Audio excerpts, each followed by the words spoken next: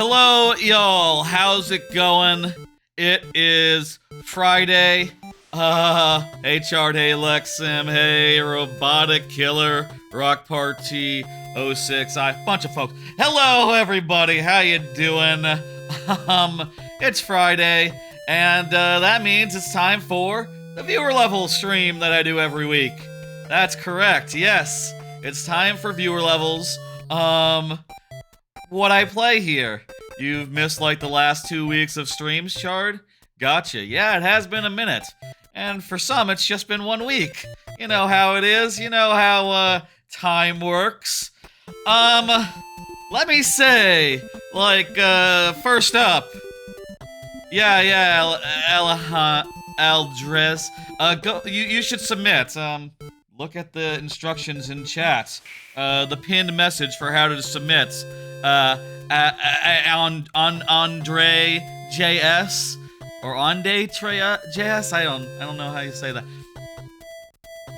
Thank you for levels. Put them in using the add command. Let me say straight up, right up top, it's been kind of a crazy week for like things happening. Like the upfront thing said. In this week, on one day in fact, both Giant Bomb and Polygon basically ceased to exist. Both of them in one day, all at once, with you know, entire staffs being fired or laid off. And that's kind of just the, you know, as much as I'm going to focus on Giant Bomb because, like, I was a huge goddamn fan back in the 10s, like, during their peak era. Like, my god, not a day went by where I didn't watch them, so believe me, I have some feelings, which we're gonna spend some time in between levels getting into as I'm entering codes and stuff. But also, a lot of other things happened. So many things, so much news that, like, I thought about putting a thing in for, you know, they announced that GTA 6 got delayed today, and I just looked at that story and went like, no time, no way, obvious, we knew that was gonna happen. Does not get discussed, other than this brief part up top. That's where we're at, folks, that's where we're at. So expect a packed night. I also have like 40 packs worth of hourglasses in Pokemon Pocket towards like the, I'm thinking like towards the end there, we'll pull up the Pokemon and we'll pull like 40 packs. That'll be fun. And also I have a programming note here. This is what the first card says. Stream schedule note. That's right.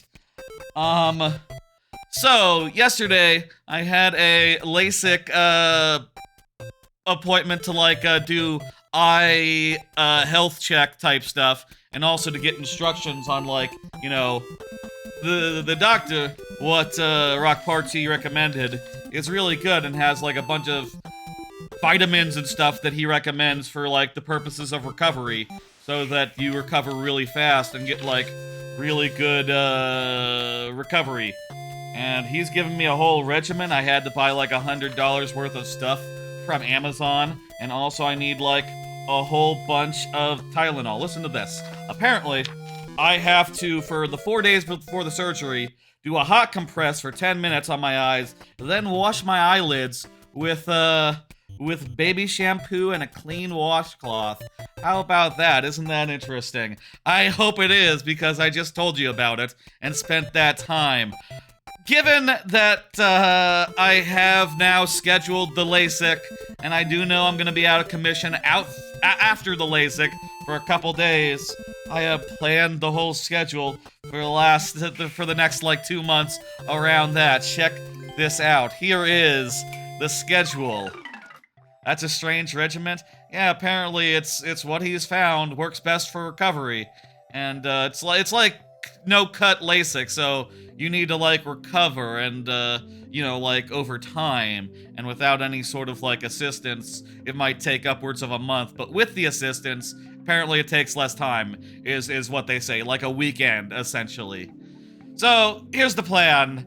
You can see there that next Tuesday I'm gonna be finishing Star Fox Adventures, then, birthday week is gonna be a big one, You can see there that the birthday is on the 17th. That is my actual birthday.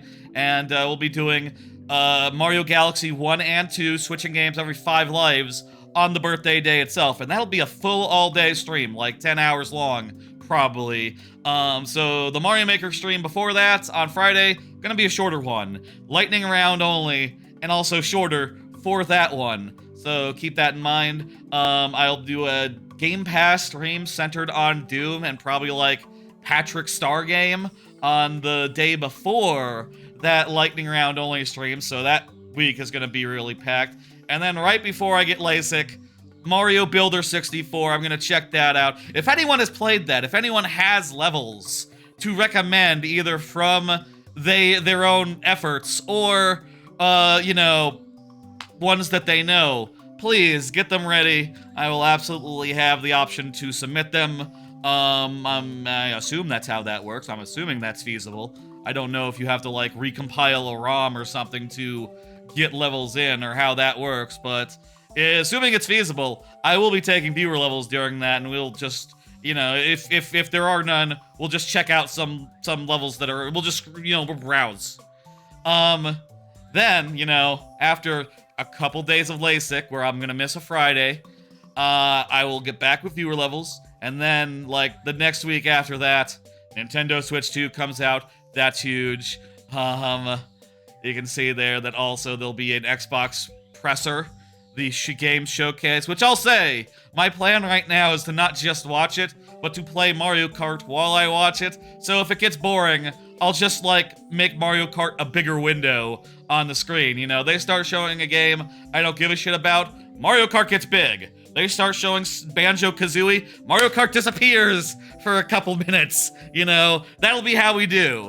And, I think that'll be fun, and honestly more my speed than just, like, focusing full on something that I'm watching. I don't do that, really. And I've always felt like whenever I do a watch-along type thing, you know, it feels a little awkward. You know, I don't know what to do with my hands. If I had a game that I was playing, I would play the game with my hands, and that would make sense for me. Galaxy 2 will have its 15th birthday on the 23rd, 2025, so it is fitting to play it on that date instead. Well, you see, it's my birthday, and that's the idea for the birthday stream, and it's such a good idea. I'm gonna do it for the birthday stream. Also, on the 23rd, correct me if I'm wrong, yeah, I will be under LASIK during that time. I have scheduled it and did a down payment and everything, so that's right out. I'm, gonna be out of commission that day. Also, there'll be a, I'll say I've been doing this gimmick of random rare playthroughs. I'll say, you know, if you look at the schedule, very clearly taking a break for that for a few weeks because the schedule just doesn't work out. We will resume with the next one of those after the Switch 2 comes out and all that. Also, there might be more games that are added to that list, considering that one of the birthday stream will have some sub goals to add more games to the docket, which currently just has Conquer and a mystery game on it. So we'll see what happens. You know, every 5 subs we'll add a game, basically, up to a certain point.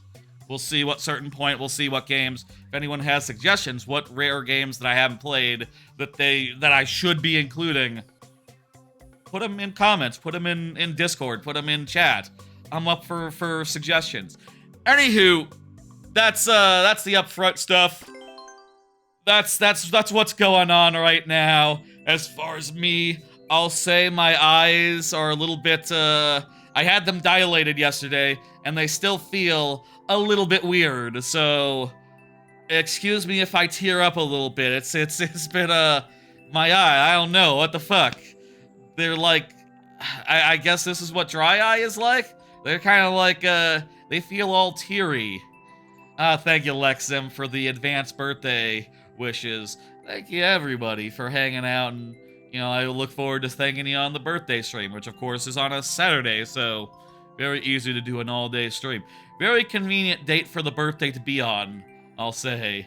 Very convenient this year, dating-wise. Date-wise, day-of-the-week-wise. You had vision correction surgery in September, and you know exactly what you're going through. Excellent, because I will probably talk about it a bunch. You know how I do. I'm gonna talk about this shit, you know, when we do the Mario Builder stream. You know, when that compress gets here, I'll absolutely be like, hey, what the fuck? This is a thing. Get ready for that. Anywho, let's get going. Let's do this for real. It's time for viewer levels. Viewer levels proper. That's the label that always goes on the timestamp at this point in the stream. Viewer levels proper. The first one up is 06i, and you can see down there that the level what is 06i has submitted. Hard to say things sometimes. I can't blame my eyes on that. Did you enable zoom? Oh. Yes, I did. I remember to do that. I had a reminder and everything. Yes, I enabled zoom, so now I can zoom in and stuff if I want to. Why did we want to do that last time? 2 weeks ago? I forget. But, you know, it's an option now. I can make things big, which is real damn convenient. I mean, maybe I could have done that with OBS with, like, I don't know, like, what, like, Stream Deck wizardry would be necessary to do that. I got you, Rock Party. You'll be added in chat when you come up. And, you're not that far. You're just 2 levels off. Let's do this. Andre, you're already good. You're already in queue. You're fixed good. You can check the list to be sure. But so long as the bot says you're good, you are good. It's just that there's a lot of levels in queue, so you know, first come, first serve. You know, you're like 7th or so, 8th maybe. So you know, will be a bit. I admit it's maybe I should talk faster during the opening stuff. You know, certainly would be nice to. Okay, I'm good. Got the refresh here. Would be good maybe to have the opening stuff. That was close. Would be good to have the opening stuff maybe be a little less long-winded, I know. It takes a while for me to start up to get through everything I often have to say, but you know what? When it's live, that's just... Oh, I need a timer. That's just more time for people to get in, you know? That's just more time for people to get in, start watching, and, you know, sit down and be like, oh, hey, I haven't missed anything. For VOD watchers, I'm sorry. Please don't get impatient. There's timestamps and everything. You can literally skip me talking about schedule stuff. That's an option the VOD watchers have. I don't know if you know this. You can skip right to the lightning round even if you love that part in particular. This is kind of a difficult level, isn't it? I should say how this works because I didn't do while I was entering this code. You know, people who don't know, they're looking at the timer going like, what is that? There's a timer? Yes, there's a timer. How this works is, if you are here when your level comes up, I give it the full time of day. Which is to say, 12 minutes plus 5 last tries, if that's not enough. If you are not here, I still play the level, but I do so in very nearly but not quite sudden death, wherein I only have... is this the right way to go, you think? I'm gonna say maybe. In which I only have 2 tries, refreshing at checkpoints. Oh, I see what I'm supposed to do here. I'm supposed to hit the POW. I'm supposed to hit that POW there. I will do that next time. And clearly you don't have enough juice to get direct. You have to take this jump situation. I don't know what the clear rate was. The clear rate doesn't matter until the lightning round, I'll say. At which point I need to start paying attention on account of how that has worked for the last few weeks. Month now? It's probably been like a month since that rule change that setup change happened, isn't it? I'll also say that Twitch subs have 2 additional incentives. Twitch subs can skip the line once per stream with the Express Pass, but they only get 3 lives. I only get 3 lives. They don't, you know, the lives are for me. I only get 3 lives refreshing the checkpoints to beat the level. Also, why is this difficult? Well, this isn't gonna... There we go.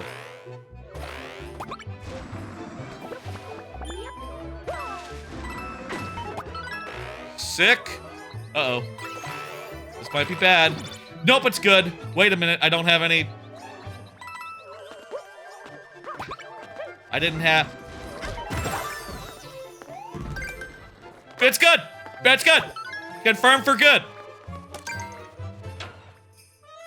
Wall jumps? No, that's a good idea. I just use skill, just ordinary skill to get through. What is this, a boss fight? That's cool. Hope you like skill. That was some good skill. I'm impressed with myself, you know, as I am. Oh, jeez. Wait a minute. Uh-oh. We got a checkpoint, right?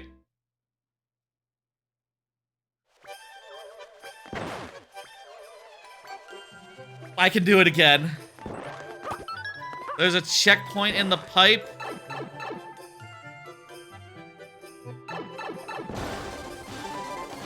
What? What did it say? It said something. What is... Huh? Wait, isn't this the room that I was just in? A little confused. The one with arrows on top of it. Is this like a bonus room? Well, let's play it then. What was I saying? There's the Express Pass, which is very cool and we all love it. It said practice, I think? Ah, okay. Well, let me just do, that makes sense. Let me just do, like, 2 seconds of practice. Just try... 2 more tries? Let's get some practice in, considering. Oh yeah, this is what we want. Yeah, okay, we got it down. We'll definitely pipe next time. In addition to Express Pass, for subscribers, there is also a different option for their subscription that they can do once per week, and you know, mutually exclusive with the other one, which is again I did this, which is that they can do the instant refresh, which oh, okay, this isn't good.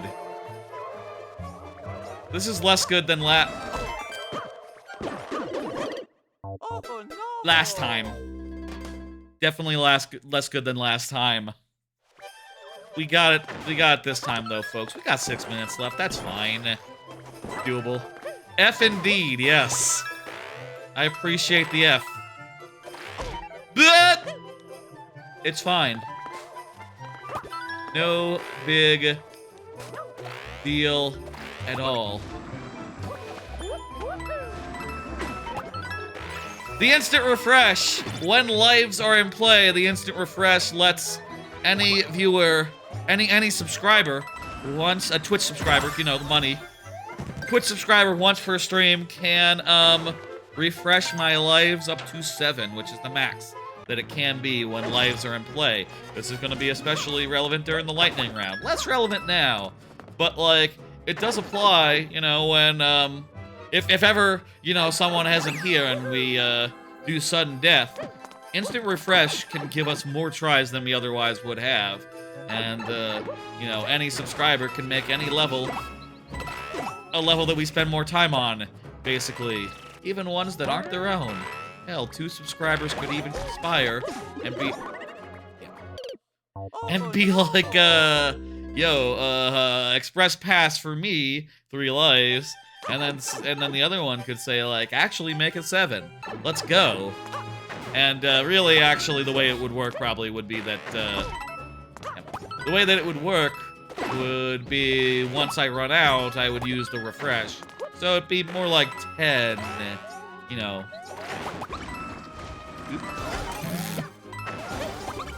I'm not dead yet.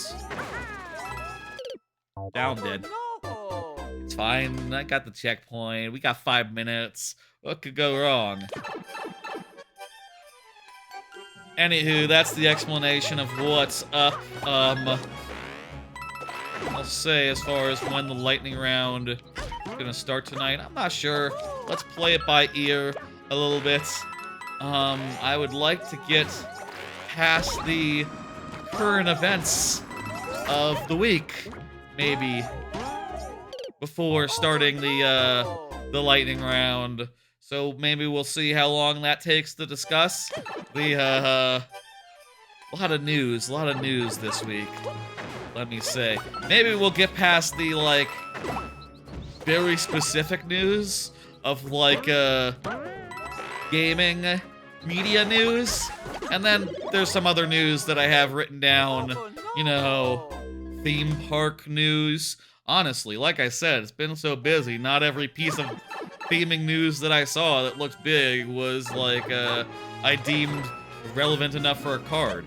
They're literally closing a Six Flags park, like, next year, and, like, that, you know, one I've never been to, admittedly, so I don't know if it's, and one that seemed like it was kind of mid-tier in the first place, but, like, man, that seems like a big thing.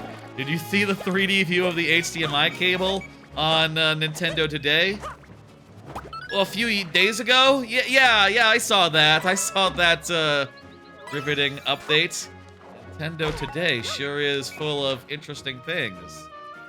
Better not be the Six Flags near me. It's Six Flags America is closing. I don't know. Probably just, you know, all those rides are gonna go elsewhere, and that makes sense. They probably have too many theme parks after merging with Cedar Point. Cedar Fair. It makes sense, but, you know, what can you say, right?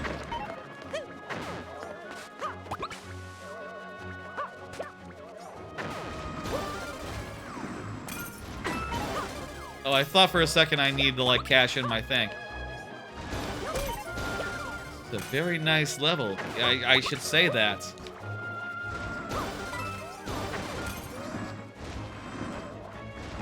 Y'all got it? What the fuck? What am I saying? I was about to say, like, y'all have HDMI cables. Of course you do. This is, fuck me. Normal thing to have. It's a long segment to have to redo. Long-ass level here, 06i, but it's fun, so, you know, I can only blame myself for, I mean, this level gives me a lot of chances to recover, so I can only blame myself. Case in point. We got a minute and a half left, and then we have 5 tries. See what we can do here.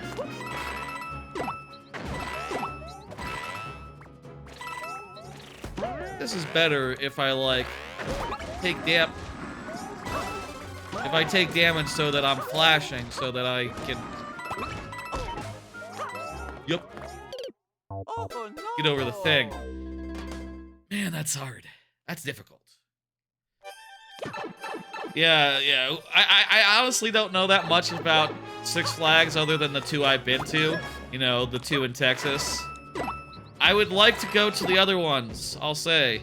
I didn't even have a card for this, but I'm gonna discuss what the fuck. You know, part of me would love to visit, like, I should at some point go to California for the first time and, like, check out all the theme parks they have there. Because they have a bunch, you know? They have not only a Universal and a Disney, 2 Disneys. They have, like, Knott's Berry Farm. They have, like, one of the biggest Six Flags in the LA area. I don't know. They're all in the LA area, right? Oh, no. Timer is basically up. Let me end the timer and get the tries up. You heard Disney's turkey leg was better? Disney's turkey leg? Disney's turkey leg. What do you mean?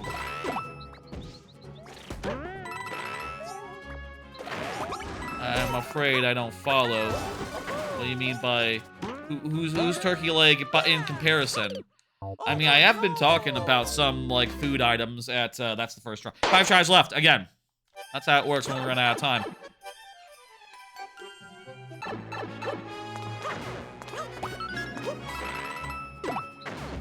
I have mentioned, like, you know, there's, like, a particular piece of, like, Epic Universe food that's, like, kind of going viral or gone viral, which is their, like,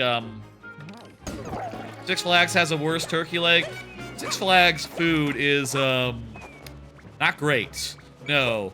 I'll say, when I went to Six Flags, Fiesta, Texas, do you know where I ate at the end of the day?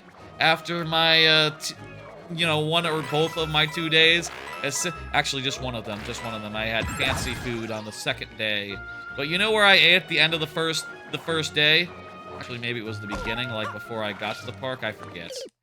Do you know where I ate at the start or during the first day of Six Flags Fiesta, Texas? That's right. I ate at Whataburger. I went out to the Whataburger. I did not eat at the park. And then I went to like a shopping mall or something and was like, okay, give me like a fancy Italian type restaurant, which, you know, was serviceable. You know, I sort of got the impression of like, well, I guess I'm in the suburbs, so it's just pretty much like it is here, you know? It's just a place where there's a bunch of restaurants and stuff. Even if, like, a travel guide is like, ah, this is a good place for a meal. And it's just like, yeah, this is a mall. You've steered me to a mall. I have malls. We have malls at home, actually. Refresh? Oh, hey. After yes, after I use these 2 lives, assuming I use these 2 lives, I will refresh. That's how it works. We'll use all the lives. Thank you, 06i. Considering how, like, much this is, trouble this is giving me, and how hard it was getting here, that was a very good use of your refresh. That said, it might be in... Yeah, I was about to say, it might be in vain. You know, we might have it, but, 1 life, and then we'll refresh. And I'll tell you, if, you know, let me know if we end up not needing it. We can, you know, let me know if you want a different incentive later on. We'll see. Ah, fuck! See what happens. Play it by ear. Relax. The night is young. And I can absolutely facilitate whatever. This might be it. This might be the run. Let's do it. And by the way, after this, we're gonna start talking about the news of the week. News of the last, like, 2-3 days. Because, like, you know, it cannot be understated, like, how influential, formative, etc. Giant Bomb was for me. So, like, their final death is, like, a big fucking deal to me, and I'm gonna make you know it, you know? Like, what the fuck? You know, I'll say, like, I've kind of fallen off to a certain degree, you know, I hadn't been listening to the podcast recently, just, like, a couple of features that I really like, such as their, like, Blight Club, which I've mentioned being red like a couple of times even. But like, you know, I think we did it. I think this is, I think we're done. Let me know when you want it to be actually. No refresh required. Yeah, we did it. Let's go. Let's fucking go.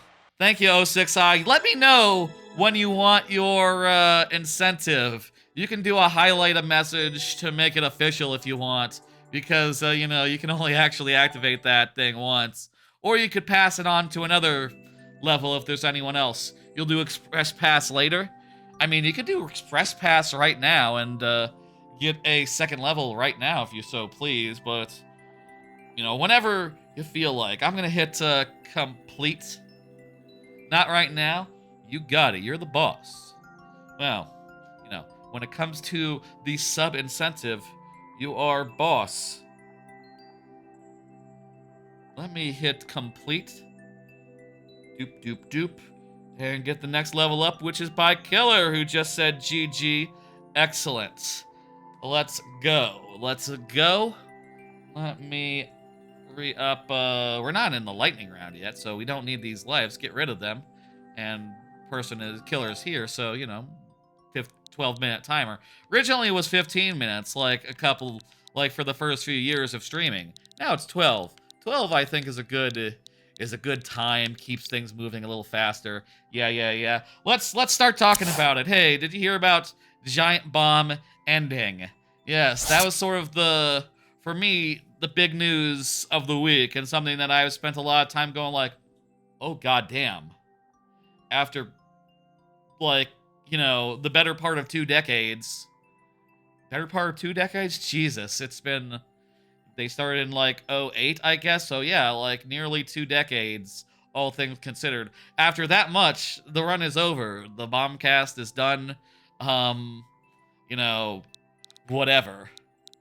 It basically happened like this. Let's back up. And, I'll show an image, basically. Wario64's coverage of it. Basically, Giant Bomb somehow ended up being owned by Fandom, and Fandom doesn't understand what they got, so they said, like, we're doing a strategic reset and realignment of our media brands, and basically everyone is fired, or possibly it's actually unclear because they're incompetent, and, you know, I think actually, you know, Wario64 kind of makes it sound cut and dry, but I heard, like, someone associated with them isn't sure, like, if they're fired or not yet. Nikki of Giant Bomb, I think, or I'm not sure, like, what Nikki's role was, essentially.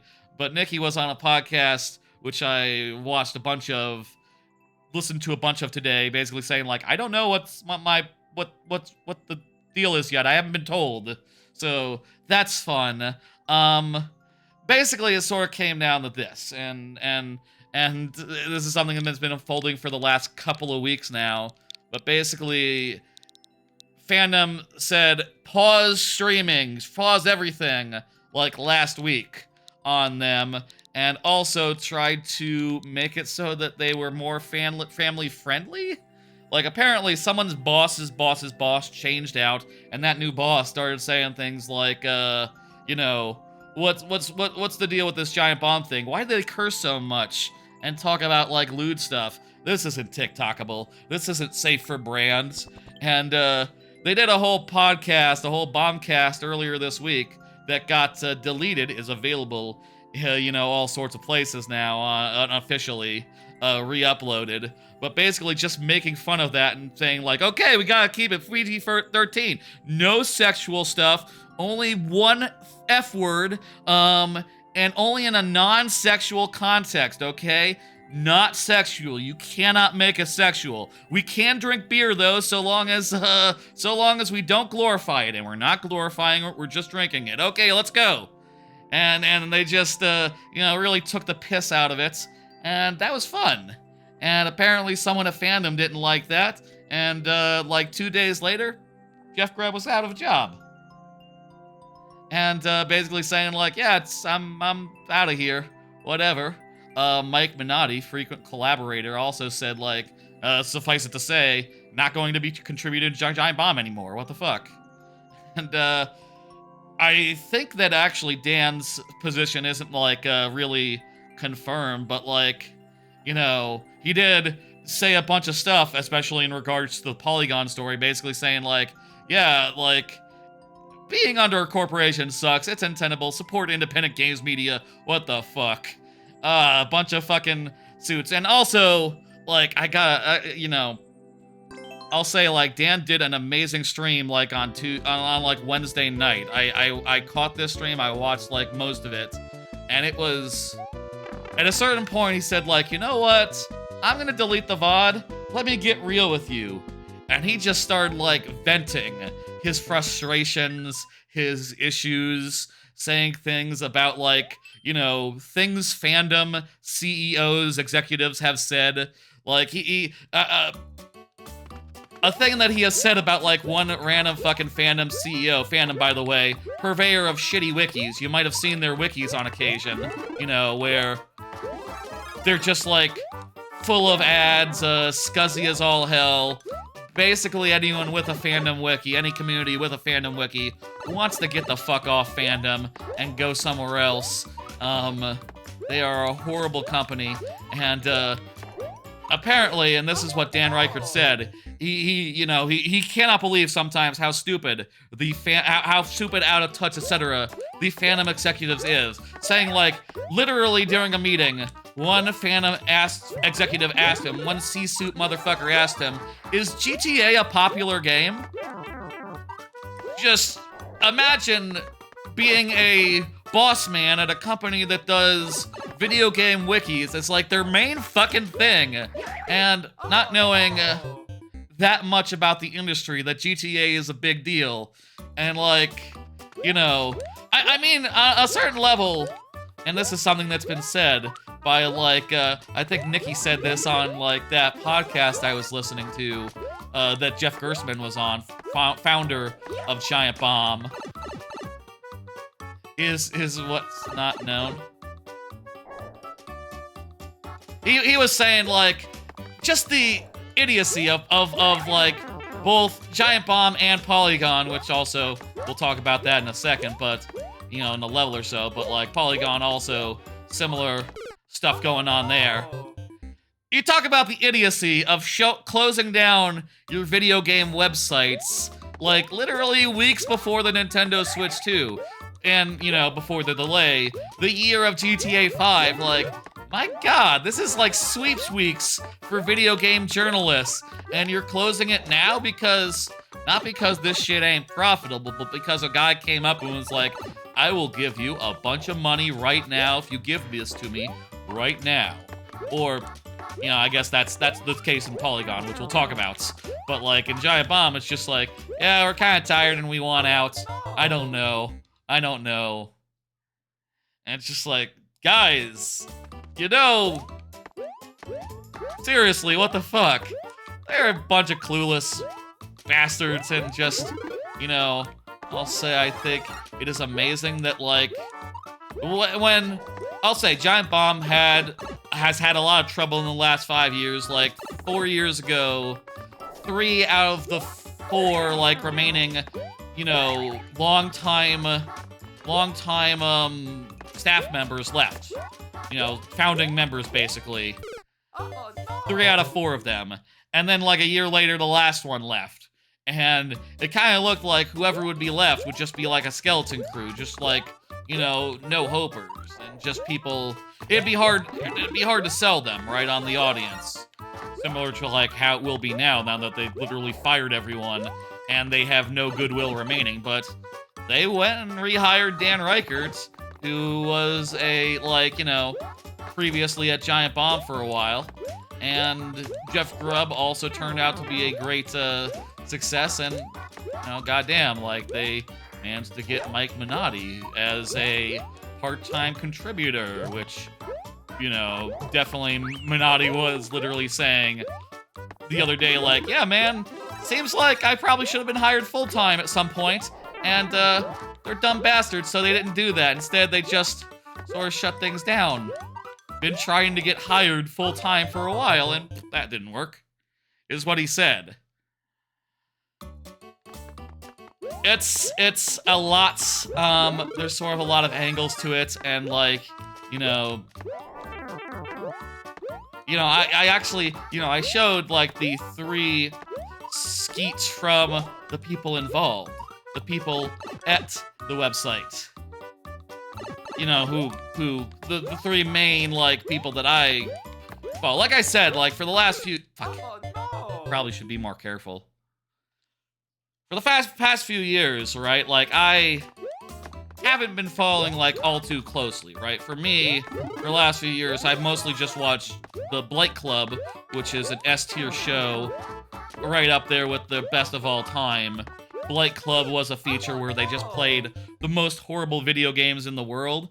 They had, the 3 people I mentioned, Dan, Jeff Grubb, famous newsman, and Mike Minotti, Disney adults, would play bad games, and they would cosplay as the characters from the game.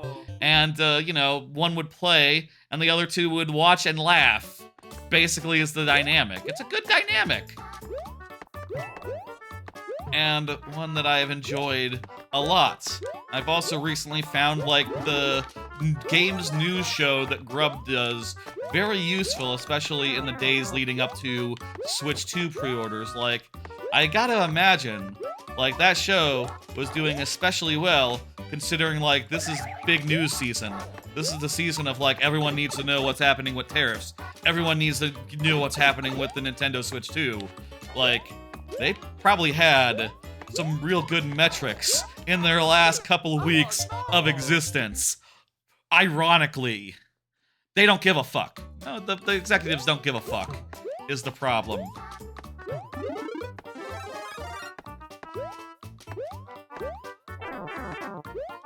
My feelings are a lot, and I'll say I do have some cards to, like, really delve into more of the stuff about, like, what the fuck was Giant Bomb to me? What the fuck? I mentioned that, like, for the better part of 10 years, like, for like, literally 10 years, over 10 years, basically not a day went by where I didn't watch some piece of Giant Bomb content. There was a hitbox. Was there a hitbox moment? I'm so distracted by the news. I'm just... For like, a whole 10-year period, right? Like, it was my main entertainment. Like, I didn't watch anything more than I watched Giant Bomb. Which, and like, I was subscribed, we'll talk about this later, but, it's a tough pill to swallow, the fact that, like, they're all going on their own now. I mean, that the brand is gone, but also, and it's kind of worrisome and stressful, I think, to think just like, oh man, they're gonna reboot this crap, like when Waypoint was rebooted by, let me just die, let me just get my health, I should not get hit by that. I've seen it enough times, I should know. Waypoint got rebooted, Giant Bomb's gonna get rebooted, and it's gonna be terrible. It's gonna be like, not even barely, fuck me! Time wasn't even the other ones. It's gonna happen, I'm gonna not like it, and it's gonna be like a gross thing, but also, the people who were there, damn it! The people who were there are free now. They're gonna go off on their, I don't know how I'm telling any tales out of school, but like, they all have their own shows and maintain some level of independence. Those own shows continue. Those own shows continue, 1. 2, they're probably going to team up and do something together. I have heard a name. People have been saying a name in Twitch chats, in Discords. And I'm very curious if that name is real, because it's very good. God damn it. I have no patience. That's a me problem, I know. That's right. Stock's going down, or whatever that emote is, robotic. What is that? Oh, it's popcorn, popcorn. You're enjoying this. good. That's my intent when I play viewer levels, for them to be enjoyable. This is like, bah! About to say, this is a good deal into the level. Let's try to keep this going. I failed to do that. Whatever, this time we won't lose our mushroom in a bad way. There's a guy right there. I knew it. I am a fool. They're all off to better things, you know? They're all off to better things. Soon enough, they'll be announcing some sort of thing. They have literally said so many times, like, yeah, Blight Club ain't going anywhere. We're not going anywhere. Jeff Grubb has said, like, you know, like, I report on too many games industry people to go into, like, a career being an advisor or something. They don't like me. It's what Jeff Grubb has said. I'm sticking around. I'm gonna do what I do. Be like, don't worry at all. And I'm not worried, actually, you know, as, like, crazy as it is to say, like, my favorite website of all time got closed forever. And I'm excited because this means that everyone who was there is now free of corporate asshole dipshit motherfuckers, you know? It's actually a good day. Well, I say they're free, actually. Like, I don't know what's going on with Dan or if he's fired yet. But, you know, on that stream where he said literally things like, you know, Fandom are the stupidest motherfuckers I've ever... he said things like, they're the stupidest motherfuckers I've ever worked with, and keep in mind, I've worked for GameStop. I worked for fucking WWE. Dan Riker did. And he's like, you gotta imagine, like, how dumb as fuck these motherfuckers are, such that they're dumber than those guys. And, like, you know, on Tuesday, on the Tuesday stream, I showed an image of what GameStop is up to right now. They're closing locations and buying Bitcoin. So, like, you gotta be pretty fucking dumb to be dumber than that. That's, like, dumber than rocks, you know?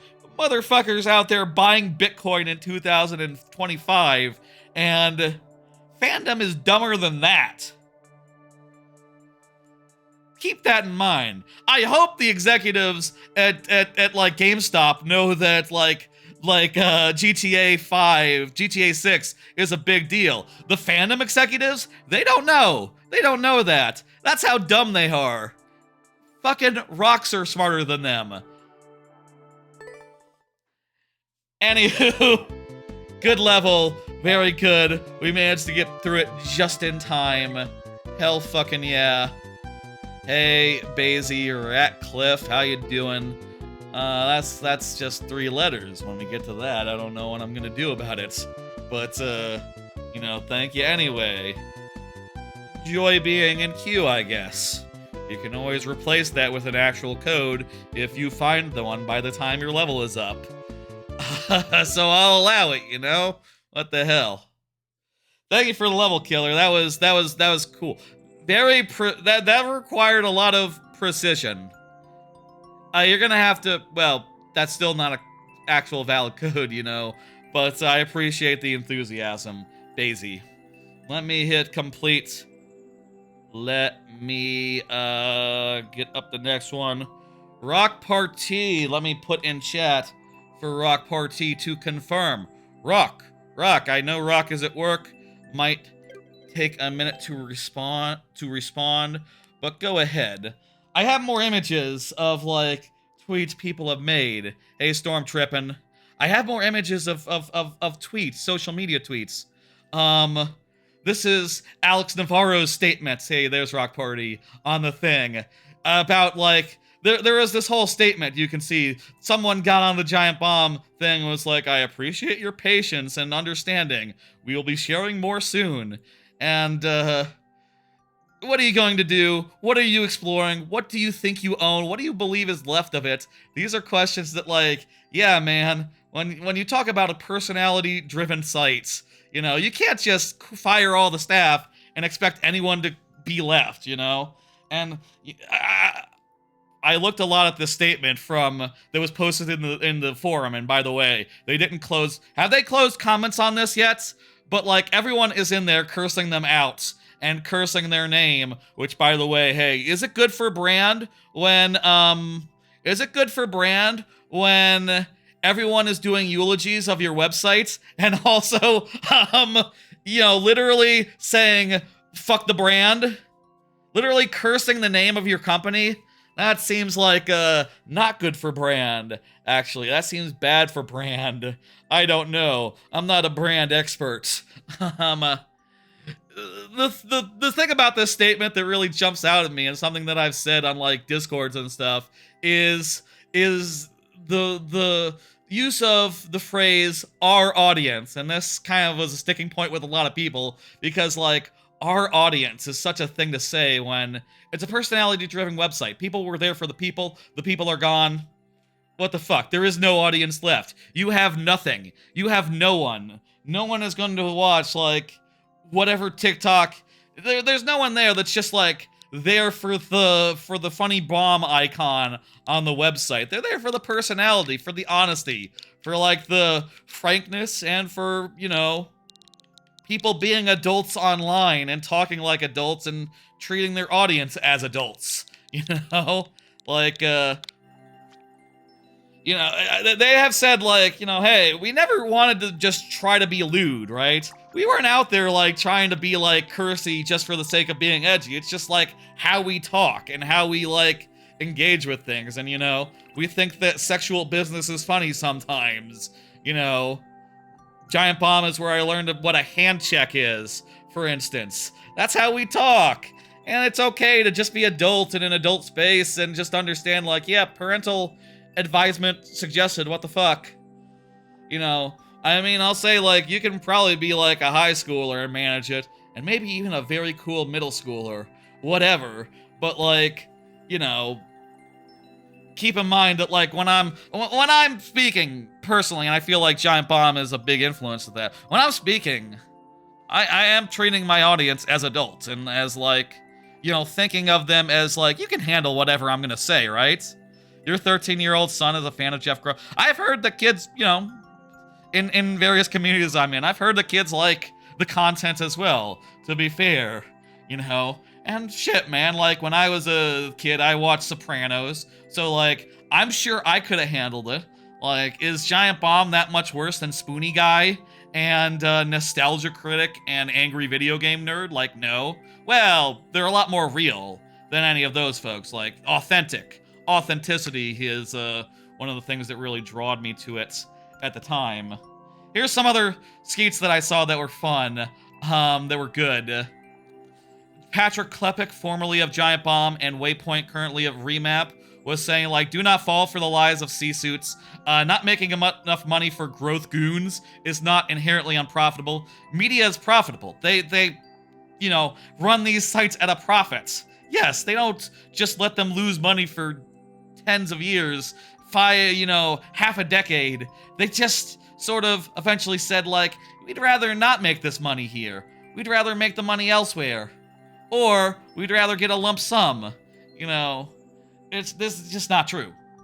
Also, Danny reacting to that tweet, also formerly of like GameSpot, but a frequent guest on Giant Bomb. And here's just a random smattering of tweets of skeets that I liked. Goddamn, look at those skeets. Aren't those good skeets? I maybe should have just re-skeeted them rather than making them appear on screen. It's a hell of a thing to happen. Your kids hear worse from most everywhere. GB was not an issue. 100%, yeah. That's sort of something I think, I'll say, like, as a rule, like, I don't, on the YouTube side, I don't, like, restrict my videos to, like, 18 plus only. Because I don't think my stuff is, like, R-rated. I think of it as, like, T for teen, right? I think of it like, maybe not T for teen, but, like, a little bit north of T for teen, right? Like, this is basically, like... this is, like, M for mature, like, 17 plus. Maybe could be more like 16 plus, plus or minus 1 on that 17 plus. And you're probably good. You know, I think like M for mature is a pretty good rating as far as that goes, because basically you get the idea of like, yeah, if you're in high school, you're probably good. And that's basically where I'm at with my content as why. Yeah, I saw a bunch of that VGB's podcast, yeah. Let's do it, 12 minutes on the clock. Let me also pop this other card, yeah, Polygon sold and gutted. Worth noting, Polygon's fate is a little different. Two things I will note here. Personally, I have not really engaged with Polygon that much in the last while. You know, since, like, the times where Patrick Klepek worked there. Was that after Waypoint or between? Did Patrick Klepek work at Polygon for a bit? I forget. I also did, like, the McElroy content that was there that landed a long time ago, especially after a former collaborator with the McElroy brothers ended up being a creep. That stuff ended. And, you know, sort of drifted away from that. But I'll say, like, it sucks. And Polygon was, like, one of the biggest sites after that. It had to be before Waypoint. Yeah, so it was, like, directly from Waypoint. Kotaku to Polygon to Waypoint to Remap was Patrick Klepek's trajectory, I guess. Is that right? Was he ever at Polygon? I feel like he was at Polygon. But anyway, I'll say, like, I really hadn't seen that much of them, but, you know, it still sucks to see, like, the second biggest, like, what had been described to me as, like, the second biggest one, like, sold for parts, sold for scrap, basically. You know, something that is profitable, you know, it's, like, one of the biggest sites out there, and, like, it just got sold to some asshole venture capital dipshits, and, like, you know... These sorts of companies are everywhere, and they're making, like, the most horrible websites you've run into on occasion. Basically, the most spammy, clickbaity bullshit, made by AI. Mike Mahardy was at Polygon, that's right, he was, for a bit. He's not currently, right? Was he currently at Polygon? I say currently. Everyone got laid off. Everyone got fired from Polygon. We made it to the checkpoint again. Fantastic. We're making it here faster and faster, I think. He left recently. Cool, good. Good for him. On a roll with this level, yeah. Hey, when you get to those codes, just sing the ABCs. I guess? That's an interesting way to interpret that. This is a good level, that's right. We've seen a lot of it over the last couple months. Yeah, so what's happening to Polygon is they're going to be like, they're all laid off, and their husk is going to be inhabited by like a horrible clickbait company that makes AI-generated spam, basically, that makes the internet a horrible place to be in. You know, what are they called? They were formerly owned by Vox, and now they're owned by some assholes. You know what, it's not even worth knowing what their name is, but they have like a bunch of other brands that you've probably heard of, like The Gamer and Screen Rant and actual goddamn websites. Open Critic is owned by them. What they do is they swallow up these companies and they turn them into low-quality content farms. You know, content mills, as they call them. And it's just... It's just like, look what they've done to my son, essentially. Like, that is their business model. Look what they've done to my son as a business model. That is their entire thing. Just constantly in the business of ruining sons for people. Look what they've done to my boy. That's their business model at, Fuckers Incorporated. They ruin websites and turn them into cheap content mills that make our internet a terrible place to be.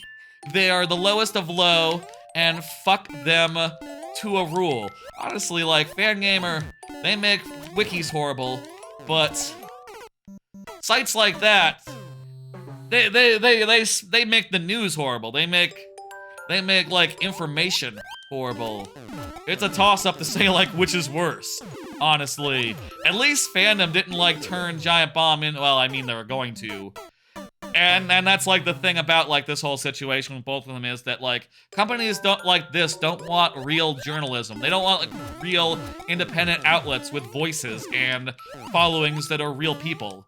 They want content mills that poop out content and just like, you know, fill up this SEO, you know? They just want a never-ending stream of diarrhea from which to make gross ad money. Honestly, like, how do they have brand? What the fuck is so good about them that people want to advertise on their shitty fucking wikis and their crappy fucking clickbait sites? Like, what the hell is so good about their brand that, like, everyone is willing to be like, yes, put my content next to your... Put my content on a page full of 100 ads. Yes, I would like to be seen in the same context as, like, shitty gambling, like, pop-ups from, like, the early aughts. Yes, that's how I want my brand to be seen. I guess the answer is, there's a lot of shitty companies out there, and they're all trying to make a buck. It's very sad. You know, I'll say, like, I think that Polygon people have it a little bit worse off than the Giant Bomb people.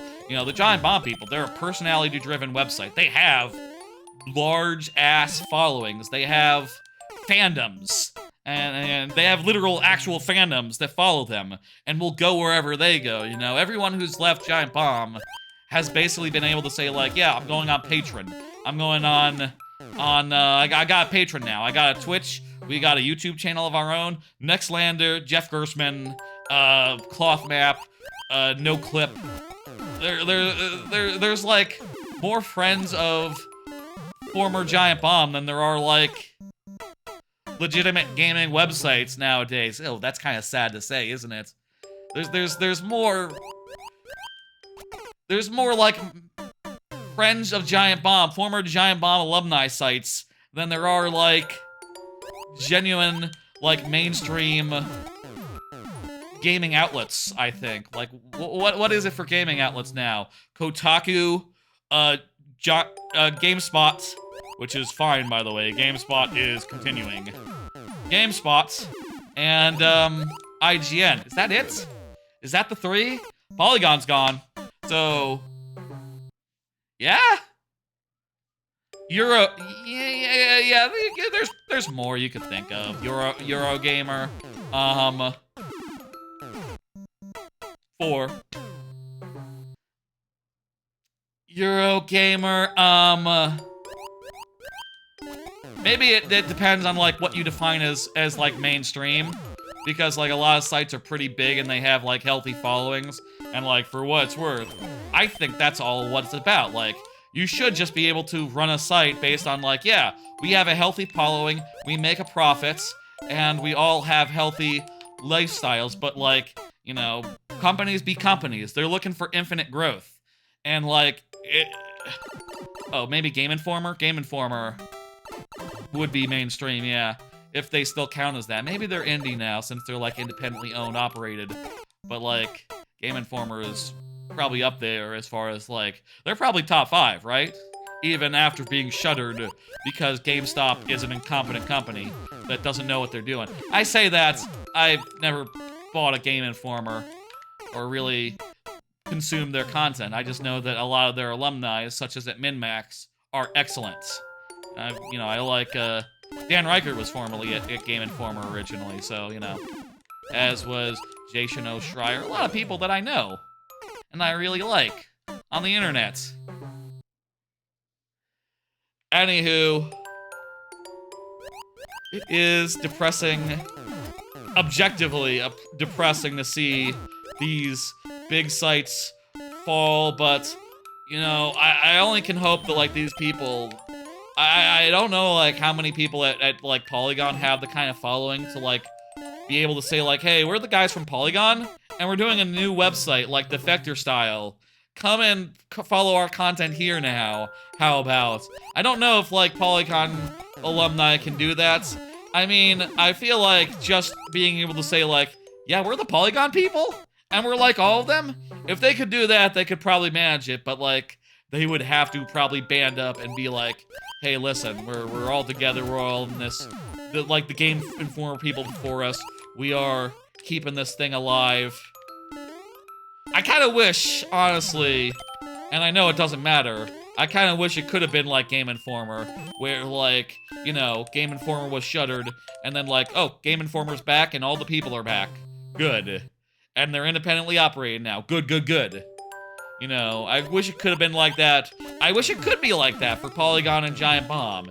You know, Polygon, it's being, like, you know, someone's gonna climb into that husk and, like, puppet it around a bit. So, like, obviously that's not an option for there, but I'm pretty sure, like, any plans they have with Giant Bomb are futile, because the audience is a very discerning audience that is looking for the people of Giant Bomb and not, like, the icon, the logo, you know.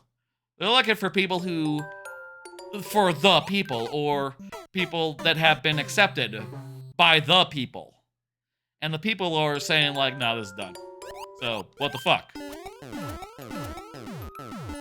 I don't think there's anything there. But also I think, like, the reason is, with these C-suit assholes, is they don't want a site that's real. They want bullshit.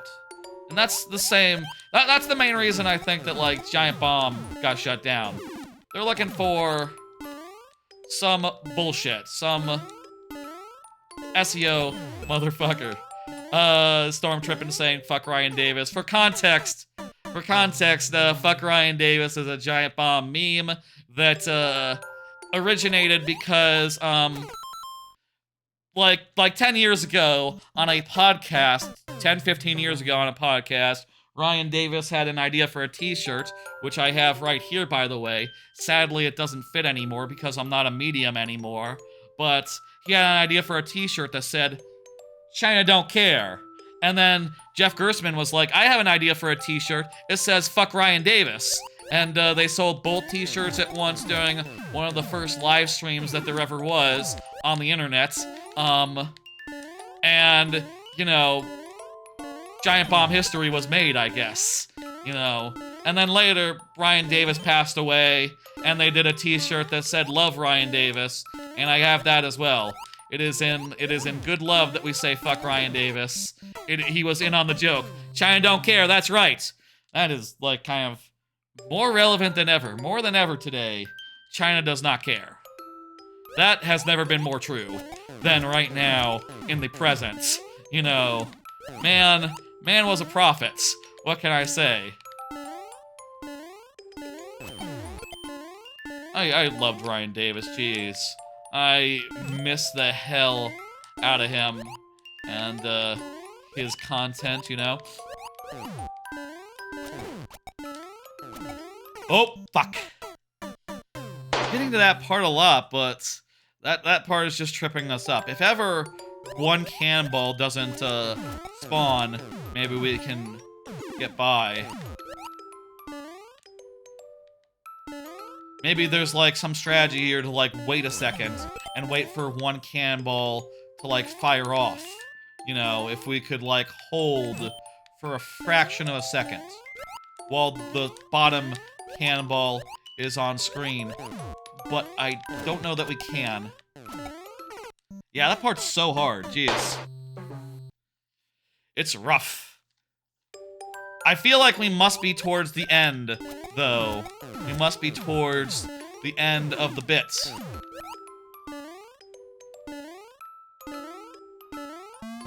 Ah! No. I died. Anywho. I do feel like talking about this in, like, card order, you know, I got these cards. I got cards coming up that's like, okay, time to look back on, like, what Giant Bomb means to me. Time to look back on, like, what mistakes were made that led to this point. You know? And it's hard to not just start talking about those, like, automatically because, you know, if I'm talking about what happened, it's hard to talk about that without also talking about why it means so much to me. The Beastcast was excellent. Yeah. Yeah, I kind of felt like during that era, the Bombcast sort of fell off a little bit, but the Beastcast was so goddamn good. I feel like there was definitely times in Giant Bomb's history where, like, the people involved were just, like, clearly not feeling it and just, like, kind of struggling to, like, get the enthusiasm up on a day-to-day basis. Which, was palpable. What the? Wait, how? What? How can we get through that part? Ah! That was an interesting part to see. We got farther, but, like, I'm not sure how we can get past that final thwomp without being crushed by cannonballs. You don't think we're supposed to, like, actually cheese that first one and get to be, like, out and about and like, slip under? Or if there's a way to kill a cannonball and, like, survive. Very curious. Maybe next time, yeah. I think there's 2 checkpoints. I feel like there's another checkpoint for us to discover. Even as hard as that is to believe. I mean, this level has only been cleared like 0.06% of the time. It takes people a lot of effort to do this one. Let me hit dismiss. Get this out of here. Thank you, Rock Party. Lexing, video game fan. You were saying Lexem was just in chatting like a minute ago during that level, so you are good, Lexem. I am counting that. Lovely. Next card. Hey, I resume work on backlog, review backlogged. Right. One thing that I've been working on this week, just like apropos of nothing, just like randomly, is that a couple years ago when the Giant Bomb stuff started to unfold, right? When it looked like Giant Bomb might be going away, when 4 out of 4 of the Giant Bomb staff that were key staff left at one time, well, 3 left 1 year, and the last one left a year later, I started getting my collection list off Giant Bomb. Used to be the games that I own were in a big list on Giant Bomb's wiki, right? So I started moving that crap off, rewriting the reviews as I did, and it turns out rewriting 600, 1,000 reviews is hard, so it took time, and eventually I sort of stalled out when it looked like, oh, they're fine. They're trucking on. Dan Reichert's there. Jeff Grubb seems like a pretty cool dude. Like, they had Voidburger for a bit. They had good pokes. So I sort of stalled out, and since this stuff has started, I started resuming on that and trying to do as many as I can.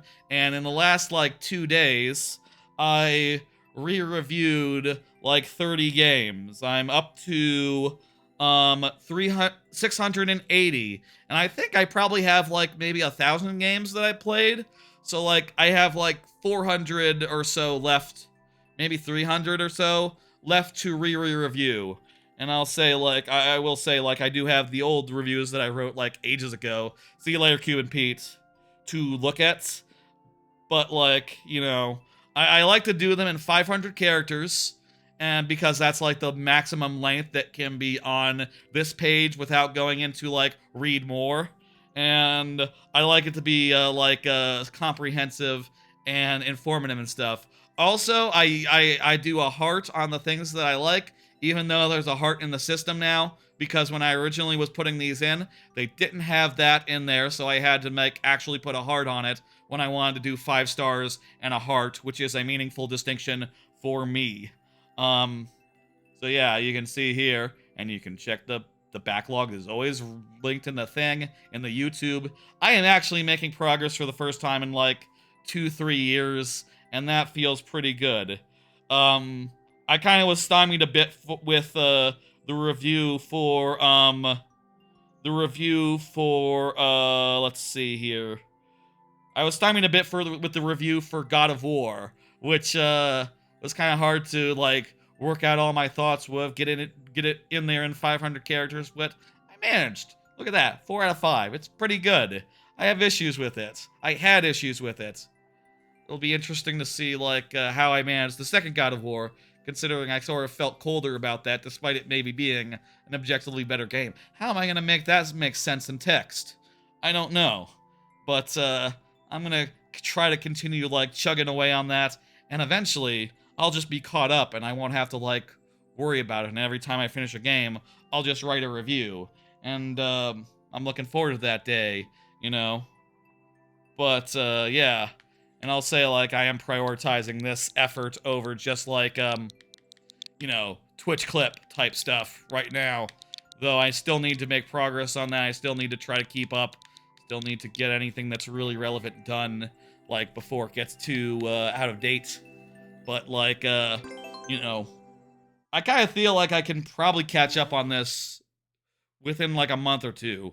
Like, that seems possible to, like, get all that done. If I could do 10 a day, 5 a day, let's say if I could do 5 a day, not even 10, I can probably, like, get back up there. That's right, it's your level. Cool level, I see the gimmick. Every time we jump, toggle.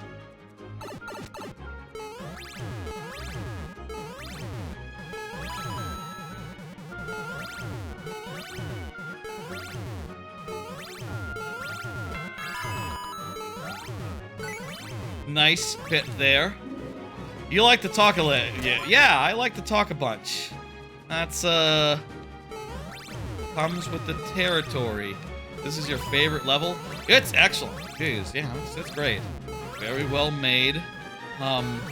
Whenever you have to do something tricky, it is well indicated by various indicators. You know, you sort of are shown where to fall, etc. Very nice.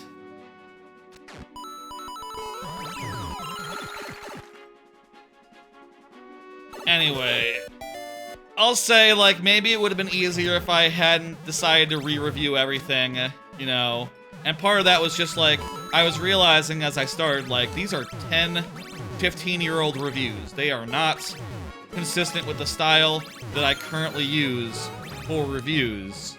But even now, like, now, it's been, like, 5 years since I started re-reviewing, and, like, even the old reviews are, like, not entirely consistent with the current style of me doing stuff, so, like, kind of a catch-22, you know? By the time I'm done re-reviewing everything, my, like, style will have shifted imperceivably.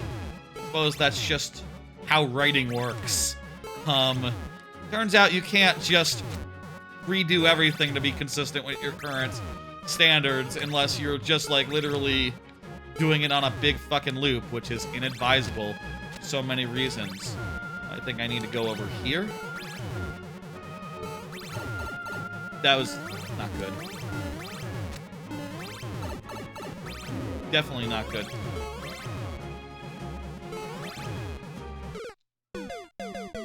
Well, where was the key? We needed a key there. I wonder if we needed to get one from a previous room. You were meant to go down first while picking up the cloud. Oh, over here. I see. I didn't realize that. Fuck. There's a one-way, so, you know, you can't go back once you've advanced. So it's a little bit screwy. A little bit you have to figure it out. Could have had clouds under both of these sections rather than the fuck one way. Screwing up here.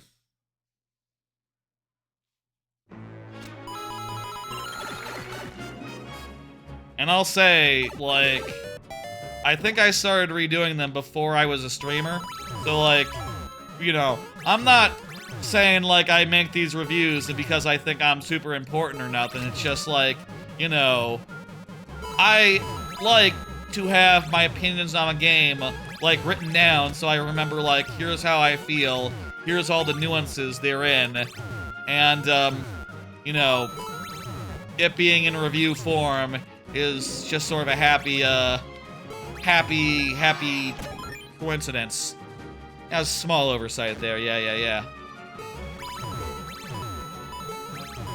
Also, I'll say I haven't been, like, writing reviews for the last 4 years for, like, new games. Like, even, like, notes or anything. So I'm gonna have to, like, review those just strictly from memory. Also, I'll say, like, you know, it is probably a little bit odd to re-review games that you haven't played in 5-10 years. But, whatever. I can remember them. And I have notes on what I felt like about them. And, for those I don't have notes on, well, I can look at a video and be like, oh yeah, I remember that. Or even if it really is important, I can just be like, okay, let me just pull it up on my phone or on my thing. The ones that most likely don't have notes are phone games, because I just was not listing those for a while. Okay, so I have to jump back and forth, Need to concentrate here. This is a really cool boss. Let's try to do it. We can really just damage boost here. We can really just, like, go wild because we have infinite power-ups. We don't need to be conservative at all. But we do need to not jump except when strictly necessary, considering that we will die if we jump badly. Yes.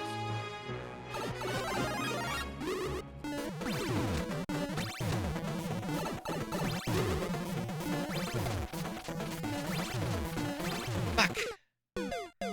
We got 6 minutes. Let's do another card and just start talking about looking back on Giant Bomb. So, like, maybe I should have started with sort of an overview of what Giant Bomb was earlier. But let's look back on Giant Bomb. For those who don't know, and have been wondering, like, what the fuck is this website you've been talking about for the last hour and a half? Giant Bomb was a website about video games that was started in, like, 2008 after Jeff Gersman of GameSpot got fired for writing a bad Kane and Lynch review. So, you know, you can understand the irony here as it gets, like, you know, shuttered by the corpos that, like, yeah, this was a site that was started after the corpos fired someone for independent like yeah, a truthful review. Yes, like a 6 out of 5. And they had an ad deal with Kane and Lynch at the time. So, you know, they thought it would affect sales and they were fools. Because that's not how it works. So he went off and, like, a bunch of his friends came and joined him to come to the new thing. And together they built a new website that was pretty early in on most things, right? Like, you know, it was like 2008. The YouTube was barely a new thing. Twitch didn't exist yet. So as they got into, like, you know, video content and figuring out, like, oh, video content is the thing. You know, oh, if we do, like, a video where it's just 2 of us and we play, like, an hour of a new release and to give people a good impression of, like, the game that they're looking at, that actually is kind of better content than a review. It's easier than a review, and people like it more than a review. You know, and it kind of works, and you gotta understand that this was not a thing that basically existed at the time. People just playing a game, you know. Twitch did not exist yet. You could not just go to a website and find someone playing a game and watch them. And that was, you know, part of their claim to fame, as well as being very cool, very fun dudes, very real, having a, you know, for years and years, the best, highest rated, most popular gaming podcast of all time. You know, having the personalities to back that up. Thank you for the level. That was fantastic. Let me hit complete. Your level's coming up. Where is it? Yeah, your level's coming up. It's in a few more on Dre. Don't you worry. It's just it's first come first serve. Chard is up next. Chard is before you, you see. What would Reggie say? What would Reggie say? Anyway, Giant Bomb sort of started at that. It sort of grew and, you know, got into, like, streaming. Kind of one of the first sites to have streams and really make their bones on streaming, right? Oh, Reggie would say fuck 'em. That's right. That's a Giant Bomb meme. I forgot about that. That's a good one. Fuck 'em. Fuck 'em. That's what Reggie says. Fuck 'em. Beastcast. Yeah, I remember that. Now that you say that. Fuck them. That's Reggie for you. You know, they made their bones on, like, quality podcasts where they said fuck and, like, you know, did cool things and talked about games in a relatable manner. They laughed about stuff that was funny. They said stuff that they liked. You know, They got into live streaming earlier than most other people, you know. When they originally started live streaming, it was Justin TV, you know. It was either Justin TV or literally just like, we need to make our own streaming content platform so that we can do live streams, because this Justin TV, it just isn't good enough. You know, it was a different time. And as they grew, they struggled because, like, they continued to get more people that were great in the door, fostered a great community, sort of ran into trouble as far as, like, the pandemic went. You know, I feel like during the pandemic, they really struggled to adapt their content to work from home and to, like, you know, outside the office, right? And, I would say, like, the original Giant Bomb just never really recovered, you know? It wasn't until the new staff came in, it wasn't until Grub and Dan, I think, that, like, Giant Bomb really really, like, find its footing as far as, like, post-pandemic stuff goes. And to be fair, like, I think everyone at Giant Bomb at that time was, like, super fucking burnt out and ready to, like, just be on their own, you know? Clearly, based on, like, how fast they all literally went and,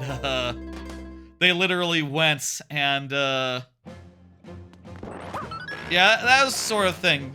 Stormtrip saying in chat they hired a refrigerator review guy. You mean, like, Will Smith? Not that Will Smith, you know, different Will Smith. People know of a Will Smith. Yeah, they made a tech website. There was a whole time, like, early on where Giant Bomb tried to... Oh, Jerf, right, CNET. Where Giant Bomb tried to expand into, like, a bunch of different places. A bunch of different spaces. And I'll say, it didn't quite work out for them. You know, like, tested, screened. We'll talk... I should talk. You know what? I should say, this should be, like, my experience with Giant Bomb. This should be looking back on my time with Giant Bomb. Right, you know what? I've said what they are. They grew, they sort of got big live streaming sites, big reputation for, like, saying the fuck word, funny clips, things of that nature. Is this bad? Over a pit. I found them, like, May of 2009, I think. This was a time where there were not that many Quick Looks. Quick Looks had just started as a format, and they barely were, like, the form that they became eventually. I missed a door? Okay, great, yes. Quick Looks at that time were just basically, like, 16 minutes long. Eventually, they would be, like, an hour long. Up to an hour long. Maybe up to 90 minutes long in some rare cases. But, like, at the time, there weren't that many of them, and you could just watch them in a couple of, like, in a day or two, and be like, what the fuck? This is so good. What is this crap? Who are these people? This is so good. I've never seen anything quite like this. This is so much more authentic than, like, Spoony Guy, relatively, or, you know, Nostalgia Critic. God forbid, you know, that's, like, peak, faking it territory. You know, inauthentic as fuck, just angry as a rule. These guys are sometimes happy when they play a game. You know, and I kind of wonder now, like, Spoony Guy talked a lot of shit about Final Fantasy VII. Was that a joke? Or Final Fantasy VIII, rather. Was that a joke? Did he actually like Final Fantasy VIII? I did not realize that as a kid. I just thought he was being, like, actually very negative about Final Fantasy, and never played those games as a result. If you couldn't call, this is a call-in show. They shaped what you view as podcasting and video format now. Yeah, they very influential, very early in that whole thing. How the fuck do you activate this? Here we go. I guess do like this, like that. Go through the door. There we go. I hope this wasn't a race. We can use our bullet bill to get through. It's fine. It's good. For a second, I was wondering if we were meant to, like, use the use the P block, but no, it's fine, it's good. This is really cool. I actually love this part.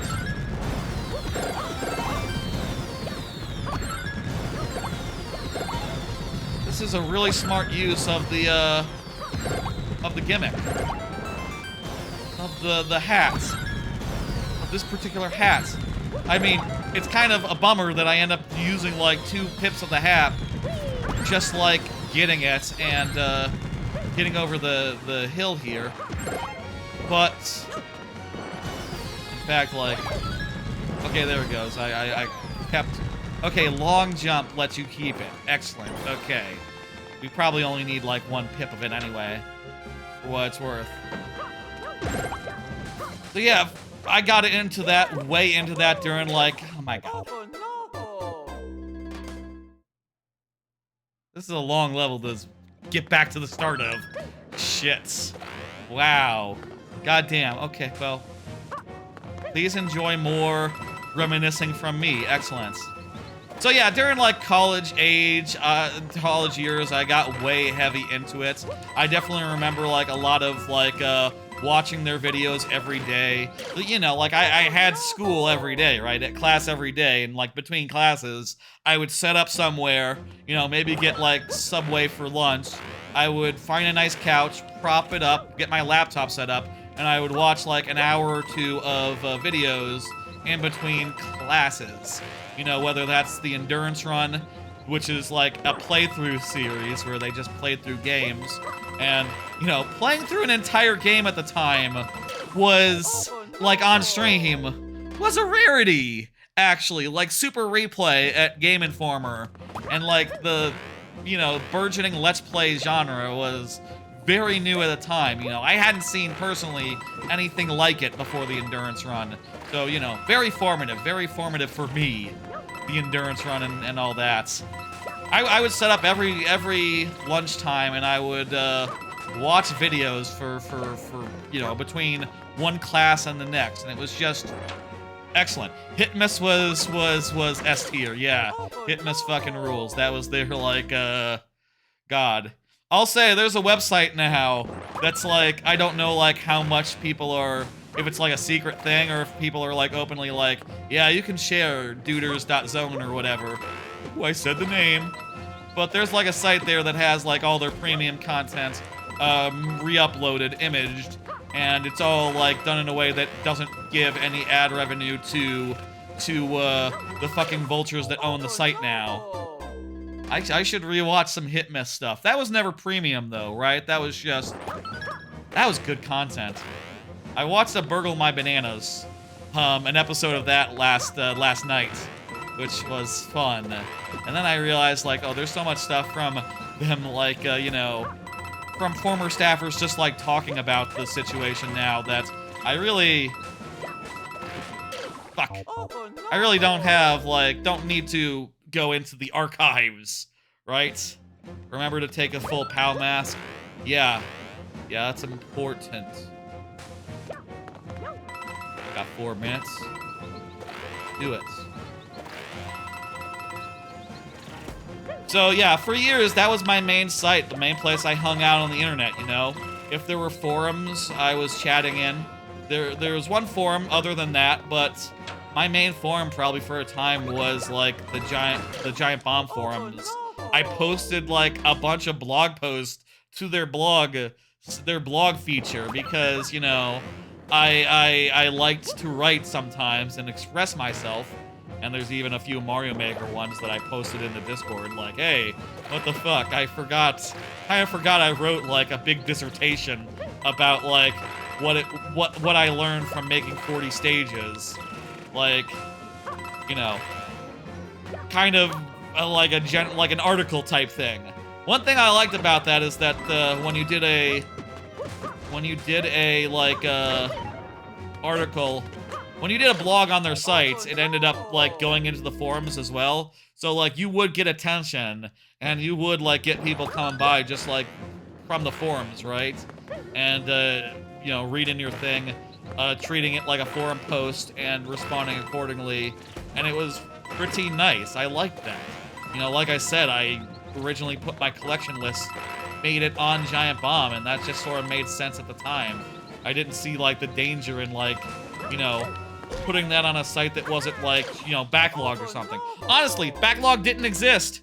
When they made the list feature, it was a pretty genuinely useful thing that I had not seen anywhere else. You know? I love thin spaghetti. That's my spaghetti of choice, 06i. You know this. People know this. I've shown the spaghetti that I make. It's always angel hair. It's always angel hair. Always has sausage and the garden combination ragu. That is my spaghetti. And tons and tons and tons of Parmesan. Don't need to wall jump after that last spin up. Yeah, I'm just having some difficulty with it. I guess let's undo and then... There we go. That's what we want to do. There we go.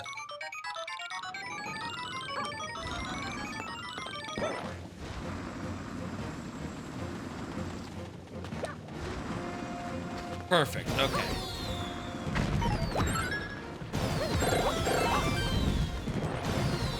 Let's do this part again. Lovely. I'll say, as Giant Bomb like got older, I did feel like, you know, as Giant Bomb got older, got tossed around the corporate world, I did feel like some of their stuff didn't work well with me. Like, a lot of, like, Giant Bomb GameSpot collabs, which sort of happened after they got sold back to CBS and ended up under the same corporate umbrella as GameSpot again. Kind of an ironic thing, you know. Jeff Gerstmann left GameSpot, formed Giant Bomb, got fired from GameSpot, but his company got rehired because it was just got like bought because it was so good. Though, you know, it's questionable, like, if anyone really realized, like, what exactly they bought. You know, or whatever. Corporations are generally kind of clueless. Oh, we need to go into the pipe. The last bit is for, when you have the thing. Dang it, I didn't realize. Chard was saying go in pipe, you clear. Oh my god, we would have finished it right then and there? That's sad. I'll say, with Giant Bomb, I feel like I sort of fell out of love during, like, you know, during the pandemic. Watched less of their streams. Quick Looks as a format ended during that time, and I found that to be kind of depressing. You know... But in recent years, I think that Grub and Dan and Minotti have done a great job, like, basically saving it from oblivion, you know? I feel like after most of the people left, I was just sort of done with the site.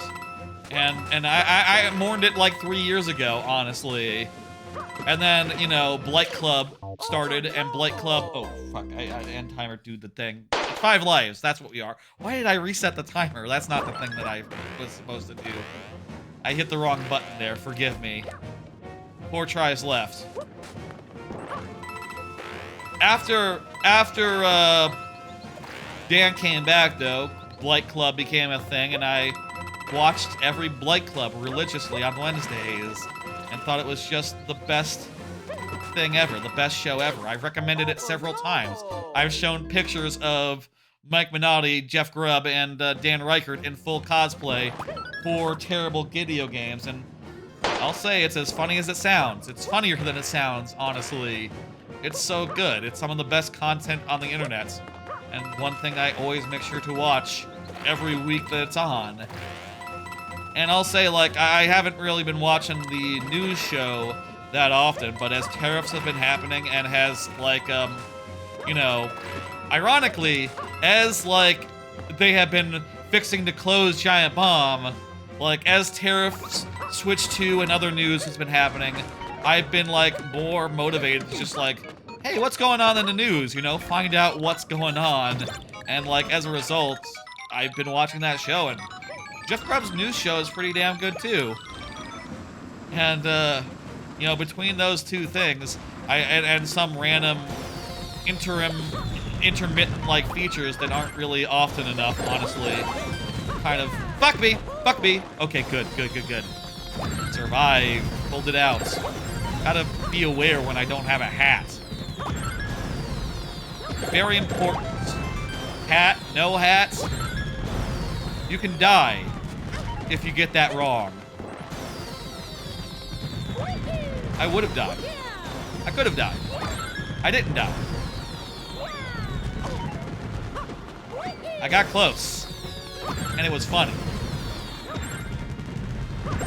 Let's play it safe. We have so much plenty time. There's a midway? Great, okay. There's a checkpoint. And apparently I think we're just near the checkpoint. And it gets easier from the checkpoint. So let's see if we can do it in, you know, the tries that we have left. I'm optimistic.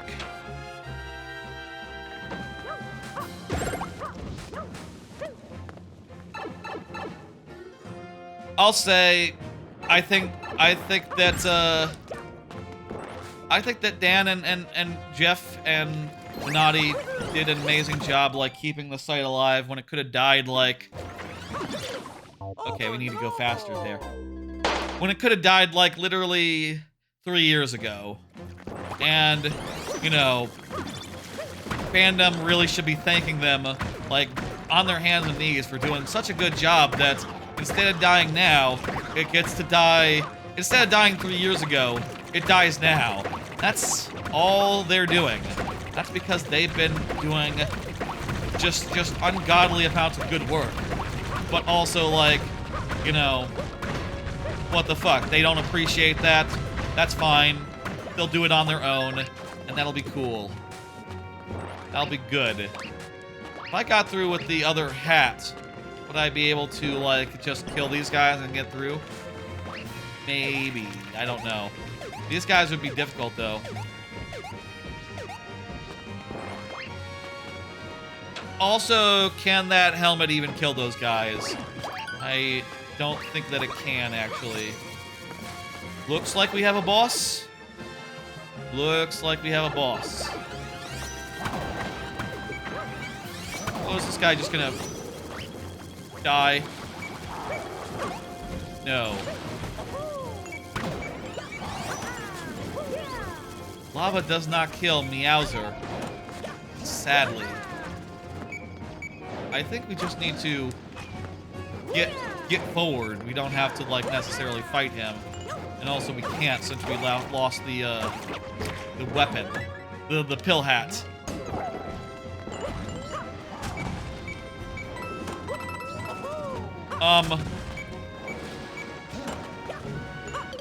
Fuck! I wanted that mushroom, but that was greed. That was unnecessary. We didn't need it.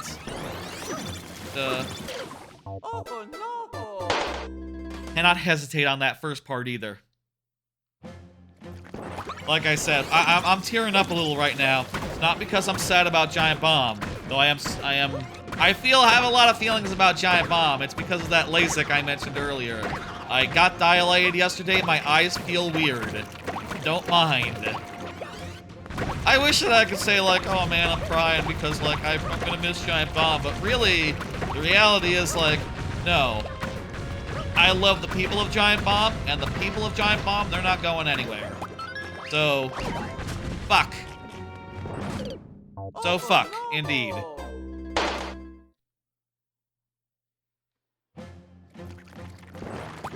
I hesitated. Then I died. Damn it! That was real damn close. Thank you for the level, Chard. Ah! Real damn good. I'm crying because we almost made it. Oh my god, it's so sad. It's so sad. No, again, LASIK, dilation, stuff. They weren't doing the LASIK, but they did, like, dilate my eyes and have a look and go, like, okay, optic nerve looks good. All the nerves in there look good. You're good, okay. You're okay. We can do this thing. Come back in 2 weeks, 3 weeks. You'll get it next time around? Hell yeah, I will. That's correct. Let me hit dismiss and bring up the next level. Avalena. Abalena, you are up. Go ahead and confirm for me. Abalena. And that is a code without dashes, so excuse me while I type it in. What went wrong is a question I think a lot of people are asking. And I'm asking personally, as far as like, this site, Giant Bomb was founded because people left a shitty environment and went to found something fresh. And they ended up back at corporate and being tossed around from corporate owner to corporate owner, getting more and more depraved with every corporate owner. Going from CBSI, which was just a humble little organization that just didn't know what they had, going to Red Ventures, big venture capital assholes, and then finally to Fandom, purveyors of shitty wikis and other scummy business. It's Abalena. It's not Andre. Abalena. Different person. I think you're maybe next. You're coming up, Andre. I hear you. What went wrong at Giant Bomb is a question I'm asking. And I think when it comes down to it, I mentioned earlier that they were sort of first into the field of a lot of things, like they were doing video content before YouTube was like established. They were doing streams before Twitch was a thing, when Justin TV was like the best you could get. They were out there forging their own ways, and I think that is like the heart of like what went wrong at first. They weren't just a website. Nowadays, if you heard like, oh, they're a small site with like 4 to 5 critical people, on content, on stream personalities and stuff,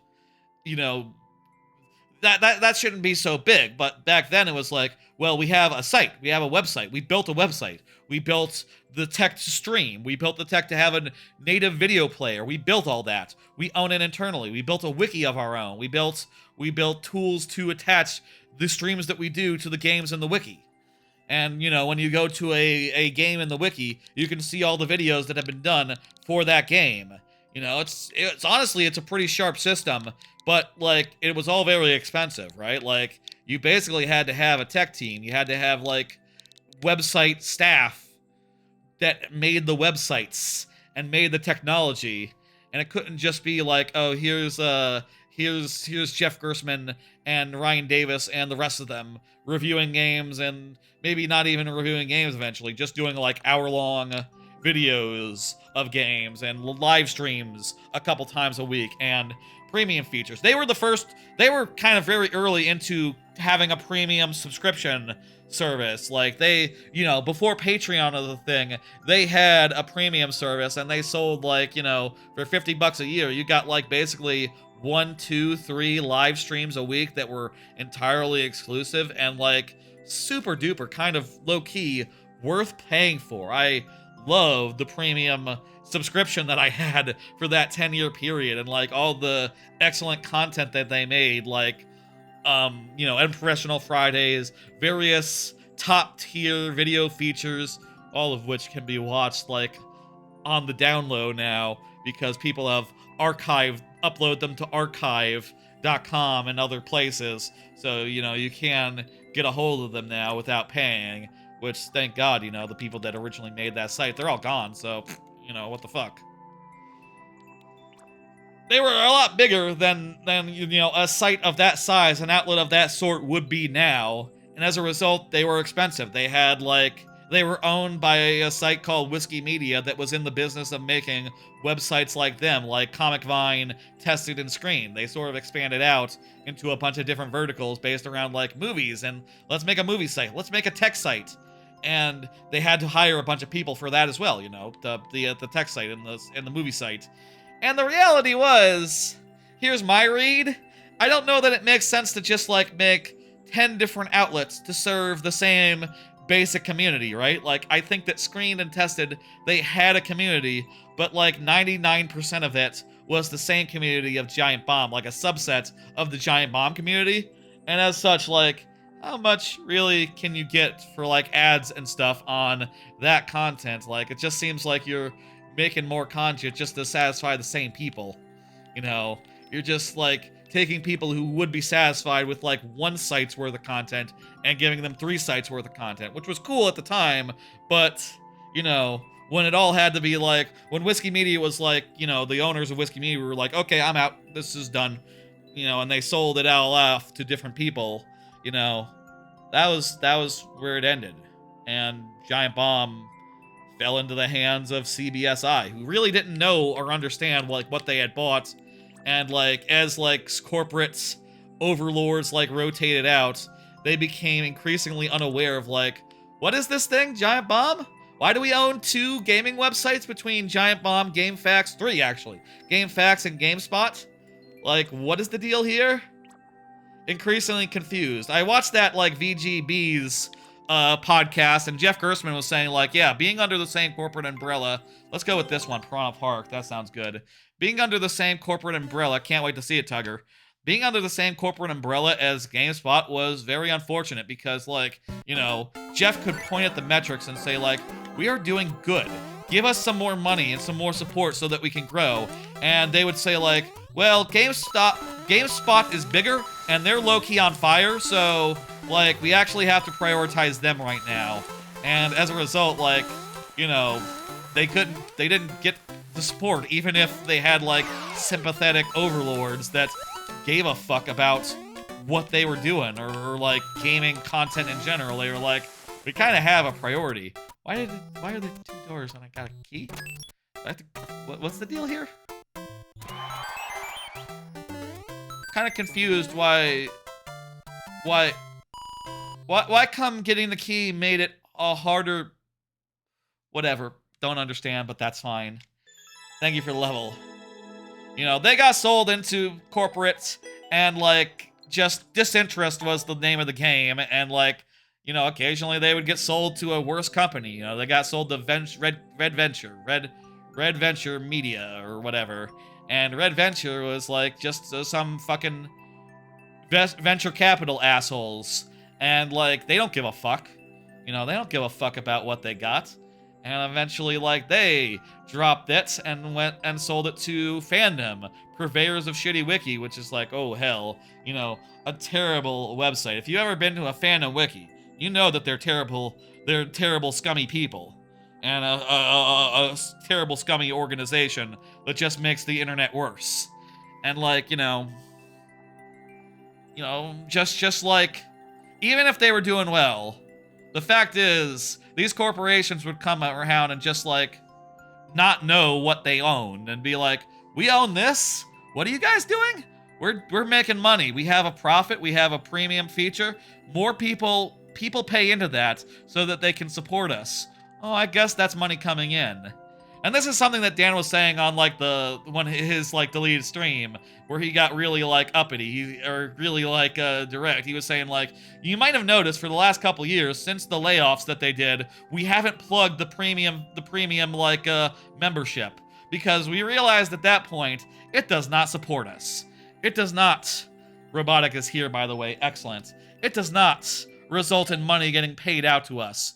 It is just strictly more money for them, and you know, it does not guarantee our employment or anything of the sort. They don't care.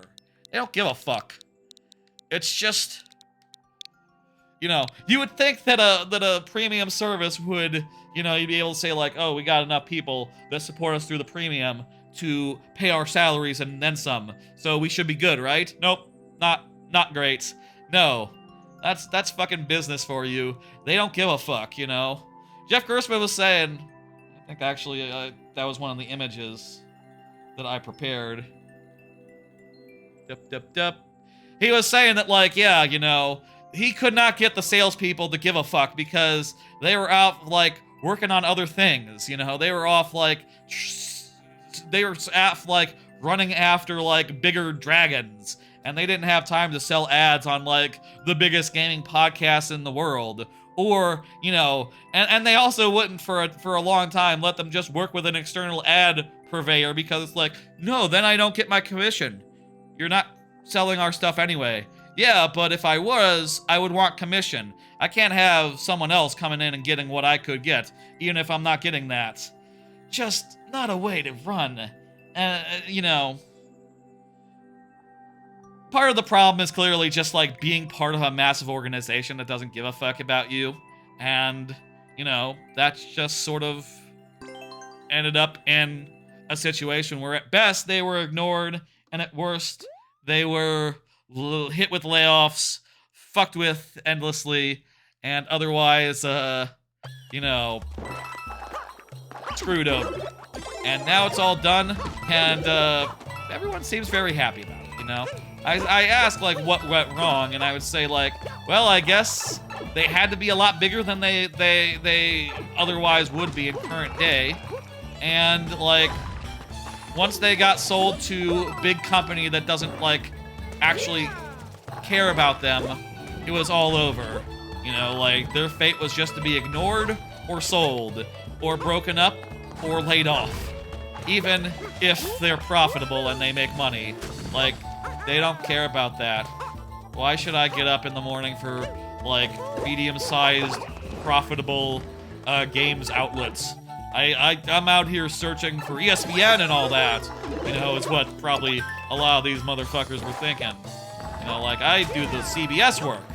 That's important. These websites, some piddly shit.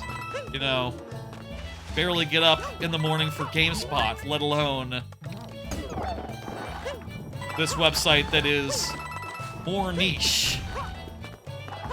I do think it was interesting to see, like, to hear, like, Jeff Gerstmann was saying, like, at a certain points, like, there was a proposal, like, why do we have two of them? To be like, okay, you know, GameSpot is like your ESPN, Giant Bomb is like your HBO, it's your premium. It's got quality on its side, but, you know, they're not funding it properly, so how, you know, can they produce the content that would make them an HBO equivalent in this metaphor? It doesn't quite work. As maybe you can tell over the last couple hours, I have a lot of feelings about all this. If I were to say, like, what my overall feelings are, yes, I am Naruto. Exclamation point add to add your level. Look at the pinned comment for any further instruction.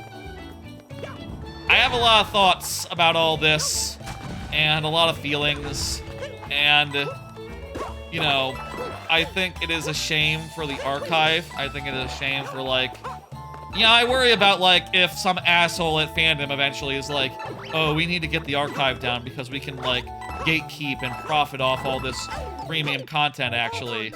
Like, I worry about that. I worry about the husk that we are that Giant Bomb is leaving behind, that some fucking slug can crawl into, like they did with Waypoints, over at Vice, after they realized, like, oh, we probably shouldn't have shut down Vice. This was a mistake, actually, to shut down a profitable website. Okay, it's back, but none of the people are, so suck it. Fucked up. No one reads that new Vice, right? Do I find stupid RNG funny? Funny, go for it. Whatever you want to give me, I'm cool with. End of the day, though, I'm excited. I'm happy, and it really, and like, I watched Jeff Grubb's separate the Game Mess Decides last night, where, you know, he talked about it and also read super chats from everyone who, a lot of people are jumping at the chance to give Jeff Grubb money, considering, like, yeah, man, out of a job, going to go independent now, like, exclusively. That's great. Everyone's really excited and everyone's really supportive, and I kicked a few bucks his way there, and also joined the Patreon for that, which I don't think I realized that Game Mess Decides was a separate thing, an existing thing from before Giant Bomb, before he was at Giant Bomb. Can I stop dying to the one thwomp? I think that was a different thwomp this time that I died to, so there you go. Here you go. Here's another one for you. Different thwomp. I am satisfying viewer demands here. Well, if you say so, I can oblige. I will die to different thwomps in the future. You got it, Robotic. Hard thing to do. You want me to die to this one? I could die to this one. That'd be new.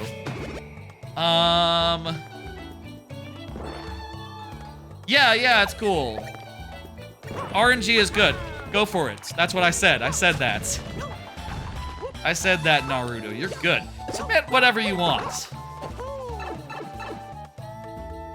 I'm gonna continue supporting those guys. I'm excited to see, like, you know, I'm very curious to, like, okay, are you guys just, like, doing a Nextlander type situation where it's like, okay, new website, new name, new streams, new shared channel, let's go.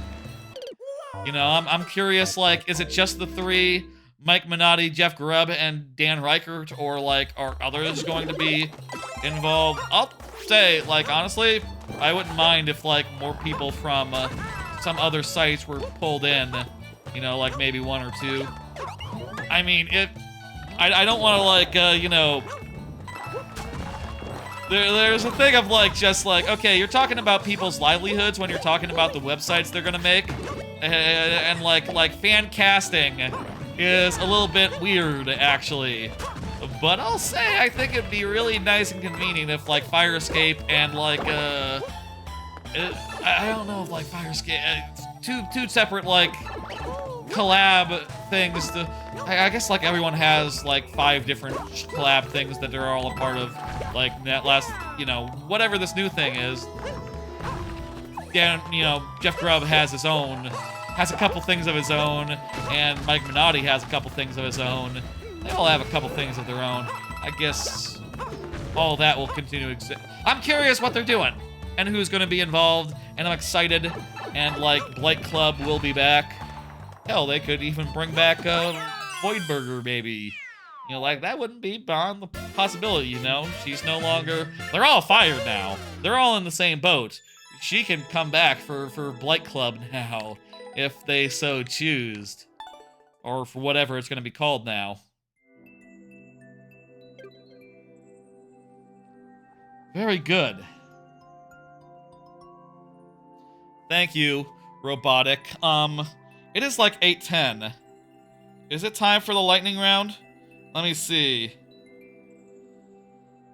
Last thoughts about Giant Bomb. I have no more cards about Giant Bomb. I'm excited for what's next, and I feel like, you know, from what it sounds like, it was just a struggle for the last few years to, like, keep this thing alive. It sounds like Dan and Grubb and everyone was just constantly being pulled into meetings or defending what it is that they do, and really, all they need to do is think of a new thing to stream, do a stream. Okay? Those are the 2 things they need to do. And play video games to talk about on podcasts. 3 things they need to do.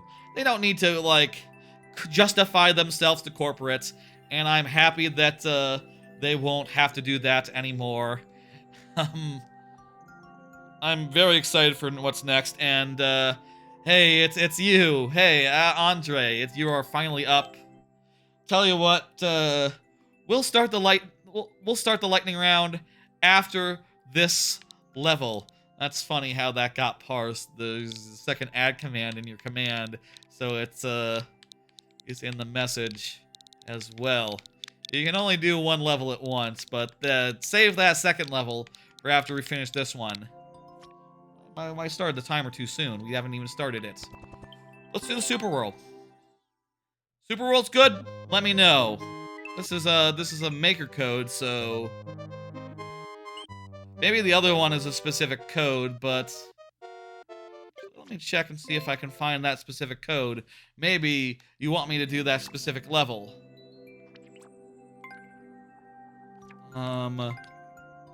This one. Let's do this one, sure, okay. Yeah, that works. We'll do this one, which is the specific code after the maker code. Alright. It's the end of an era, but also the start of a new era. And also, you know, I'm excited to support them directly and not have to go through ghouls anymore. No more ghouls. Do not sell your thing to ghouls. And, you know, nowadays, like I said, like, a big part of the problem was just, like, they were so big, they had to have, like, tech and, like, you know, they had to be, like, 2-3 times the size what they would be today because they had to literally invent the wheel to do live streams on the regular and to do the features that they wanted to do, whereas nowadays you just, like, get a Discord, get a Twitch account, you're done. Discord, Twitch accounts, and a YouTube. You're done. You've done all the investment you need to do. Get an get some streaming equipment, obviously. Get a computer. That's it. You don't need to, like, literally hire people to reinvent the wheel for you anymore, which means that smaller operations are a lot more feasible. Yeah, this is cool. Also cool, being able to just do that. That's always a fun gimmick for Bowser fight. You could have literally had Bowser on the bridge, you know, and have it be like the axe that killed him. But it's fine either way. Hey, just a little idea for you there. Excellent. Okay.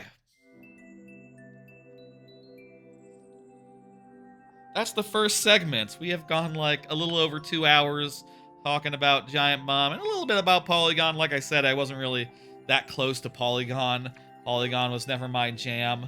Also, we've gone around the horn now. We're back to 06i, who started this off. Who started with the first level, which is nice and cool. Hey. It's time now for the next segment of the night. It's time now for the lightning round. During the lightning round, we will have 5 tries to beat each level that comes our way. 5 tries, refreshing at checkpoints, and 7 for in the following conditions. 1, the first level of the night where the person is here. 06i is here. Excellent. Gets heads. Which are represented by, like, they're represented by alternate heads that come in a variety of forms, which you can see now as I, like, randomize through them a bit. First person of the night, Super Worlds. And levels with a clear rate of under 1%. Those are the 3 conditions that get us bonus heads. Let me randomize them behind a shieldy thingy, so I can't see it and all. And let's punch in this code. And I'll say again, I'm out of Giant Bomb cards, but let it be said again, Giant Bomb, shout out to the people who used to work there, or are in the process of being fired. I hope you all, this feels weird to say, but I hope you all get fired as soon as possible and get your severance and move on to brighter things. You know, move on to brighter things. I'll say, for what it's worth, the message of, like, the messaging has been very clear. Everyone, you know, in that Dan Reichert stream that he deleted, he was very clear. He's ready to be fired. Fire me now. Go ahead. Was basically the takeaway from that. You know, it's deleted, so, you know, don't tell no one, but, you know, it was reported on by the media, so, like, it's out there. People are talking about it in Reddit and all. Just, you know, don't tell Fandom. Don't tell Fandom specifically. I'm looking forward to when everything's all nice and cleared up, and it's been a kind of a cathartic couple of days, honestly, to just be able to hear them say, like, yeah, fuck the people who owned us. Fuck them. Fuck them, they're the worst. They have been terrible, and we hate them. That must be the most cathartic feeling in the world, because, you know, usually, and I know I'm continuing to talk about Giant Bomb, but, you know, usually when you leave a job, you don't get to turn around and say, like, fuck them. Oh my god, fuck them so much. You know, usually you have to be like, oh, you know, we left on good terms, you know, we went our separate ways, and, you know, I went my way, they went my way. Ooh, you know, who could say what the deal was with like severance, layoff? It was very amicable. We all agreed it was the best thing, and please give me a new job. But like with them, they're like, no, we're fucking going independent, so, or, you know, probably, likely, you know, they already have an independent fan base other than, you know, other than at their last job, and honestly, the fan base from the previous job is coming along for the ride, so, like, you know, they don't have to worry. They don't have to, like, equivocate. They don't have to, like, dance around it. They don't have to pretend to be, like, you know, have been happy. And, you know, a thing that people have been saying is, like, yes, it is smart and good just low-key, you know, between us workers, you don't want to quit for free. You want to make them fire you. It's better to be fired and get your severance and get your, like, unemployment than it is to just, like, say, like, okay, this is terrible, I'm out. You know, make them fire you if you have a choice. If it's, like, you know, comes down to it. It's, you know, not something that I would admit to, but, like, obviously, I've always done my job to the best of my abilities, but sometimes, you know, in cases like a Giant Bomb, sometimes they just don't let you do your job. And then what you do? You know, they don't want to let you do your job. They're full of shit. What the fuck? Anywho, we're gonna stop talking about that now. A little bit of spillover there, but whatever. It is true that I have always done my job to the best of my abilities. I have never sandbagged. And would never sandbag. Why would I? I'd get bored. If I was just like, you know, doing nothing all day. Kinda boring. Like, doing nothing at the office or, you know, having no work, you know. Having no work is very boring. When you're on call and, you know, you feel like you should be working, you know, it's a very boring thing. If ever you're, like, in a position where, you know, they don't do right by you and, provide, you know, a steady stream of assignments that are, you know, within your job description, as it were. How long is the queue? You can see at the side there. You can see in the lower right corner. It is 7 levels long at present. You can also use list to see your position in it. GG. That was an excellent level. And 06I has asked for the Express Pass. You got it. You got the Express Pass. Hell yeah. Let me hit complete. And also say, like, we cleared that level, but 06I has redeemed the Express Pass, which lets 06I skip the queue and get a second level in, though we only have 3 tries to do it. Alright, let's do this one. And then we'll talk about the next topic, which I'll say, there's more news than just gaming media news, I'll say. Did I see your comments? World 6? Or do you mean the Express Pass thing? I saw Express Pass. We're good.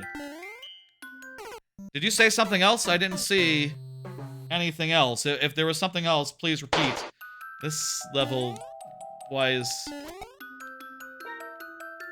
That Goomba was just some bad luck there. Goomba's in the wrong place. Shouldn't be a problem. Let's do it. Okay, I think I'm good. If ever I miss a message, you know, things are happening. Also, keep in mind there's a little bit of latency. Sometimes I'm on a tangent, you know? And, I would like to... I need to respond to chat, but, you know, it's like, I gotta finish my thoughts, you know?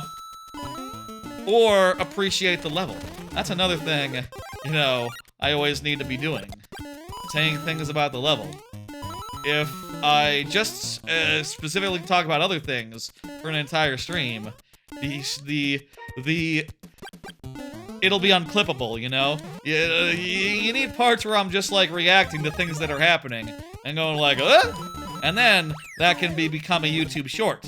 And it's a funny one. Whereas if it's the YouTube short, it's like me going like, yeah, so anyway, Fangamer. Not Fangamer. I feel like I've confused the two. Fangamer's good. Fandom sucks. Anyway, Fandom. You know, that's just not, you gotta cut around that. You know, you can't have, like, it's very weird to have out-of-context conversations within the clip. I think, anyway. At least that's my opinion. Maybe y'all are more loosey-goosey on it. I don't know. When y'all make Twitch clips, do you, like, try to cut around those things? You You know, just leave out the part where... leave out a stray, like, Rainforest Cafe reference to Mike Minotti, who, by the way, is at Disney right now. Mike Minotti, bad timing with this whole situation, where he's leaving and he's, like, no longer working at company. He's on vacation, having a good time. Which is great, you know, hey, it's great. Being on vacation, having a good time. I like Disney a lot. Well, I like Disney well enough. Went there 2 years ago. Would like to go there again, maybe. I don't know. I got a Universal trip planned, but I'm pretty sure... I'm not 100% sure right now. I feel like I need to talk. I feel like I need to figure out, like, okay, is it just gonna be Universal, or, like, am I gonna go to Disney, like, for a day or two at the end? It really comes down to, like, you know, am I staying just at the hotels? Can I definitely will have dinner with my like, Orlando cousins. But, like, you know, are they gonna come to the parks? Or are we going, am I going to, like, go, will they, go to Disney or something? You know, if they'll go to Disney with me, I'll absolutely spend an extra day in Orlando, you know. It comes down to that. Like, I would absolutely do that. I'd go over the weekend. You know, that'd be fun. But, that's all far enough away where I'm not sure, like, what the deal is, what the plan will be. Maybe they'll be busy. Who can say? We did it. The son of Dr. Minotti? Sure, he's fine. Yeah, they're having a good time. I don't listen. I've only listened to one episode of that, Disney podcast that Minotti does. The one where he talked about his Epic Universe experience, getting in with a friends and family preview. I should probably listen to more of that because that seems pretty good. And maybe even support it on Patreon, since now he doesn't have, like, the Giant Bomb money coming in anymore. I'm thinking about that. Definitely thinking about that. I haven't really listened to a new podcast since Books Can Kill. That's, like, the last one that I started as a podcast, and before that, it's, you know, Min-Max, I guess, years before that. It's been a while since I was really into podcasts as a major thing, you know. Since the last time I, like, tried and integrated new podcasts into my life. I should, though. That'd be more convenient than just, like, random YouTube videos all the time. A feed of podcasts. Let me hit complete. We actually did it. Now it's time for Basie Ratcliffe. Oh, wait a minute. Basie Ratcliffe, your code says ABC. So, what the fuck can I do with this? Basie, I know you know your ABCs, and that's great and all, but I need a code if I'm to play a level. You could provide one in chats for a minute. This is the lightning round. We're in the lightning round right now. 06I. You can tell because it says lightning round there next to the tries left. If you want to give me an actual code, now is the time. If you're not, next up after that is, who's next after that? Zoran. Zoran, you can confirm at any time, and, you know, that'll be good. Probably won't be able to play this Basie level. In fact, you know what? Let me just bounce Basie back. And I'm gonna pull Zoran up, and we'll put this in chat. And if Basie gets us a level, we will switch back to Basie. But in the meantime, why don't I just pull a card and we'll buy a card, buy some time. Hey, there's still news this week. This is kind of a crazy news week. Apple lost a court case. Third-party purchases are now allowed on iPhone. So there was a court case years ago where Epic sued Apple, and they said, like, okay, we can do, like, third-party purchasing solutions, right? And Apple said, no, you can't. And then they sued, and the court said, yes, you can. It's you're charging too much money for this, Apple. You can't get 30% of every purchase made on a smartphone. That's ridiculous. That's very silly. And you know, and Apple just sort of continued on after that, apparently, kind of in contempt of court, and said like, oh, I see the problem. The problem is that's too expensive. So we'll take 23% instead of 30%. How's that? Is that better? And they went back into court recently, and apparently the judge said like, no, you understood what we mean by no, right? It means no, you cannot charge people for purchases done on browsers and things of that nature. No, stop now. You're done. 0 is the amount. And now, you're gonna see some applications get onto iPhone that weren't on there before because, Apple wanted to charge them weirdly for it, right? Like Game Pass and like game streaming is gonna come to iPhone in a more proper way now because Microsoft can just say like, oh, okay, we'll just charge normal style. You won't get a chunk of our Game Pass subscription thing? Fantastic, perfect. We're gonna look and see if we can get another level from Zoran here. In fact, why don't we do the Super World? Super World. Let's do a level we haven't played before, how about? Or we could do this one. We did this one last week, right? Please depart. Where you have to depart from the Pipe District. Zoran, let's do this one, though. You aren't here yet, so it'll be sudden death if you don't chime in, but it's great news for people who have iPhones. There's going to be, and for companies that make games and stuff on iPhones, there's going to be competition for payment processing, and as a result, people are going to be able to make more money on iPhone, and Fortnite will come back. Fortnite will come back.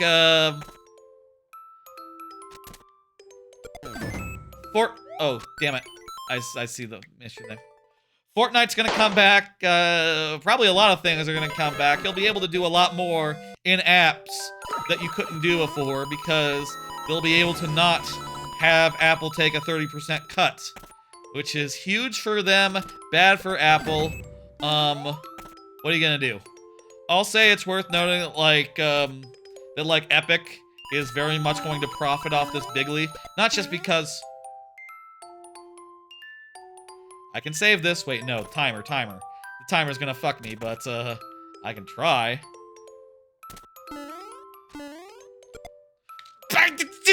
Same thing! I have 7 seconds. There's no way this isn't a tight timer. But I gotta try. Yeah, there's a door here and I have 0 seconds and I'm dead. And there was definitely 2 or 3 extra rooms there. Zoran, please. We only had that try because Zoran is not present in chat. Those 2 tries there, so if Zoran can confirm, we could keep playing and do some more attempts, but yeah. What are you gonna do? I think that was a good run though. What are you gonna do? What are you gonna do? This is great news for Epic because Epic is totally out there saying hey, we have a payment processing system, and hey, other applications, we only take 15%. So this isn't everyone suddenly pays 0. It's now they might pay Epic 15, and Epic will take that money that Apple was previously getting, a chunk of it. And my only hope is that the competition will push it down and we'll get it down to 10 or so, something a lot more reasonable, and maybe actually, maybe even 5% some places might do. I don't know. It sounds bad when you think about it like that, but then I think there's people other than Epic making payment processing, right? PayPal. There's companies that exist doing that crap. I bet that there's an alternate solution that's pretty affordable before too long, and that's cool. That's good. I think it is a positive, and suck it, Apple. Looking forward to seeing more applications on Apple. The ironic thing is this kind of makes iPhones better. Makes less money for Apple, but makes the product better. And since I use Apple devices, you know, it's kind of a just straight up a good thing for me. Zoran's not here. Let's go ahead and dismiss and move on and go to the next level by Basie Radcliffe. Oh, right, yeah. Basie did not get a level in there, so it's on to Killer. Killer is here. Excellent. Here's another card. You know what 2 features Google needs? Here's 2 features that Google needs. 1. You know how on YouTube, right? When you see a video from a channel that you don't like, and you can just hit the 3 buttons and say don't recommend channel. Google search needs that, but for like web domains, you know? Like if you see a fandom site, for sake of example, random example here. If you see a fandom wiki, you can say like, don't show me this. Show me the other wikis. You know, that's feature number 1. Feature number 2, something along the lines of like prefer this site to like, you know, get a site up the rankings. You know, like I use AniList, not Mal Anime. Those are sort of the 2 anime tracking sites that exist. But Mal Anime has better SEO, so it's always on top of the search results. I would like to see AniList be on top of my search results, since that's the one that I use. Right? Seems easy enough, seems simple enough, seems obvious enough. If Google wants people to continue doing Google searches, they should really make it so that, you know, it delivers the results people want. It does have a way better UI, exactly. That's why I love it so much. And then you can make custom lists and, you know, sort of like, you know, separate things into like, okay, here's simulcast, here's shows that I just finished watching that are simulcast, here's shows that I just finished watching that aren't simulcast, you know, here's whatever, you know, here's the things I need to try for this season, simulcast-wise. Really good for my purposes. I like it a lot. Shout out to AniList. Those 2 features would make Google a lot more usable. And, you know, AI, nah, that's not it. That's not it at all. We all know this. We all know this. I guess the problem is, like, you know, good features aren't what make investors, like, invest, I guess. Which is dumb but true. You know, AI, the promise of AI makes investors go like, oh, I've heard those words. Ah. You think that investors would like Google things occasionally and see like, oh, I can't find what I'm looking for? And also, I can't find what I'm looking for? 1. Oh, I have 1 life. Let me die so that I can get my lives back real fast. And we're not gonna count this. Yeah. You think that investors would see like, oh, I couldn't get what I wanted in the search engine and the AI was full of shit? So, you know, what does that mean? But, they're not that smart. Investors are kind of a, I don't know. They're very suggestible. That's right, we reset our lives to 30.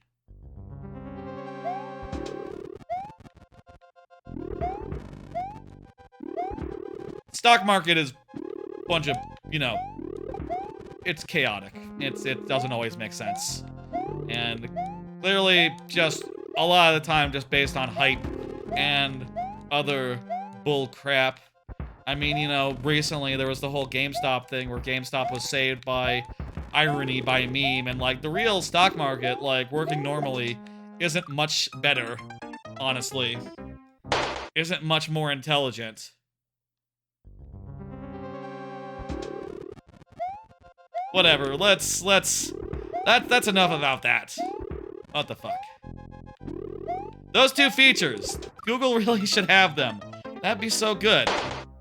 I mean, if there's plugins that do that job, like Google or Firefox plugins, I'm pretty sure that I'm gonna have to switch to Firefox pretty soon here on account of Google's getting rid of ad blocking. If there's plugins for that, I would love to hear about them. You know, put them in the Discord, put them in the, you know, when there's YouTube comments on the VOD, go ahead and comment any such thing. That would be very useful for people, and in fact, useful for me. That's the thing about, like, features like that. It's been a long time since a website or a company had like a new feature that was like super good, I think. You know, something that really like makes you go like, ooh, technology is good again. Mostly, it's just a bunch of bullshit and, you know, AI slop that you see out there. People, though, modders, extension writers, they make good crap. Even today. They make the stuff that you actually want. Oh, wow, that goes... Timing there makes me cry. My eyes wet. Again, I'll say, I got my eyes dilated yesterday. As part of LASIK prep, my eyes are feeling a little weird. I'm not that, bent out of shape that I lost, or that I died.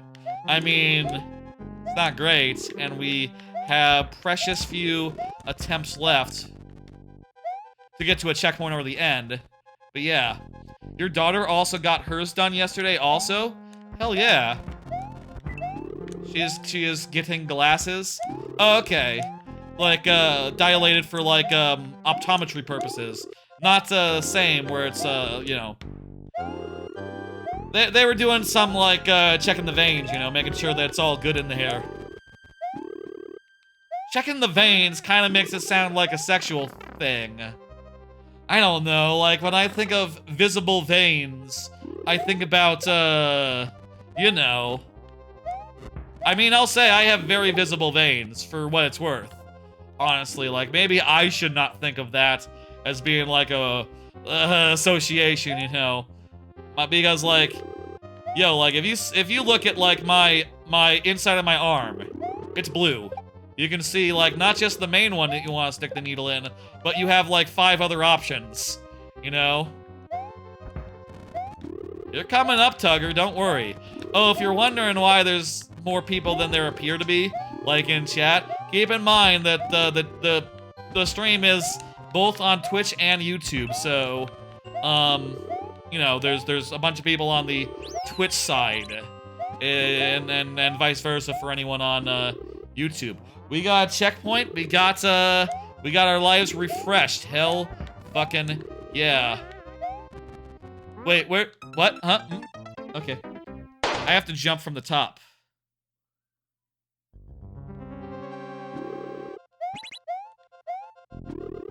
We have to do this way on the on-off on the way back, right? Shit. We got lives back, and that's great. We're saying that this is an optional level, so, like, we can just move past it if we decide, like, oh, you know, this has been fun, but, you know, let's see the rest of the soupy... The soupy weird? That's not a thing people say. The soupy world? Let's see the rest of the super world, you know? It's not a thing. It's nothing.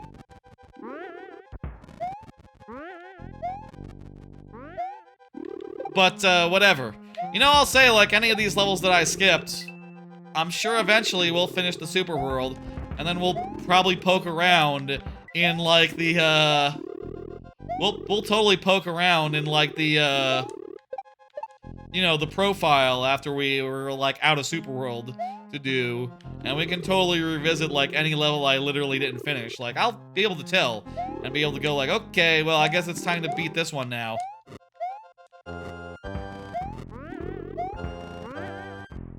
Get out of the way, Gimmick, Magic Koopa, asshole. There we go. Right, the on-off is the other way now, so we got different... Fuck! Dang, that was a good run. Other way, other way.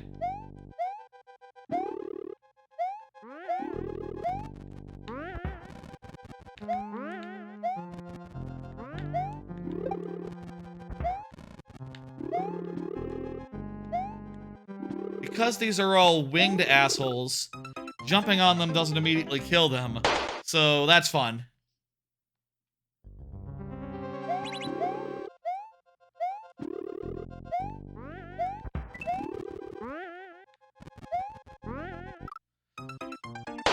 shit, we're down to one try. Let's do it, folks. Let's do it. Let's go. Here we are. Here we go. Why did I jump at the not the best time? Wish this level had a third CP. Yeah, that would be the tweak that I would suggest as well. Like a third CP, like, you know, either halfway through this segment, or, you know, maybe make it so that you go right and then you go left and then, you know, checkpoint. That would be ideal, I think. Like, checkpoint at the start of this and at the end of the subworld part. Yeah. It's just optional. You know, let me know next time you come up, Killer, if you want me to give it another shot, or if you want me to proceed to the castle. But in the meantime, I'm hitting dismiss. And, moving on.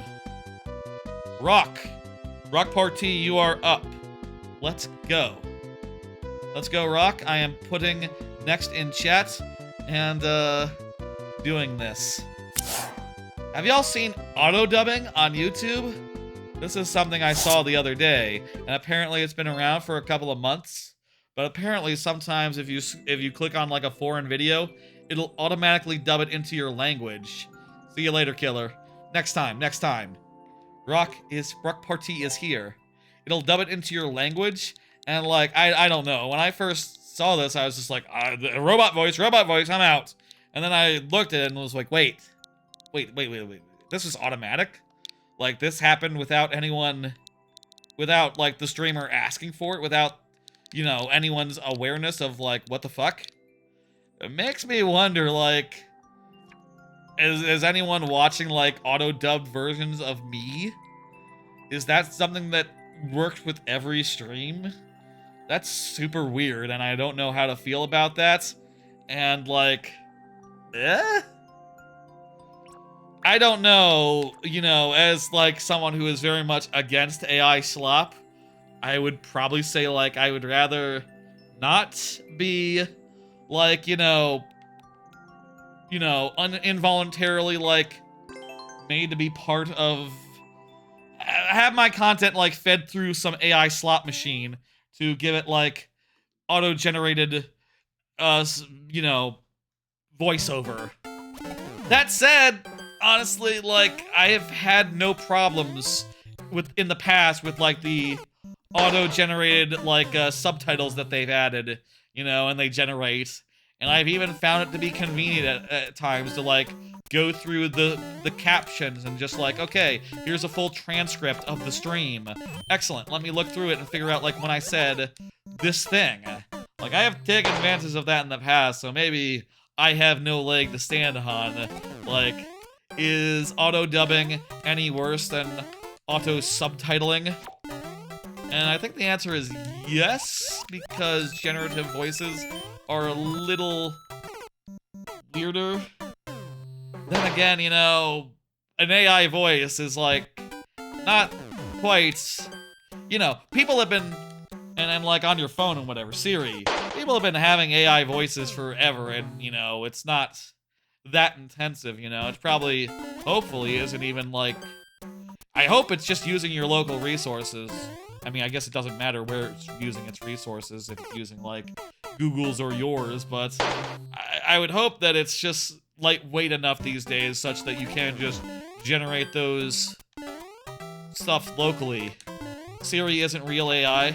I mean, it's not generative AI, it's just voice-to-speech. And I guess, you know, that's just, like, the distinction, right? Like, this is not generative AI, it's just voice-to-speech. It's just, you know, when you see a video of voice-to-speech, you just sort of, in your head, twing and go like, is this spam? Is this slop? And I feel like, you know, for foreign viewers, that might be a genuine concern of genuine, like, eh? But also, maybe, like, I don't know, maybe English content is so unavoidable that, like, you know, maybe people who aren't English don't have run into auto-dub enough that they know what it is and know, like, okay, this is an automatically dubbed thing. This isn't, like, slop, this is you know, the person uploading has no idea that it has become slop in, you know, my language. Whatever. I don't know. I think that's really weird. I guess it'd be even more weird if it, like, made an AI voice of your voice and, like, made you speak the language. Like, if it was literally sounding not like basic AI voice, but instead was sounding more like my voice, Uncanny Valley style, I guess that would be more questionable. And, you know, if they ever do that, which, now that I say it, like, that sounds like exactly the sort of thing YouTube would look at as, like, oh, yeah, we should do that. That seems like the kind of thing they would absolutely say, like, oh, yeah, that's perfect if we did it that way, yes, now that I say it. But if they do it that way, I hope they have an opt-out to say, like, no, just give me the regular robot voice, I guess. Give me the Siri voice, actually. Give me something that's not, like, you know, chewing my own voice apart. That's Uncanny Valley, that's weird to me. I wonder if it, like, checks and sees, like, okay, is this a high-pitched voice or a low-pitched voice? You know, and sort of gives, like, a, you know, type 1, type 2 voice based on, you know, whether you get, like, you know, a male-coded voice versus a female-coded. You understand. I wonder if it, like, gives you a dude versus gives you a, you know, more of a female-sounding associated voice based on, like, you know, what voice it thinks you have.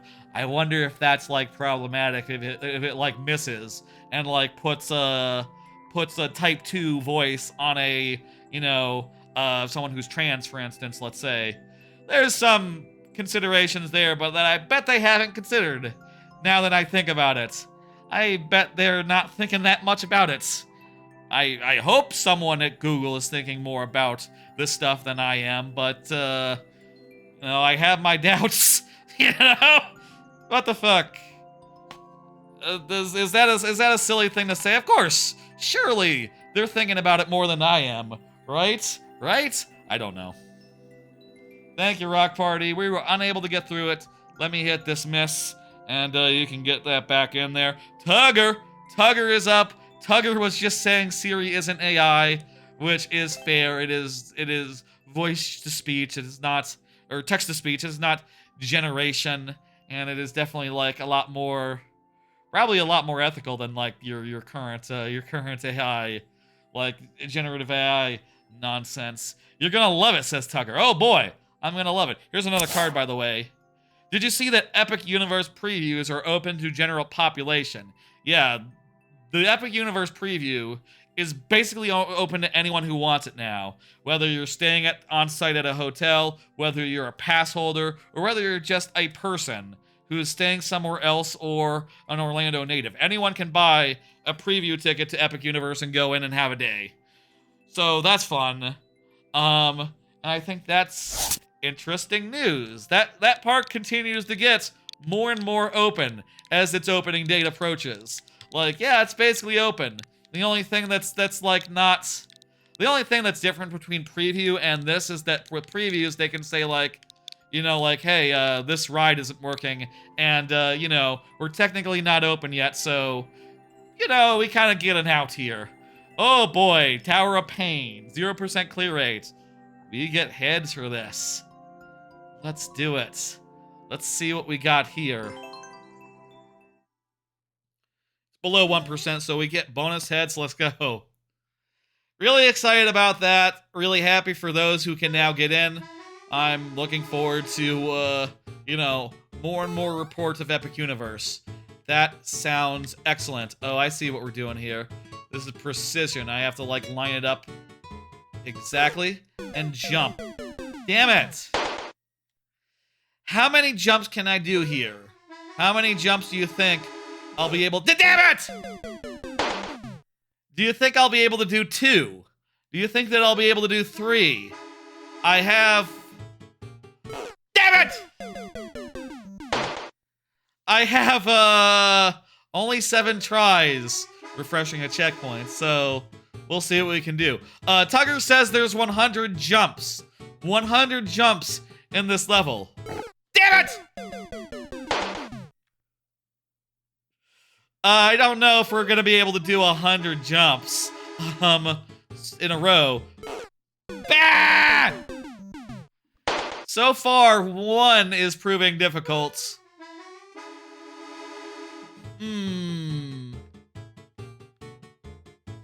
Bah!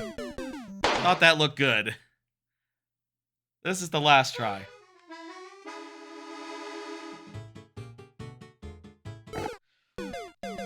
I thought that looked good to me. How did you line it up so consistently every time? I guess maybe you can tell like what the exact pixel you're supposed to be at is, and just check every time like, am I on the right pixel? Am I on the right pixel? We're out of tries, so you know. So you know it's done. There's a strat. I didn't find it. What would the strat be? I see there's vines. Could it have something to do with the vines? Tugger is telling us. Run to the wall, to the right, then run backwards, then crouch. Backwards, then crouch. I guess that puts you at just the right position. Run left and crouch on the right frame. So it doesn't sound like super duper easy, but it sounds like you could get the rhythm down, get the setup down, just like how speedrunners have setups to like do tricks consistently, reliably. It's easy. Okay, well, we're out of lives, but there's only 4 levels in queue, so if you submit now, we'll be seeing that level again soon enough. Let me hit dismiss because we ran out of lives, and we'll try that method next time. Naruto, you are up. Here's another card, another universal related card. Volcano Bay, the water park at Universal Orlando. They are losing TapuTapu, and next year they are closing for 5 months during the winter season. During like, you know, from I think around August to March or something. Like 5 months. You know, it's kind of in the middle of the month to a middle of the month, so it's kind of hard to just say like March to October. You know, it's more like September to October, or like from November to. I'm saying the wrong month names. You get what I'm saying. TapuTapu is the thing where previously, every time you went to Volcano Bay, you'd get a watch, and then you would tap into. You'd go to an attraction, right? And you would tap into them, and it would say, like, on your watch, like, come back in 10 minutes. Basically, it was a virtual queue system for a water park, which I thought was super innovative, you know? I'll say, like, I thought that part of Volcano Bay, do confirm Naruto, by the way. I need to do the next so that Naruto would see. There we go. Naruto, please confirm. I thought it was really innovative. Back when they first rolled it out, etc. You know, basically the idea of just like, okay, instead of just like standing in a line for an hour to get onto the water slide, instead you tap in and it tells you like, come back in a half hour. And that basically is like being in line for a half hour, except instead of like just standing on various stairways, you instead just go hang out in the lazy river for an hour, you know? You hang out in the rapid river for an hour, and that was just really chill and fun and cool, and really just made it easy to just like put some rapid river stuff into your day without too much trouble, without too much to do. And I think it's a real bummer that that's just off the table, you know, and also that they're going to be closed for longer periods of time, which I guess is their way of saying like, yeah, you know, we're not as with Epic Universe, we're not thinking that like we need the capacity of Volcano Bay anymore, especially during the winter seasons, and also it doesn't need to be as expensive as it is. You know, I understand that like basically handing everyone a electronic watch when they come in, that must cost a pretty penny, especially to like upkeep them and replace them. And I understand that. But goddamn, the TapuTapu system was fucking good, and it made them like head and shoulders better. I will say like TapuTapu made Volcano Bay the best water park in the world. I don't think this is a controversial statement. I don't think that's you know, obviously I don't go to that many water parks, honestly. Like, I've been to like maybe 4, and like 3 of them were 10 plus years ago, 10, 20 plus years ago. I think the last time I went to the Disney water parks when I was like a teenager, so that's like 20 years ago. I was like a middle schooler, I think, at the time. That was like 20 years ago. I liked them a lot. Those were really good water parks. And I went to the local Six Flags water park, like, I went to this local Six Flags water park, like, right before I started my first job. So that was, like, 12 years ago. That was like 12 years ago that I had a lovely Six Flags day and got super sunburned and then was unable to go to the theme park side of Six Flags. That was my original plan after when I got a job. Like, oh, I'm gonna go to both. I'm gonna go to both and make a day out of it, but while I still have my freedom, you know. And then I got so sunburned I was unable to do the theme park part. And then it was like 10 years before the next time I did a theme park and realized that I really love theme parks. If I had maybe gone to that theme park at that time, would I have realized that theme parks rule? Or would I have been like, yeah, that was mid. You know, whatever. Maybe having Universal being my, like, my gateway to theme parks was, like, key to having the sticking power that it has for me and really getting into the thing. Whatever. Naruto, I don't see you in the thing, in the chat. So that's gotta do it then. That's gotta do it for the level. We've done 2. Yeah, last thoughts on Volcano Bay. I still think it's gonna be an excellent water park. And, you know, it's gonna be open most of the year. And even without TapuTapu, maybe it'll be, like, less busy enough where that doesn't make a difference, right? Maybe just, you know, it'll still be a chill place to hang out. And certainly, when I go to Epic Universe this season, I definitely want to spend at least a morning of my trip at Volcano Bay and do some Volcano Bay stuff. That said, I plan to be traveling alone, so, you know, that's sort of the difficult thing about water parks, is that you really can't solo travel a water park because, like, half the attractions are, like, co-op only. You know what I mean? They require a party. And, you know, I'll say, like, I have had times just, like, traveling with the fam, you know, where they've just been like, I don't feel like water park today. I'm out. I'm going back to the hotel room. And it's just like, you know, if you do this, I won't be able to ride the rides. But, you know, what are you gonna do? Kind of unavoidable with the territory. I will be staying in Cabana Bay when I go, so I'll just be able to walk right in. It'll be convenient. Co-op attractions? I mean, you can't ride them alone, is what I mean. Like the ones with the big tubes with like the 5 seats. You need at least 2 people to balance it out. Sad, because I think some of those rides are some of the best in the park. Like the big green one. I love that one. The one where you like go up on the half pipe wall. That is just a perfect attraction. I think the big green one is the best one. I don't remember exactly 100%. It's been too long.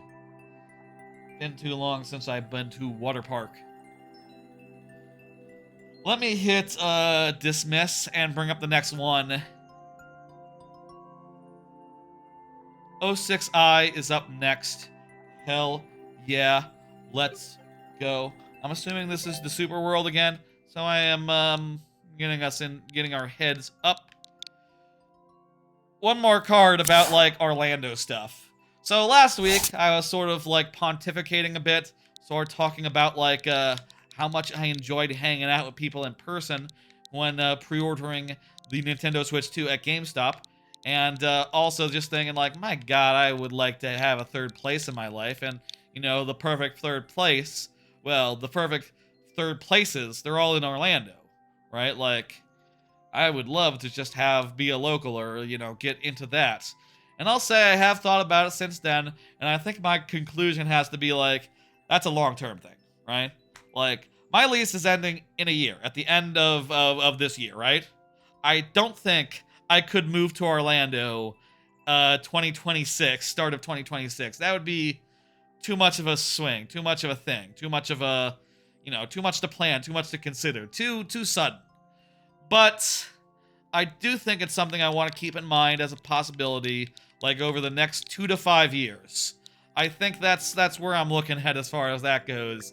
And also I think, like, before I were to move to a theme park mecca, there's other theme park centers that I have not visited, that I have not been to, that I should probably, like, spend, go take a trip out to, right? Like I said earlier, it'd be nice to go to, like, the California and see all the, like, 5, 6 theme parks they have there, right? It'd be nice to go to Cedar Point and do that. Maybe Kings Island as well. Maybe do both of them at once. They're, like, a drive away from each other, that's like feasible. I kind of think I'd like to knock those out and know what's up with them and have been to them before I say, like, okay, just Orlando parks from here on out, mostly as a local, and that's also, I do have to think, like, would I get tired, would I get bored? And the answer is, like, maybe. I don't know. I do feel like after I go to a Universal park, I'm often feeling pretty tired and pretty ready to just, like, not walk anywhere for a while. After a week of, like, busting ass to, min-max them. What the fuck? Why did I die there? But also, as a local, you wouldn't, like, min-max like that. You wouldn't necessarily be going every day, walking 10 and 12, walking 10, 15 miles every day. Like, that's just not how you would approach that, and it would just be a more balanced thing, and a more just, like, relaxed thing, and that sounds pretty chill. I don't know, though.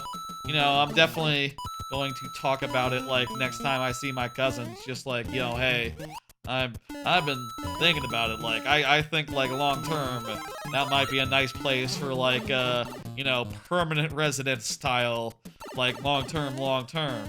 Not, like, immediate future or nothing, but, like, next 2 to 5 years, like, maybe. I think I will get a house next year and, start that process, and then, it'll be harder to move and go somewhere else, but also, like, I'll start getting money and, like, value invested in house and whatever. And, that should be helpful long term. Did we refresh checkpoints? I think that was maybe was that the first or the second? Okay, you know what, I'm just gonna take it to 6. That's close enough. I bet that's accurate enough. That's fine. So yeah, basically all to say, like, definitely not, like, running out the door right now and going, like, okay, let's do this. And probably will, like, try to, like, think about, like, how that would be. Ask the relatives and, like, maybe I'll visit them again and be like, yeah, let's just hang out. Like, just go to the theme parks casually, like. I say that. They're gonna be busy soon. For reasons. But, my cousin's getting married next year, but, that's next year. She's good. And we'll definitely, like, have dinner and stuff at the parks or whatever. I imagine. And stuff, later this year when I go. And that's gonna be fun. I need to lock down dates for that. I don't have dates for that Universal trip. I'm waiting to see... I want to wait to see, like, when are they closing... when are they closing, Rip Ride Rocket? Right? Like, if they're closing it the first week of September, then I need to be there, like, before that. But if they're closing it, like, September 10th, it's like, okay, I can do, like, Labor Day week. I can do Labor Day week. That saves me a day of PTO. And also, it's, it's thoroughly after the summer season, there'll be less kids there Presumably, maybe, kind of, I don't know. It'll be less busy than in the summer. Whereas August, still a little summery. You know, if I go last week of August, you know, it's not quite done. This sort of thing is always difficult. Buzzy rides, like getting the timing, managing to get across safely, and you know, jumping and re-upping them when you need to. Oh, what the fuck? I jumped and just no physics didn't respond to that. Didn't recognize that I jumped there. Whatever.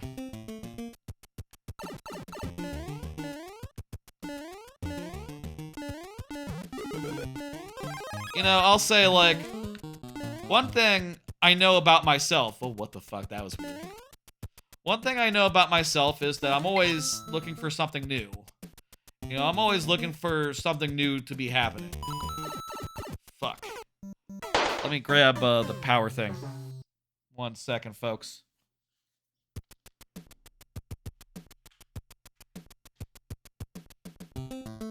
Ugh.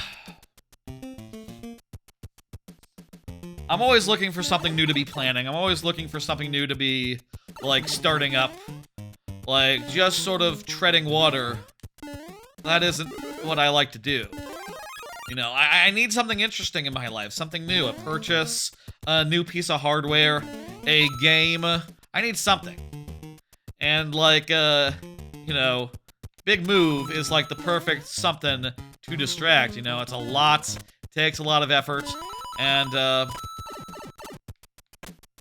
you know, goes without saying that you don't do it half-cocked. You overthink it for, you know, ages, and that's how I like to do. Damn it. Lost our final life there. I'll have to try this one again later on tonight. That's too bad. Too bad, 06i. Anyway, thoughts coming along, plans premature at this point. Thank you, 06i. I'm hitting dismiss, and let's get the next one up. Feel free to get back in there. It's Rock Party. Excellent. Rock, go ahead and confirm for me. Kind of a slow night right now. Kind of a slow night, but, you know, hey, whatever. What are you gonna do? Let me do another card.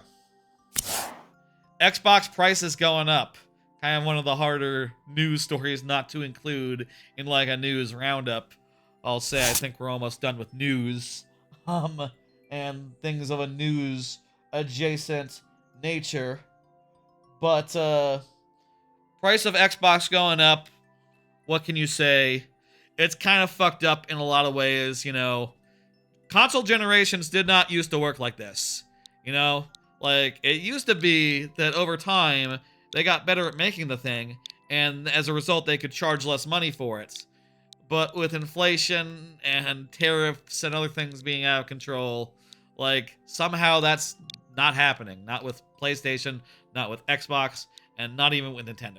And I on some level, I can't begrudge them. I think it's like a sign of the times. And, man, it's just, shit. It's just like, what the fuck? This is unprecedented. It didn't used to work like this.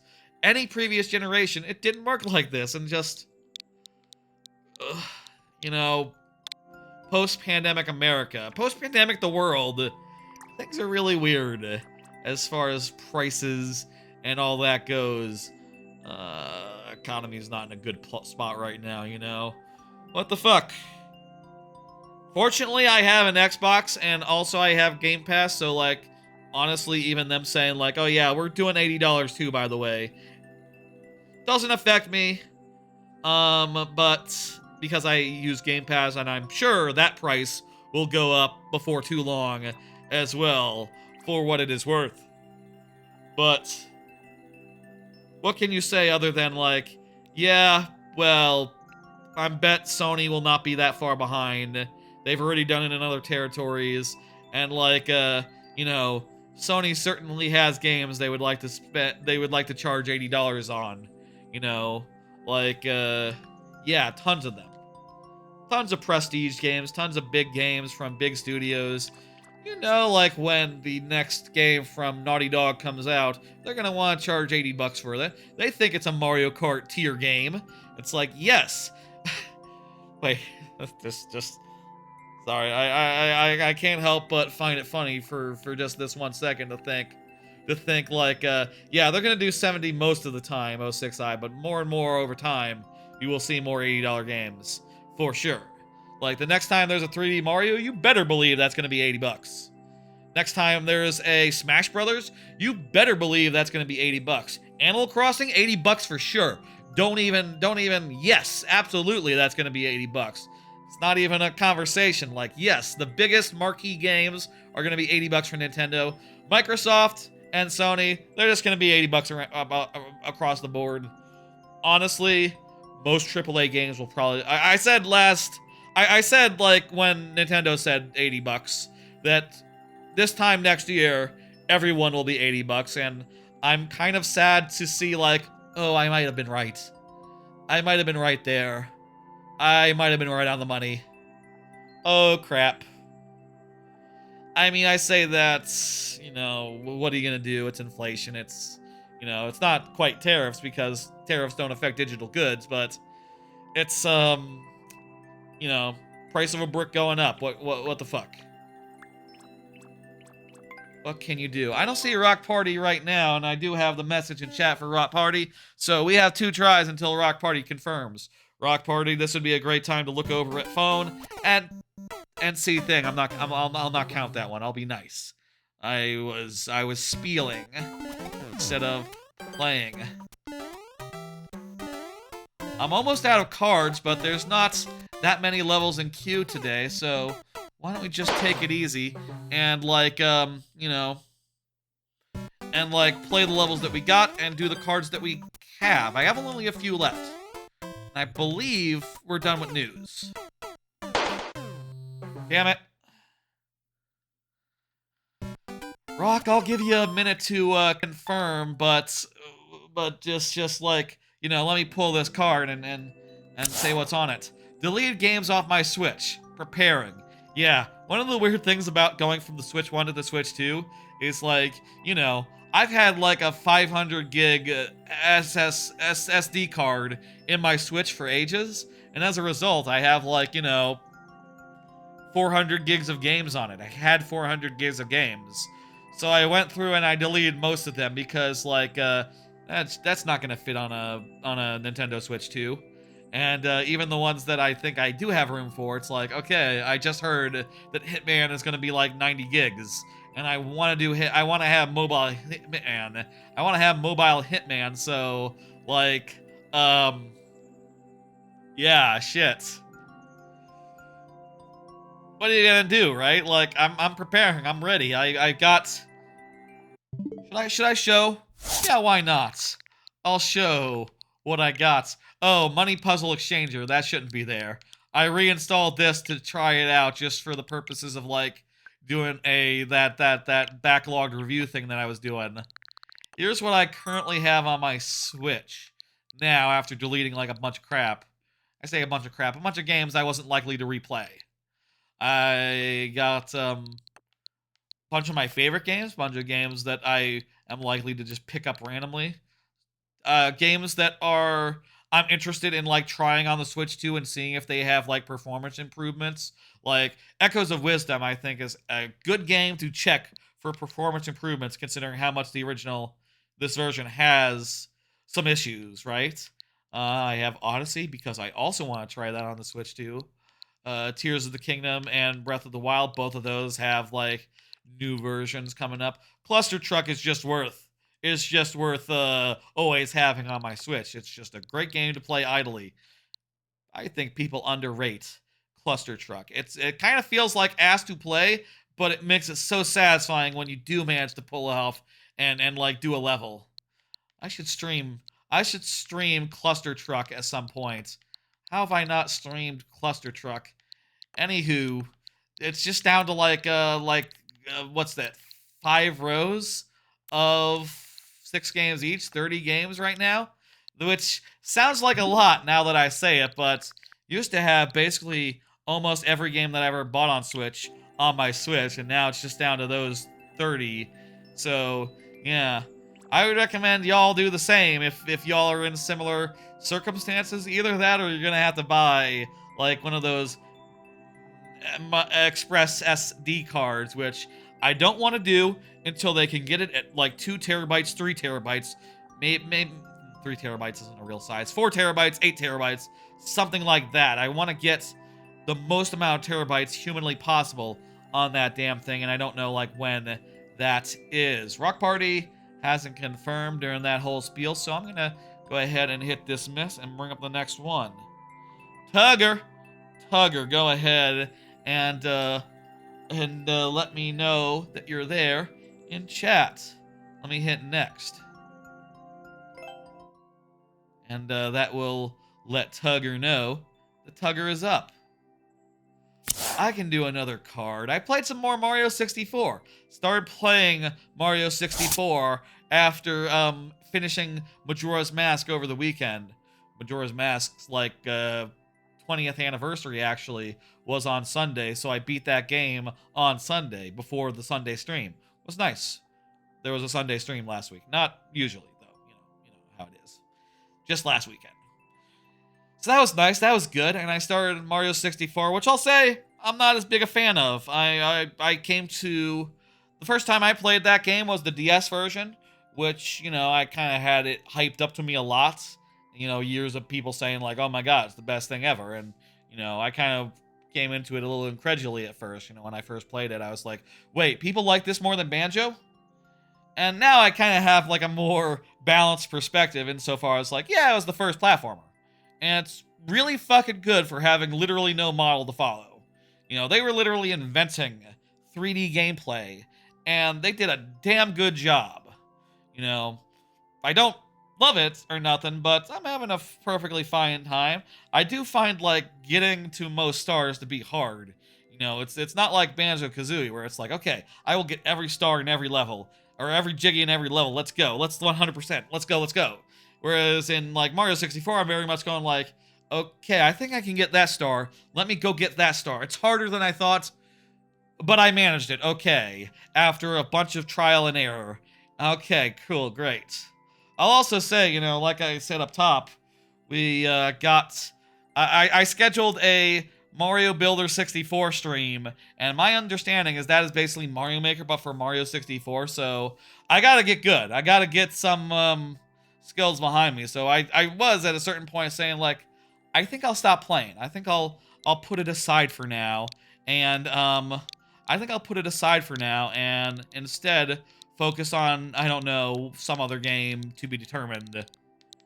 And then I wait, and the idea was to wait until like until the rewind is added on Switch 2, which, if I fall off a thing and then have to climb my way back up, like in the water level, the water level with the rising tide thing, that level, I played a little bit of that before the stream. Man, that level, I feel like that level is like more annoying to me than, and more like frustrating to me than Water Temple, Ocarina of Time, and it kind of has the same gimmick of like, yeah, to do this, you have to raise the water to here, do stuff at this water level, do stuff at this water level. It's just a little bit hard and a bit much of a bother to like get those water levels switched out, and it's just to me that's worse than the Water Temple, though admittedly I don't mind the Water Temple, honestly. So I'm not saying it's terrible. I'm just saying like, for me, that's more severe, somewhat, arguably. I don't know. I'm hedging. I don't know why I'm hedging. Anyway, we'll continue plugging away at that. I think I will aim to beat it, like get 70 stars and all that. I've gotten like 46, and I have I gotten 46 stars, and hello blue emoji, how you doing? I gotten 46 stars replaying Mario 64, and 46 stars, and what else? What the fuck? I gotten 2 of the switches. I don't know where the metal switch is. I just got the right before the stream. I got the invisible switch switched off. I have no memory of the other one. I mean, I'll say like I've beaten Mario 64 once, the original, and I think I 100%ed the DS version. What's the topic here? Mario 64. Started replaying it the other day. It looks like a tricky thing. Thank you, Tugger, for a tricky level to work on. I'll say, by the way that during the lightning round, if there's a getting over it style level where you don't die, a timeout counts for all of our lives, or as many lives as there are 100 seconds. So, regardless, I guess if this level is as like rare to kill you as it looks, then like it doesn't make a difference whether, you know, Tugger is here or not. We'll get exactly the same amount of time, which is to say, this one life. So, yee. How you doing, Rotten Fox? I'm looking forward to trying Mario Builder 64, I'll say. That's going to be the stream after the birthday and before I get LASIK. So, that'll be the last stream before I, you know, come back without glasses. You know, after a fashion. So that'll be fun. I'm looking forward to figuring out what that is. And like I said, if y'all have that, if y'all have messed with it, if y'all have made levels for that, absolutely figure out like how to get those to me. I will accept levels during the thing. Assuming that it's just as simple as you put in a code like in Mario Maker. If it's something more like, oh, you gotta like go to a site and hit a button and like compile a ROM with the mod on it, with like your level that you just picked, then that's harder to do in a viewer level format. But you know, maybe if that's the case, and let me know. Someone let me know if that's the case. If that were the case, maybe we can like, you know, get them submitted ahead of time and like pre-game it, you know?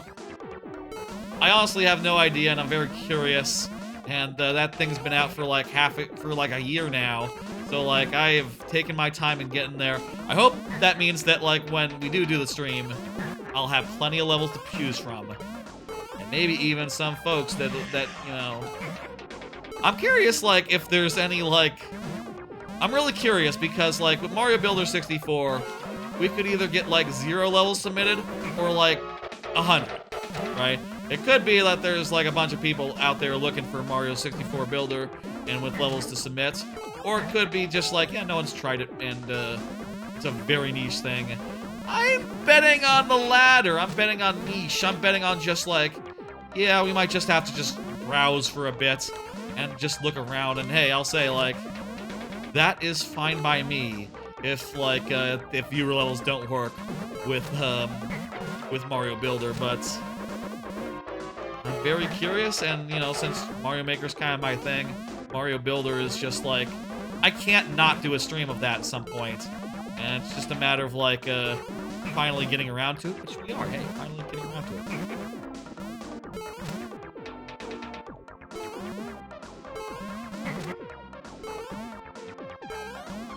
Fuck me, god damn it. You gotta like stop and like do things more deliberate style. Oh wow, I landed on the thing as it was going up and I was able to make it.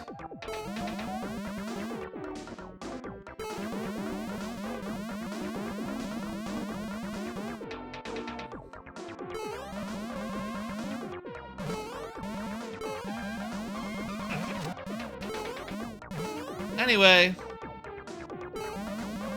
I'm excited, you know?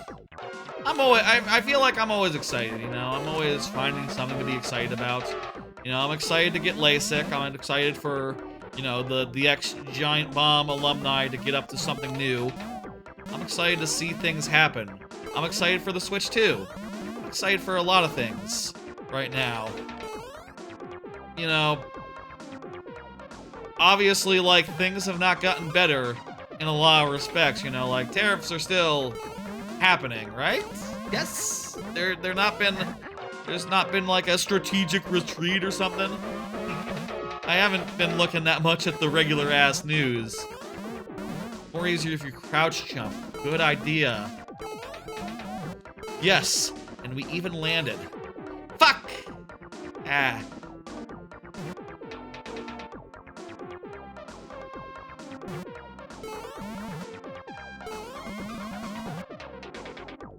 I'm excited, and, you know, right now, I feel positivity. I feel positive. I feel like things are getting better. And I realize that that is not true in a lot of ways. You know, I realize now that I say that, like, yeah, there is tariff bullshit still happening. There is still, like, some horrible stuff going on in, like, health.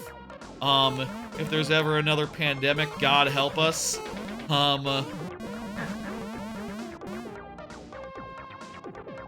There are a bunch of idiots running things, and, you know, just across the board. In corporates, in governments, everywhere. And, like, you know, as nice as it is to occasionally be like, yeah, we got away from them. Doing stuff independently now. No. They are still out there, and they are still making, like, most of the important decisions. You know, which, how do we get from Mario 64 to tariffs? That's not intended. Mario 64 is cool. I don't care for Hazy Maze Cave. Now I'm just thinking like, okay, going directly from tariffs to Hazy Maze Cave. What the fuck kind of transition is that? It's fucked if you do, fucked if you don't. Fucked if you talk about tariffs, fucked if you talk about Hazy Maze Cave. Not a fan! Not a fan of either. Hazy Maze Cave, tariffs. Nope, not into them. What is good though? I think Thwomp's Fortress is pretty good. I think any level where you can like platform and the camera doesn't have to move, you know, and there's like big sections of like discrete platforming. I feel like Mario 64 is at its best when you don't have to move the camera to do platforming well. And, you know, to get through a section. And there's like a whole discrete path to go along. We're out of time, and, you know, like the rules I said earlier. We lose this, we're done. No Tugger in chat. No, additional tries, or actually, you know what? It wouldn't make a difference either way because we timed out, and that means as many lives as we have, like seconds on the clock, hundreds of seconds on the clock. Let me hit this miss, and we'll keep talking about stuff. We'll keep talking. We'll keep playing. 06i. 06i, you still here, right? I bet 06i will say something real fast. Hasn't chatted in a minute, but probably like looking at a game or something. I don't know. I don't know what you do while you watch 06i. Yes, perfect. Excellent. Let me get those heads up because this is, I believe, that Super World. You're playing Minecraft. Fun. I played a little bit of Minecraft.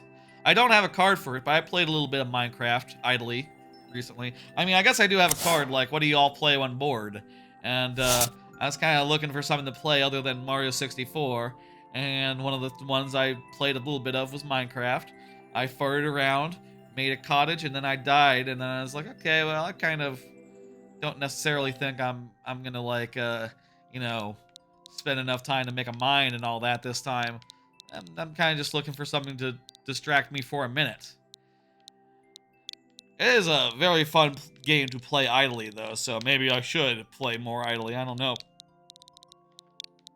I don't know what games to play these days.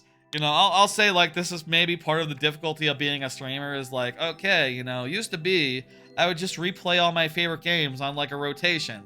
And now it's like, oh, well, my favorite games are up for a stream game. They're about to become content, so I can't spoil them by playing them in my own time. Replaying them in my own time, so what am I doing? I don't know. It's a difficult thing to answer. Definitely, if I had to say, like, what's the main answer, I would say, like, Nintendo Switch games, because they're portable. And they're easy to play on the couch while watching stuff. Easy, easy. That just makes sense when you think about it. Nintendo Switch games being the main thing. Anywho, that's kind of that card. Kind of don't have any further thoughts on that other than, like, yeah, I'm kind of, other than Mario 64. Part of me going to Mario 64, part of that was definitely like, oh, well, I actually don't have anything else in mind that I want to play right now, so other than, like, you know, serious games that, like, take time and effort to do. Oh, we need to wait for the thing. Why are you on the light course tabs rather than the uploaded tab? Ah, this is a super world that is a collab that is like you find the levels through looking at the light courses of this account. Is how it works. The account doesn't have anything on the upload courses tab actually. This is a way that you can have that work, and you know, I count it as a super world because it literally cannot exist as a super world because it was made. It can't practically exist as a super world, but you know, I accept it nonetheless. I died twice there, didn't I? You need the new Mario Kart and Kirby Air Riders to play. That'd be a good one to play right now, honestly. One thing I have been thinking about that's, you know, now that I think about it, is not on the schedule. I did not make time for it. But it'd be fun to do, like, a Mario Kart 8 stream, like, right before the Switch launches, right? Like, just literally play a whole bunch of Mario Kart 8. Maybe even go through every track. Would that be would it be more fun to be like, okay, let's do some online. Me and you and everyone, yay! And then maybe just do the online mode because we're not gonna fill up a fucking lobby, just like me and my viewers probably. Like, Judo does that all the time, and he doesn't do that. He just does, like, randoms, and, like, you know, people, you know, you can join his game if you want to join his game. And sometimes I do when I feel like it, you know? Did we get a checkpoint there? We did, didn't we? Yes, that refreshes, and then we lost one. Maybe I should just play some Mario Kart, and, that'd be a nice, like, distraction whilst waiting. I mean, I'll say, there's some other games, and look, cards are about to say those. What am I doing? You want to see those other games? Free roam is going to be good for single player, especially when waiting for lobbies. Yeah, that's a major upgrade. Just not having to stare at the earth and being able to, like, explore and stuff. My God, what a welcome change. I think this is gonna be like Game of the Year tier, Mario Kart, I'll say. Here's another tab. I've been playing Pokemon TCG Pocket. Let's pull 30 plus packs.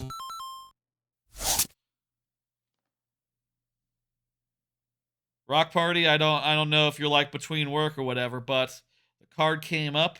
It's time now to do it. Let me say they came up with a new pair of packs in Pokemon TCG Pocket. I have not. Just hang on. You know what? I'll let me finish this life, and then I will we'll do the thing. Okay. And Rock, if you're here, okay, perfect. Hey, let me just finish this life, and then we will pull 40 packs. I have so many hourglasses. I have only been getting my dailies for this new pack since it came out. I have not gotten any EXs, though I did get a very pretty, Lily? Is that her name? I got a 2-star Lily. So, I am ready to go. I am ready to start doing some pulls, and, that is the plan. I think I got enough for 40 pulls. So, we'll do, 20 of each pack, and that should be good.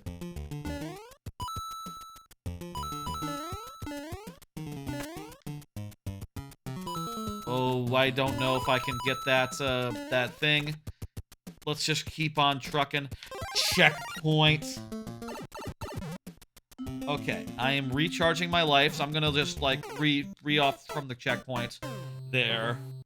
Let's just reset the timer and all that.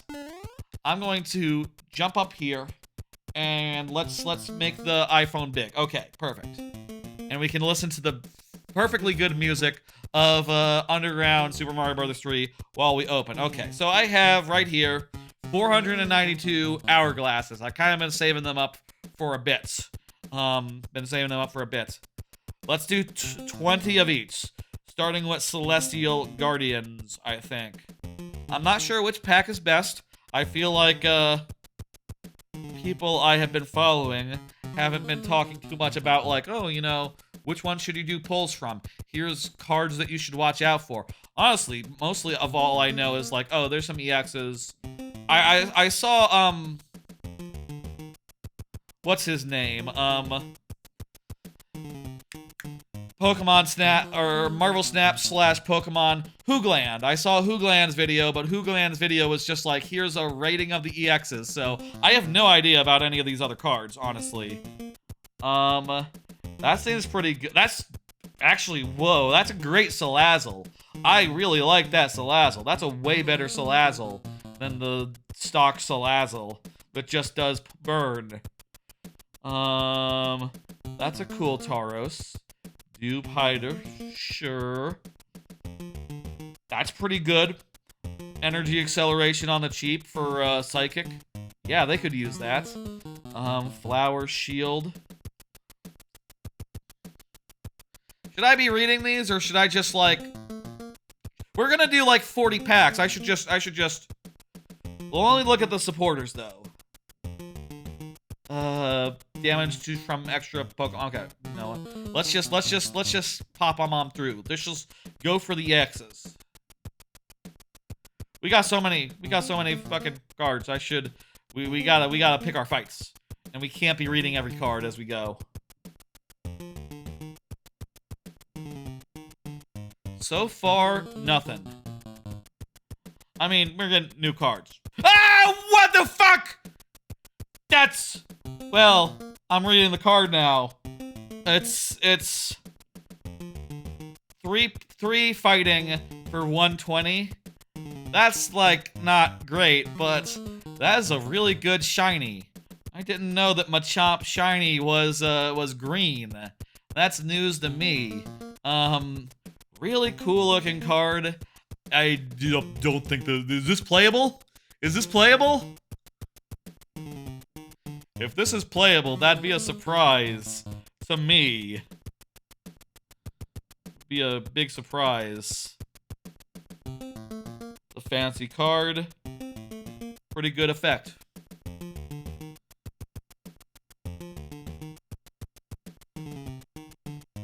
So we're on pack 9. We got 1 EX. Not great. I mean, it was a colored EX, and we got other rare cards, but, like, personally, for me, I want to see, like, EXs. Like, look at this guy. One colorless energy roll out for 20 damage. That's so normal. It's nothing to me.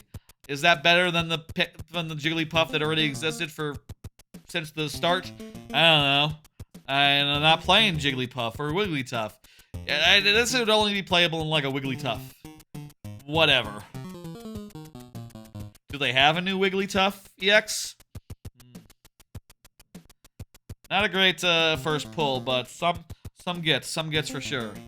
I mean, clearly I've got a bunch of cards that I didn't have, but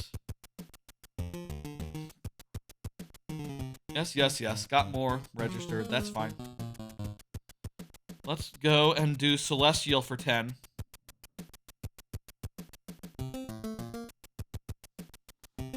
My eyes are just a little bit watery on account of that dilation still. My eyes are still a little bit sloppy. Oh, by the way, Rock Party, you're not in queue anymore, so you might want to get back in there. We did your level and we lost. Surprise, surprise. That's a shiny. And yeah, I think I've seen this. This effect is pretty good. 20 more damage for each enemy attached to active Pokemon. I mean, it's a little expensive, but accelerate somehow? I don't know. Might be good as, like, an alternate in, like, you know, Executor is, like, good enough as it is, like Executor EX. So, like, you play that as well and, you know, have an option in case you already have an EX and you just need to, like, stack stuff. Don't worry about the time. I will reset.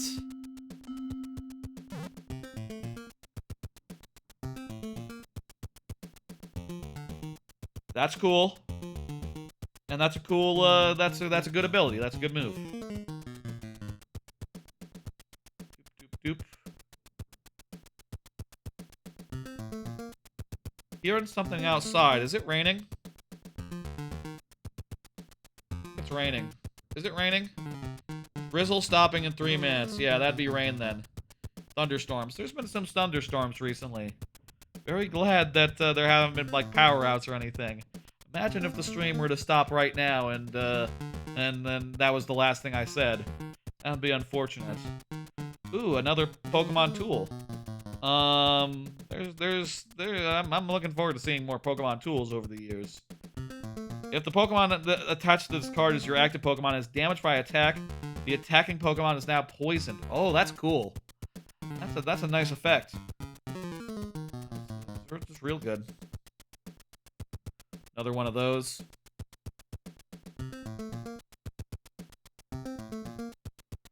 How many we at? Pack 6. How many EXs are there? Maybe there's not that many EXs. Maybe it's, like, gonna be hard to just luck into one. I love Grubbin. Grubbin is one of my favorites. Grubbin and Grubbin's Evolution. Those are just top tier Pokemon to me. Don't worry about the time. It's not counting. I just want music as I'm pulling cards.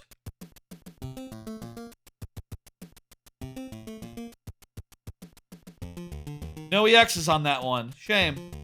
Did get another shiny, right? So that's good, but you know, I really want EXs. Personally, like, as far as aesthetics go and as far as, like, that sort of thing goes, personally, I always just care more about the usability, right? Like, I just want cards that I can use. I don't care, like, if they look nice. I don't care if they're, like, the best version. I just want 2 copies of each card, like, just straight up, whether they're nice or fancy or you know. That, to me, is what's important. So, seeing, like, a fancy version of a common card, it's just like, I mean, it's nice, but it doesn't do that much for me, honestly. I saw this leaf cape in some of those, like, single-player things that they have you do. That's pretty cool that they added a type exclusive cape. That's smart. They're doing smart things with this game, I'll say, with this as it develops. Am I seriously gonna walk away with 1 new EX for like 40 packs? Christ, if that's the case. That's gonna be sad. If so. We're on pack 9. And this would be the last pack, right? And that's not an EX. Yeah, two whole 20 pulls without a single EX there. And the last 20. That's a bummer. You know, this game is fun and it's nice to get cards and I'm excited to get excited, but like when you pull a bunch and you get nothing, it just feels bad. Okay, last 10 pull here. Give me 2 EXs. Come on. Hell, give me 3. Make it so it's 1 EX per 10. That would be good odds. What was that fishing net? Kind of curious what that was. Discard all Pokemon tools attached to each of your opponent's Pokemon. Wow, that's good. That's a damn good card. Ah, Vikavolt. I love Vikavolt. Tier card. Or top tier Pokemon. I don't know about the card. Didn't read the card.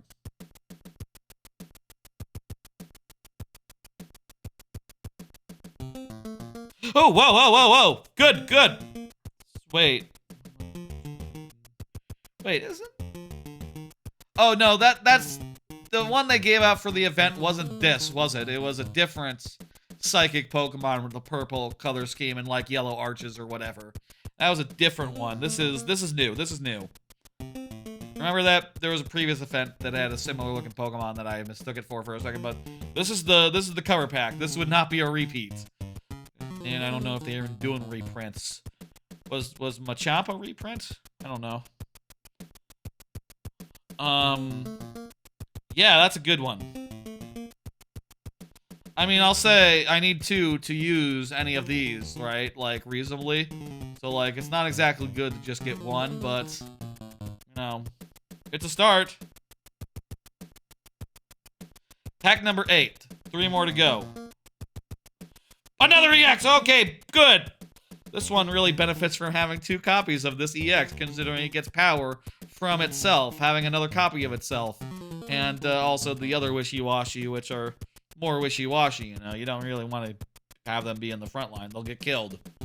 Probably murdered by something that can target them.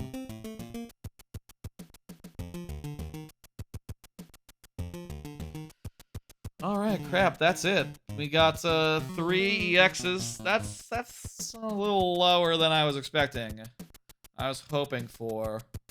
I mean, I'll say we got plenty of other rare cards, to be clear, but, like, you know, for me, I'm in it for EXs. For stuff that I can play with. I still do have enough to do one more pull. I'll do another pull of Soleo, since we got fewer EXs from there. And that'll be done. That'll be it. No more. All out.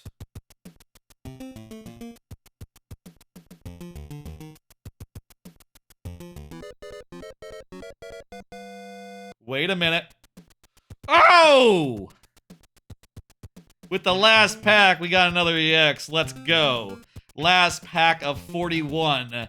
A second or fourth EX. And it's also the cover EX. Excellent. And this one, I've seen this one. This one looks great. This one, I'd be surprised if this isn't super overpowered, super playable, super great. Kind of makes steel, iron, whatever, a lot more playable. Metal, a lot more playable, maybe. Question mark. I never got Palkia or Dialga or whatever, so I need that really to play a steel deck or a metal deck. But whatever. Happy. Good results. Did you enjoy Rock Party or anyone else watching who has played this game? Hope so, because it took a while, didn't it? That took some time. Let me get that down and let me die. And I hope to hell that lives hasn't been a problem during this whole, like, thing. Because I just wasted a couple... Where are my lives? Oh, right, this is, Course World, so... Right, no lives. It's a super world, but since it's an unofficial super world, we don't have to worry about lives. Excellent, okay. I was a little bit worried about that during that whole proceeding, but you know, I didn't show it because, like, that's not good content. I mean, imagine if I had run out of lives while doing the Pokemon bullshit, and it went like game over, and I was like, what? That would have been funny if it had happened like that, but you know, no such unluck. We are golden. Also, maybe we didn't go through that much hard parts. Didn't we die? We died, right? So it should be at 5 lives right now, not 6. Count it right. I'll say, by the way, the games I've been playing section is like the last segment of the stream, or the last cards. So, like, I'll say this. I think there's just one of those left. No, there's 2 of them. 2 of them left. We'll do 2 more levels, and then we'll look to close the queue. 2 more levels, and then queue closes, okay?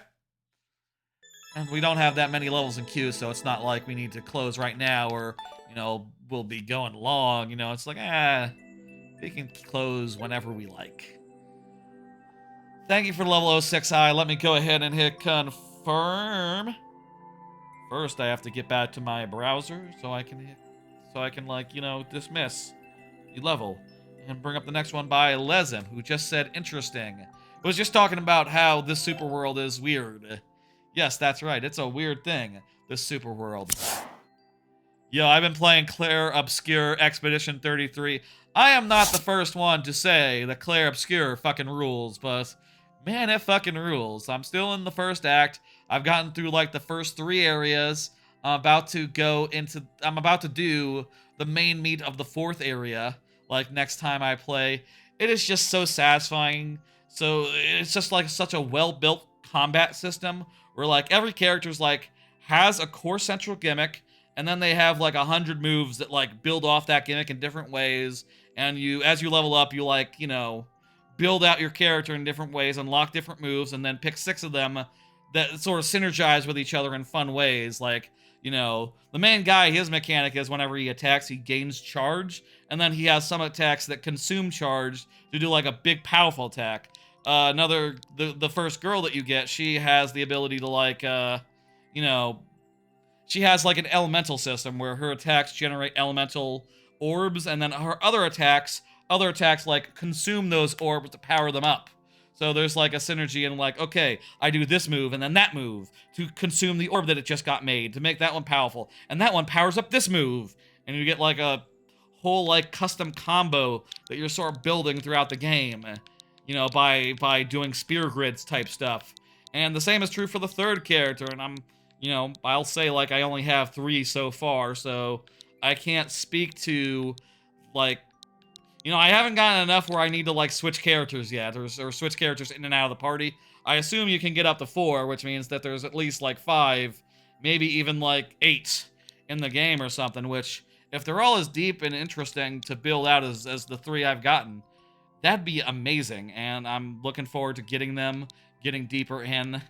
I'm having a hell of a good time, and it must be said that the story is beyond excellent. It's fucking great.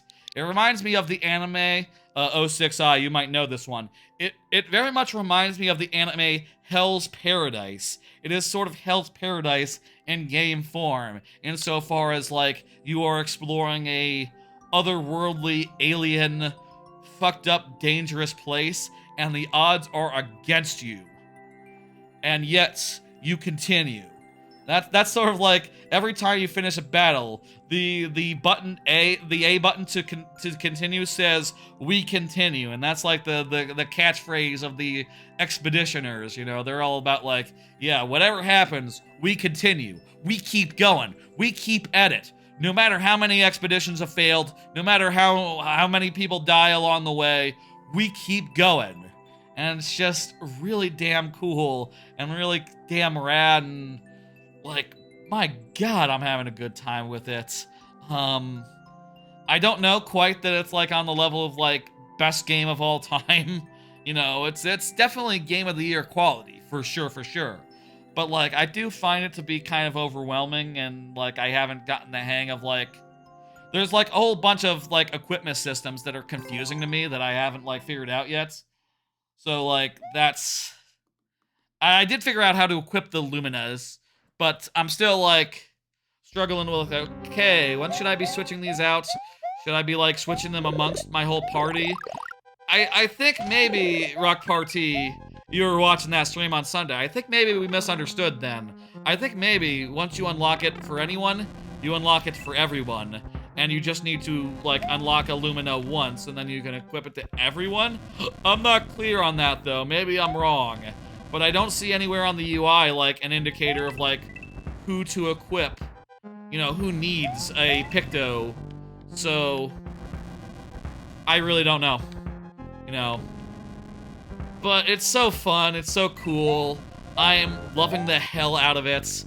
I would recommend people check it out. It's on Game Pass, so if you have that, don't pay for it. It's included, you know.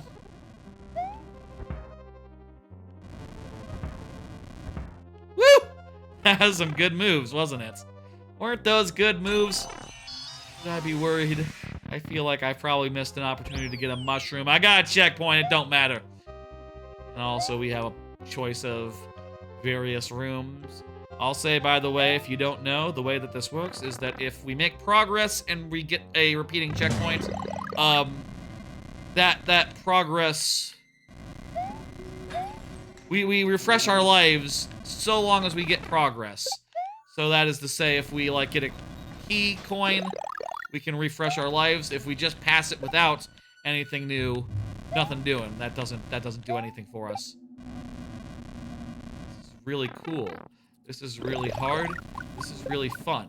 We've done a great job with this level, Lexlim. I mean, sometimes I'm a little bit concerned about the timing of it. Maybe you want to like hold off on like getting onto the thing, because it seemed like the snake block was going under things that we had no recourse of surviving. I've heard Clair Obscur is like hey. Oh, wait a minute. This isn't a problem, right? I've heard Clair Obscur is like 30 hours long. I feel like I've maybe spent like 6-7 hours with it. And I'm on like the 4th area. Yeah, no, you definitely need that star. The star is essential. I should have depowered before I went in there.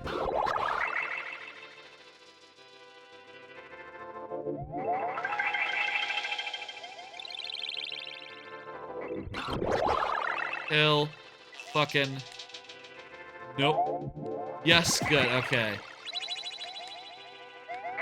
Clair Obscur is fucking great. Comes with my highest recommendation so far anyway.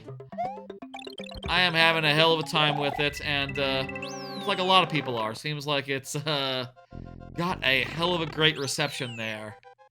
Hell of a great people are enjoying the hell out of it. What can I say? What the fuck? This will be the last of the 3 rooms, and it's a lion section. Oh, and we got progress, so refresh our doodads. It's not a race, so we can take our time.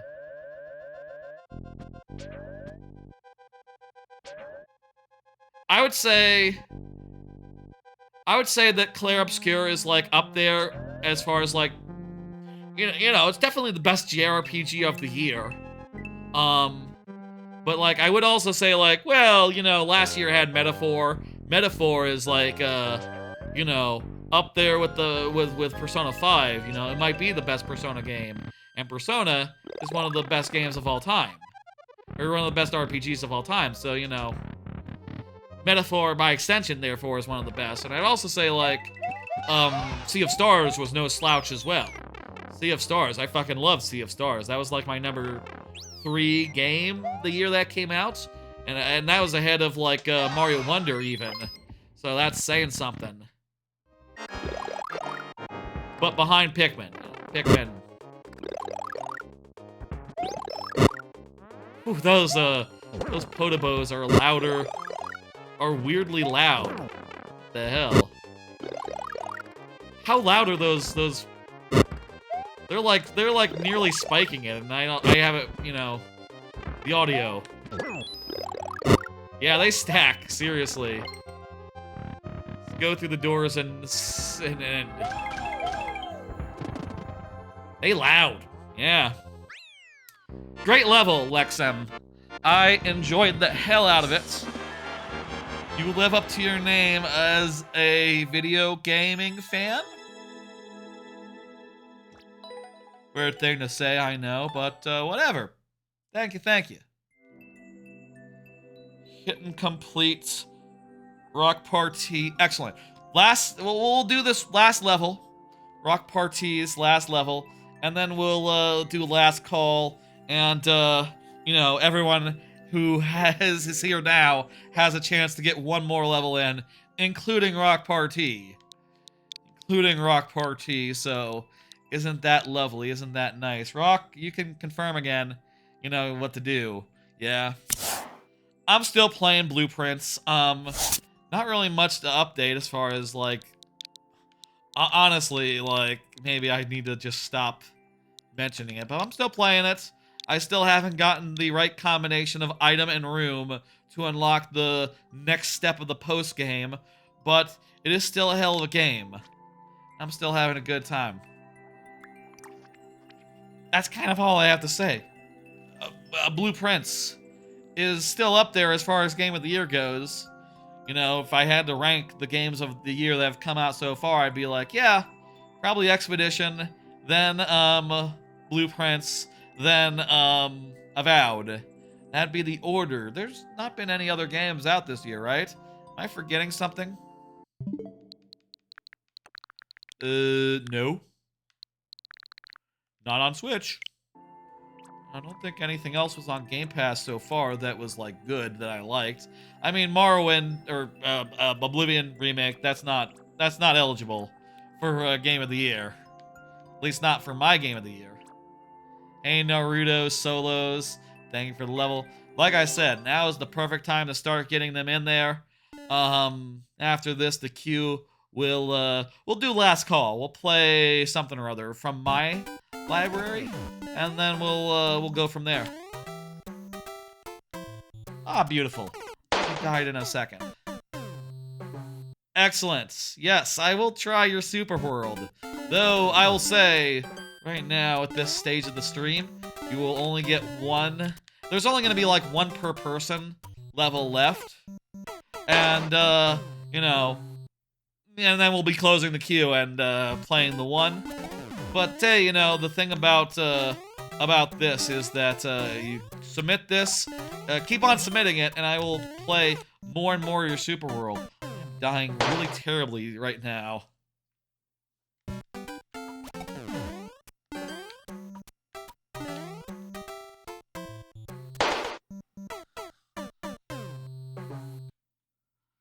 Whatever. Let's finish this.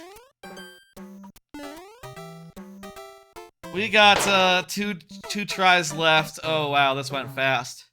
I mean, I also didn't have that much to say about blueprints, so that's fine. I think I should have one card left. So, like, after the queue closes, I'll have one last thing to talk about.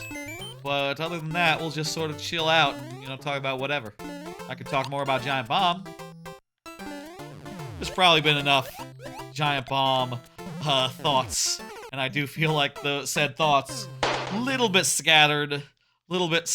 I feel like for once the structure was sort of a disadvantage, you know, just being like, okay, I gotta talk about what happened first, who they are second, how my feelings go deep on them third, and then like what went wrong fourth. You know, it was sort of a clumsy order to discuss things in, and maybe for once it would have been better just to like let it naturally flow, I guess. Well, we ran out of lives, and that went really fast. Shame. Well, we made progress on that level today, and of course you can always... Now is the time to resubmit that level, Rock Party. Now, in fact, everyone, 06I is the next one up. 06I is the next one up, and will be present and all. But hey, everyone, Lexem, Rock Party, everyone who is here, now is the time to submit any last levels that you have. It's time for last call for levels. During last call for levels, I am giving y'all a little bit of time, and anyone else who drops in a little bit of time, to get in any last levels, during which I will play some of my own levels. In particular, let's think of a very quick theme that maybe has like 2 levels pre-Super World in it. What's a good theme? What's a good, like, through line? Let's think. Flying. How many flying levels were there before the Super World? Snake blocks. There's 2 snake blocks levels. I think I played them. What's a theme that can get me Wrecking Ball Hall? Kind of in the mood for a Wrecking Ball Hall. Tires? I played Slapdash Slash recently. I mean, I guess the thing is, like, I play a level or two every week. So, like, most of these are levels that I played recently. And there's only 30 of them outside the Super World. It's been like a month. Maybe it's time to start dipping back into the Super World.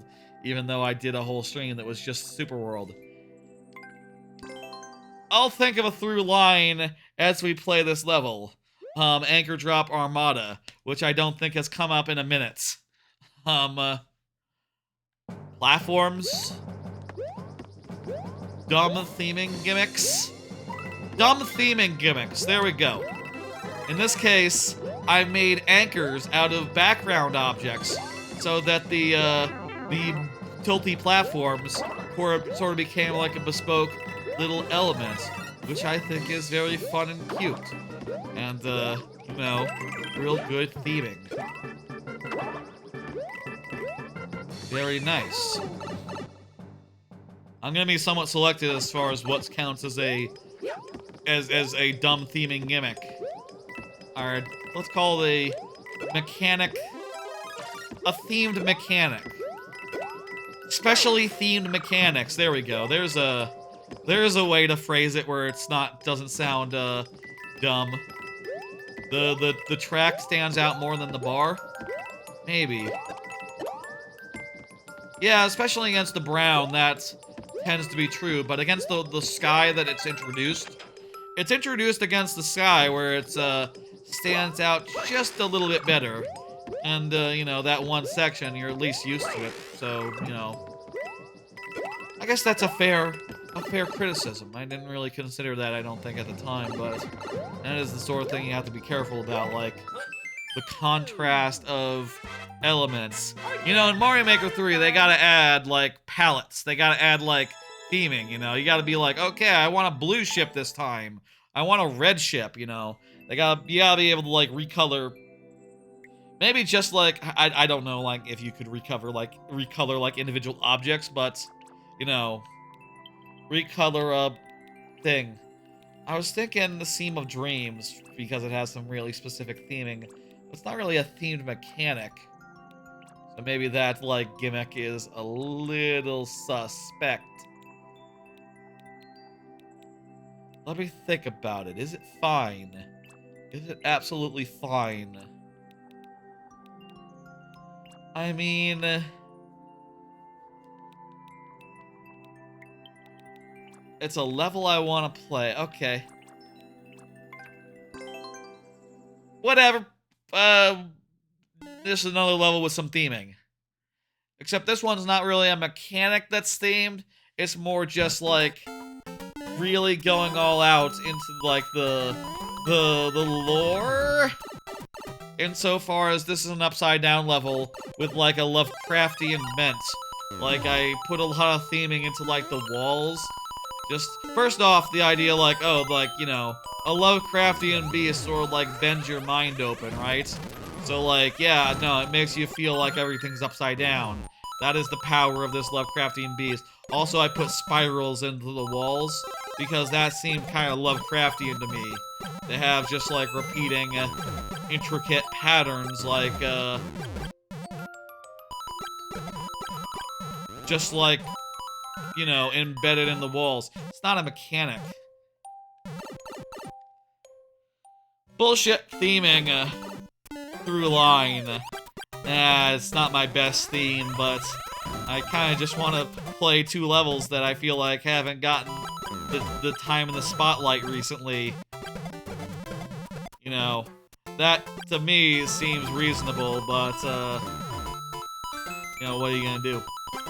You can see here I made, like, use the pipes to make the spirals, and they look quite nice. Made out of pipes. Elaborate theming stuff.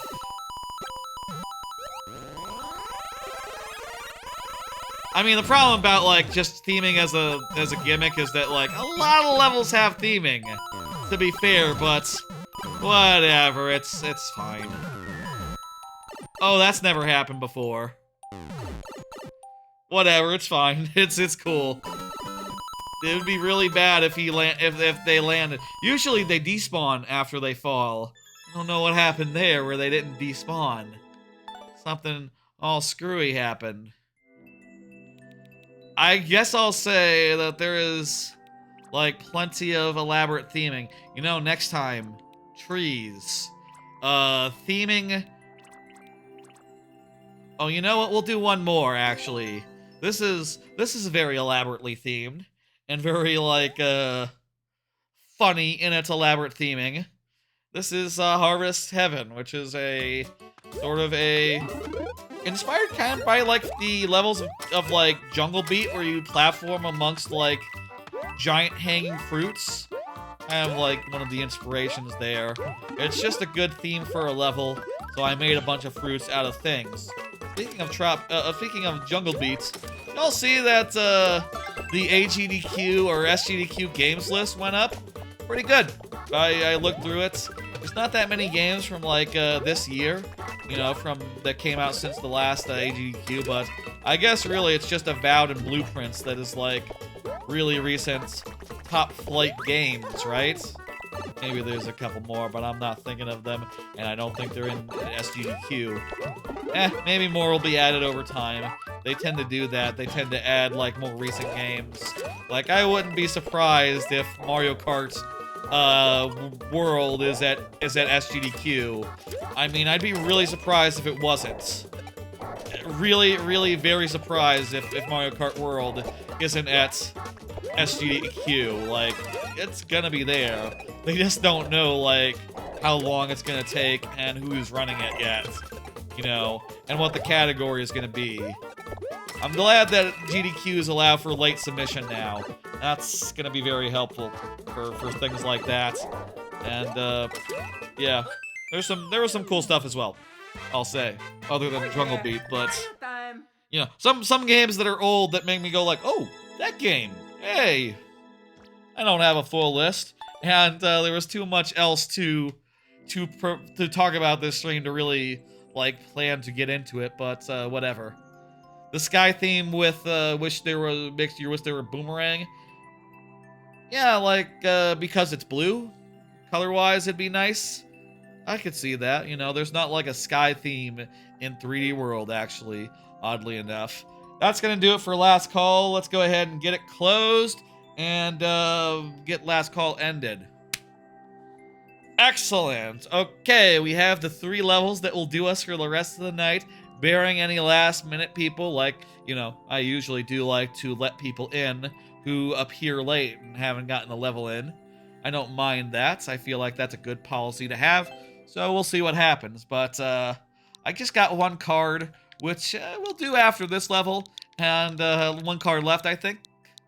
And then we'll basically be home free. We'll be basically home free, and that's nice. Excellent. Excellent. I'm going to watch some anime tonight. I'm going to, maybe play some Clair Obscur, and I'll see who's streaming. I hazard a guess to say that Jeff Grubb might be streaming. If Dan isn't busy with his new cat, Dan Reichert might be streaming. And I'll see if I can send you one of their ways, maybe. Considering they just, you know, had a fall, they just became unemployed, or might be on the verge of if they haven't quite been fired yet. They will be, though.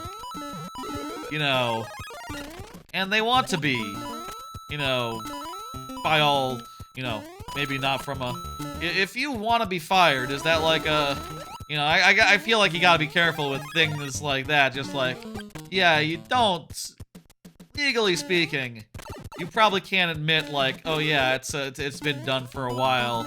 We're ready to go our separate ways, at which point, you know, I just need my severance because, you know, reasons.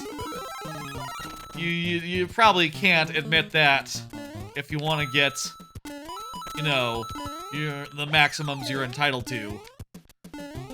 But, you know, still, whatever. I don't know what I thought would happen with that. I kind of thought that guy would just take out and start flying. That's not what happened. Jump to the claw, that's it. What the fun level. Good gimmick. With the moles and the jumping and the... Why am I talking like Bill Cosby? Oh no. Ah.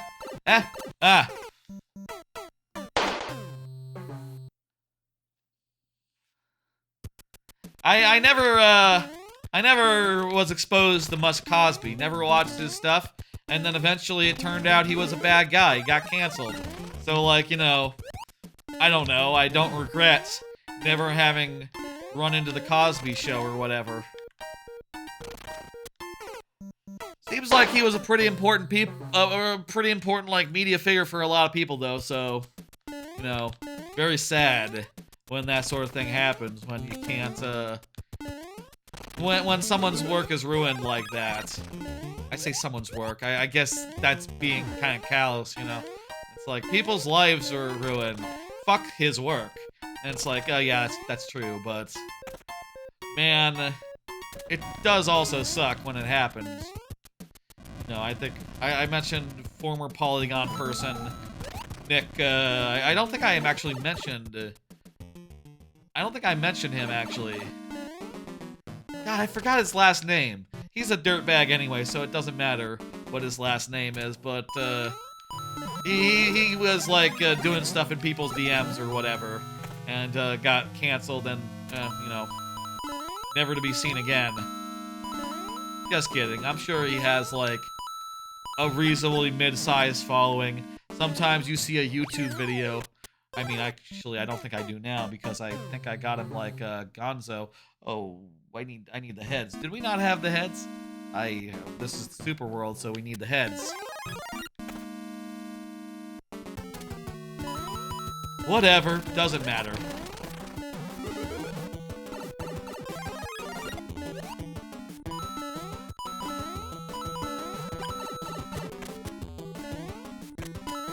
Not the worst thing in the world for, like, to lose a content creator, right?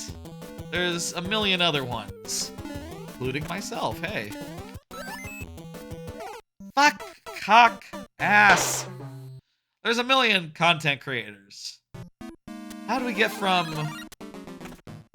whatever. Giant Bomb to Bill Cosby? Because I did a Bill Cosby voice and that led to...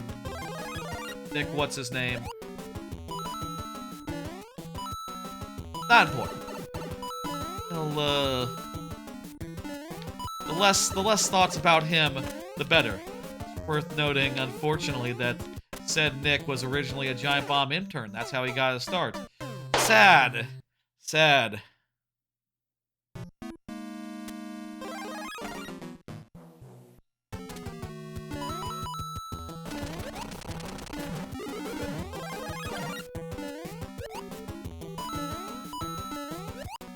Hey. Hey! Look at that.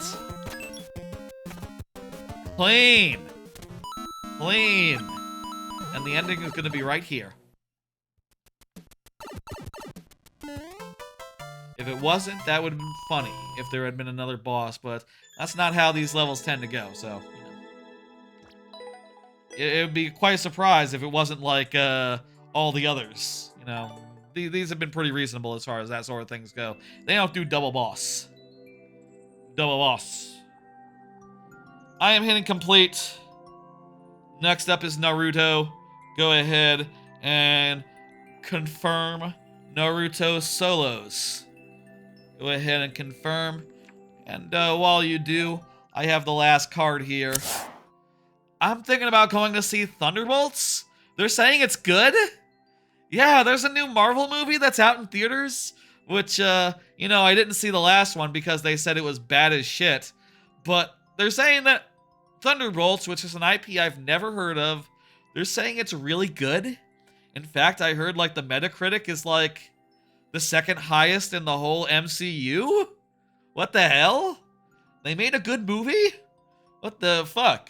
Kind of had no idea this was happening. I think I might go see it. I think I might go see it. What do you think? What do you, are y'all going to see it?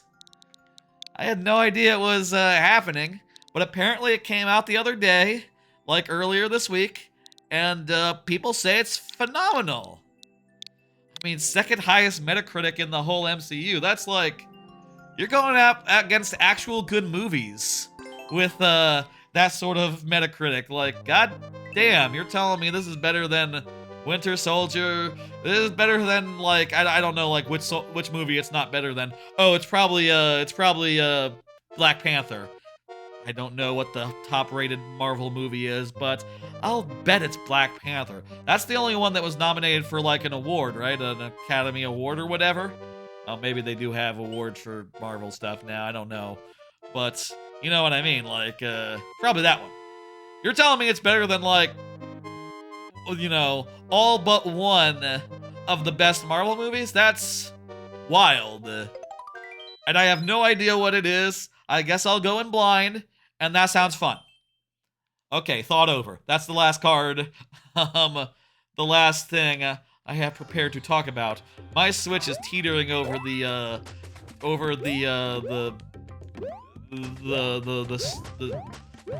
what do you call the edge of an entertainment center? It's not a stand. It's on the edge of the entertainment center. Like, sort of teetering off a little bit. I pulled it with the cord, I guess. A little bit too much. Ah, damn it! Naruto solos. You're gonna have to confirm if you want me to have additional tries. I blew it bad there. This level doesn't even seem that hard, but, you know, we weren't able to get a mushroom before boneheaded things happened.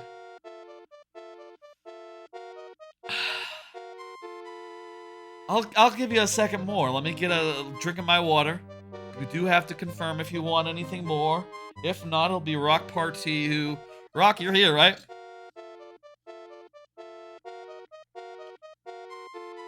On a meta note, this stream probably has to be called something related to the Giant Bomb. The amount of Giant Bomb talk up top for the first 2 hours. That just, you know, that just has to be the name. So it either has to be like, you know, rest in peace, Giant Bomb. Thoughts and feelings for Giant Bomb. Maybe something to the effect of like, or it could be like, all my homies hate Fandom. That could work, but, you know, part of me does feel like if Giant Bomb is in the name, it'll do better SEO. I don't usually think about SEO, honestly. I called, you know, I just named the streams what I think is funny typically, but as a big Giant Bomb head, you know, it's like, I do feel like it'd be nice to, like, you know, have other fans of Giant Bomb, like, find my stuff. You know, that is... I'll say, like, random last thought before we dismiss and get into this next level, is that when I first started up, I kind of expected, you know... I kind of expected in a big part to, like, buoy off the communities of Giant Bomb, you know? I'm spent lots of time in the Giant Bomb communities, in Dan Reichert's community after I sort of, like, you know, paid less attention to Giant Bomb post-COVID. And, like, you know, instead, I kind of ended up making my own community that is in a large part disconnected from Giant Bomb, no matter how many times I try to explain, like, how much I like it, and how foundational it was for me, and how much it has inspired so much of what you see before you, you know? Like, I was watching Burgle My Bananas last night, and you know, just for old time's sake, and that's a series in which they spin wheels, you know, and random things happen as a result, and like, oh yeah, the thing that I do sometimes where I spin a wheel, I got that from Giant Bomb and Dan Reichert, you know? A lot of the ways in which I conduct a stream comes from watching Dan Reichert, you know? And Giant Bomb folks, you know? A lot of my humor comes from, you know, 10 years of plus of having that be my main thing that I watched on the internet, you know, more than anything else, more than even TV or anime, probably for the majority of Giant Bomb's golden age. You know, certainly I wasn't really that into anime until like 2016, so, you know, for the majority, like, yeah, that was the main thing I watched after work, or, yeah, after work, you know, during in between classes in college in the early days. Like, it was just so important to me, and like I cannot understate, like, you know, how much this like is on the top of my mind, right? All my homies hate Fandom. Shout out to Giant Bomb. Let's do the last long live Giant Bomb, rip Giant Bomb. Giant Bomb's dead. But the people will survive. The people continue. You know, if anything, that should be the thing that you take away, that we all take away. Like, Giant Bomb is dead, we continue. Let's fucking go. And it's gonna be even better than it was before. It's gonna be even better. You know, corporate overlords no more. Fuck Phantom. Whew. There we go. Some more last thoughts. I have last thoughts to my last thoughts. That's sort of like, you know, also just was sort of a, you know, did a little bit of a post-mortem on Giant Bomb. Also did a little post-mortem on my discussion of Giant Bomb. And now we have the post-mortem of the post-mortem. So that's nice. That's fun. Do you guys like post-mortems? They're gonna do great. If by the way, if there's been like any major announcements while I've been streaming, if like Dan came online and was like, yo, we're doing a thing, we have a name, I would love for you to tell me right now, Rock Party. I know you're a part of that, we're all part of, you know, Rock Party I know through Dan Reichert. He used to be an admin, a moderator, admin of Dan Reichert's Twitch and Discord and all that. And also there's a couple others, regulars that are from there as well, but like, you know, fewer of them than I initially expected when I started streaming, but, you know, I built my own audience, so it's fine, you know, what the fuck. Not to say, like, admin, yeah, right. Yeah, I know, yes, okay, confirmed, admin. Not that, you know, I wouldn't welcome more, and I do love the ability to be able to talk, you know, to people in chat about things that I care about, but, like, you know, I understand that a lot of people, you know, my audience is, like, not such that I could just use their lingo without, having to explain it, you know? Like, my audience is largely grown from people looking for viewer levels, which not necessarily, you know, doesn't necessarily have the, you know, you got it. Let's do this. Let's try to get to the second part again. And then if we can get through, I mean, I think if we can get to the second part, there's a good chance we can go farther. Damn it, that was a really good run. Yeah, Rock Party was an admin of Dan's Discord, and for Twitch, you only get like mods, right? You don't necessarily admin someone. Though, can you do that?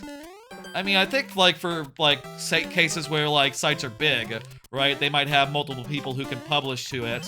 I guess maybe they're all like in that case some level that's above like a moderator, right? Which I guess would be admin.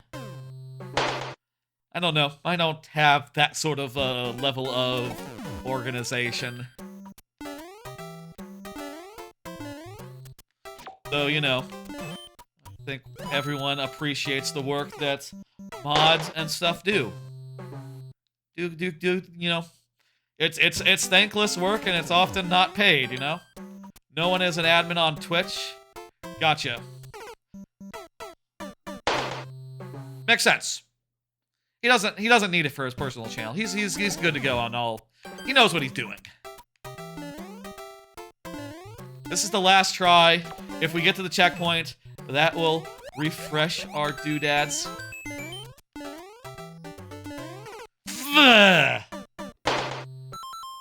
Not tonight. Thank you for the level. One day we'll see the end of that level. Perhaps when it's not the lightning round. What time is it? It is It is 10:30. That means we've been going around 4.5 hours. I'll tell you, most streams of this are 4.5 hours these days. I don't know how exactly that ends up being perfectly the case, whether I go in with like a light load of things to talk about or a heavy load. I feel like, we still end up around 4.5, all things considered, by the end. It's a good length for a stream, I hope. That was the last level. We didn't beat it. Let's go ahead and get that down. Make me big. Pull up the schedule, which doesn't necessarily say everything that's happening in the next few weeks. In fact, there's actually streams before the Galaxy stream that maybe should go on the calendar. Considering, there's this whole calendar that I made earlier and showed off earlier, and you can look at that. It's also in the Discord. But basically, it's gonna be basically, here's the thrust of things, right? Next Tuesday, I'm gonna finish Star Fox Adventures. I think I'm one stream away. We just got like one space rock left. I'm not really sure like how much is left on the planet, but I don't think it's very much. And then I think we go to the space rock, we do some stuff, we come down, ending, pretty much. Krazoa Palace ending. We have to get 3 more Krazoa spirits, so I'm not sure like how the fuck that works. Where the fuck do we find all those? But, I guess 2 of them, and then 1 of them will be like at the end, at the very end of the plot. So tune in on Tuesday. I'm not sure how long that'll go, but we're in the final stretch of Star Fox Adventures Dinosaur Planet. And also, it looks very nice with the retro tank. Check out the last stream if you want to see something that looks really nice. And also, during Star Fox Adventures, there was a point where we're like, what's the Slippy's hint text said that there were 3 switches, quote, waiting for my staff, which I thought was very funny, and I made it the title. Local switches in your area, waiting for your staff, waiting for your staff, waiting for your staff. I thought that was a funny title. Check that VOD out if you like Star Fox, I guess. We'll be finishing it up next Tuesday. That'll be fun. And there'll be viewer levels throughout. And then, let me pull up the bigger calendar again. Birthday week is going to have just 3 streams in it. That's a Doom, the Dark Ages stream. That also I'll check out like a variety of other Game Pass games. That'll be a Game Pass stream, and not really much of a focus stream. I'll also try Patrick's Star Game. That's a combination of games that you see all the time. There'll be a shorter lightning round only viewer level stream on that Friday, and then the day after will be the big birthday stream, which will be Mario Galaxy 1 and 2, switching games every 5 lives. That'll be all day, and that'll be fun. The week after will be Builder 64, Mario Builder 64 on Tuesday, and then I'm going to be out for a bit since I'll be LASIK'd up and recovering from LASIK. That'll be fun. Right after I get back to that, it'll basically be just like, here's the Switch 2. Let's play the Switch 2. And that's going to be good. That's going to be good. You don't need to look at all that. Just know right now, the Star Fox Adventures will be next week, next Tuesday, and that'll be the final one. And viewer levels will be next Friday at 6 p.m. The birthday is coming up, and I do encourage everyone to, I'd love to see y'all there, and I think that it'll be a very fun, very cool stream. I love the 5 live switching game Gimmick, and I love to do it. And it'll be super fun, I think, for Mario Galaxy and Galaxy 2. 2 fan-fucking-tastic games. Let me see. It's time now to see who's online and see who I can send you to. Let me see who's online, who I can send you to. As far as a Twitch raid goes, if there's anyone formerly of Giant Bomb going, I would love to send you there. Doesn't look like it. I guess like one of them is at Disney, one of them has a new cat, and the third one is, well, maybe not a night streamer so much. Did a bunch of streams in the morning. What the hell. let me see who I can send you to.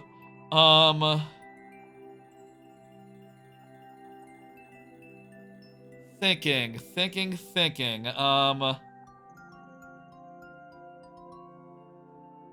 Tell you what, I'll send you to someone from Dan Reichert's community, maybe. Send you to Time Waffle. What the fuck? That's fine. That's good. I'll send you to Time Waffle. You doing Fortnite? Sure. Whatever. That's fine. I'll see ya next Tuesday at 8 p.m. Central for Star Fox. And then it'll be viewer levels on Friday. That'll be the next 2 streams. Birthday is coming up, and I'm really excited about that.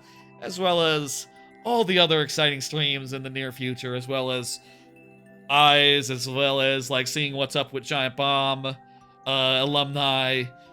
Very exciting times, despite the horrible things happening in the rest of the world. Sorry, I'm excited right now. Epic Universe, that thing's gonna open. There's a lot of exciting stuff for me going on right now, and excuse me for being positive. I know I'm being positive about my favorite people being fired, but they, they kind of wanted to be free. Freedom suits them very well, and I'm very excited for them being able to do whatever they want. I'll see you on Tuesday for Star Fox Adventures, folks.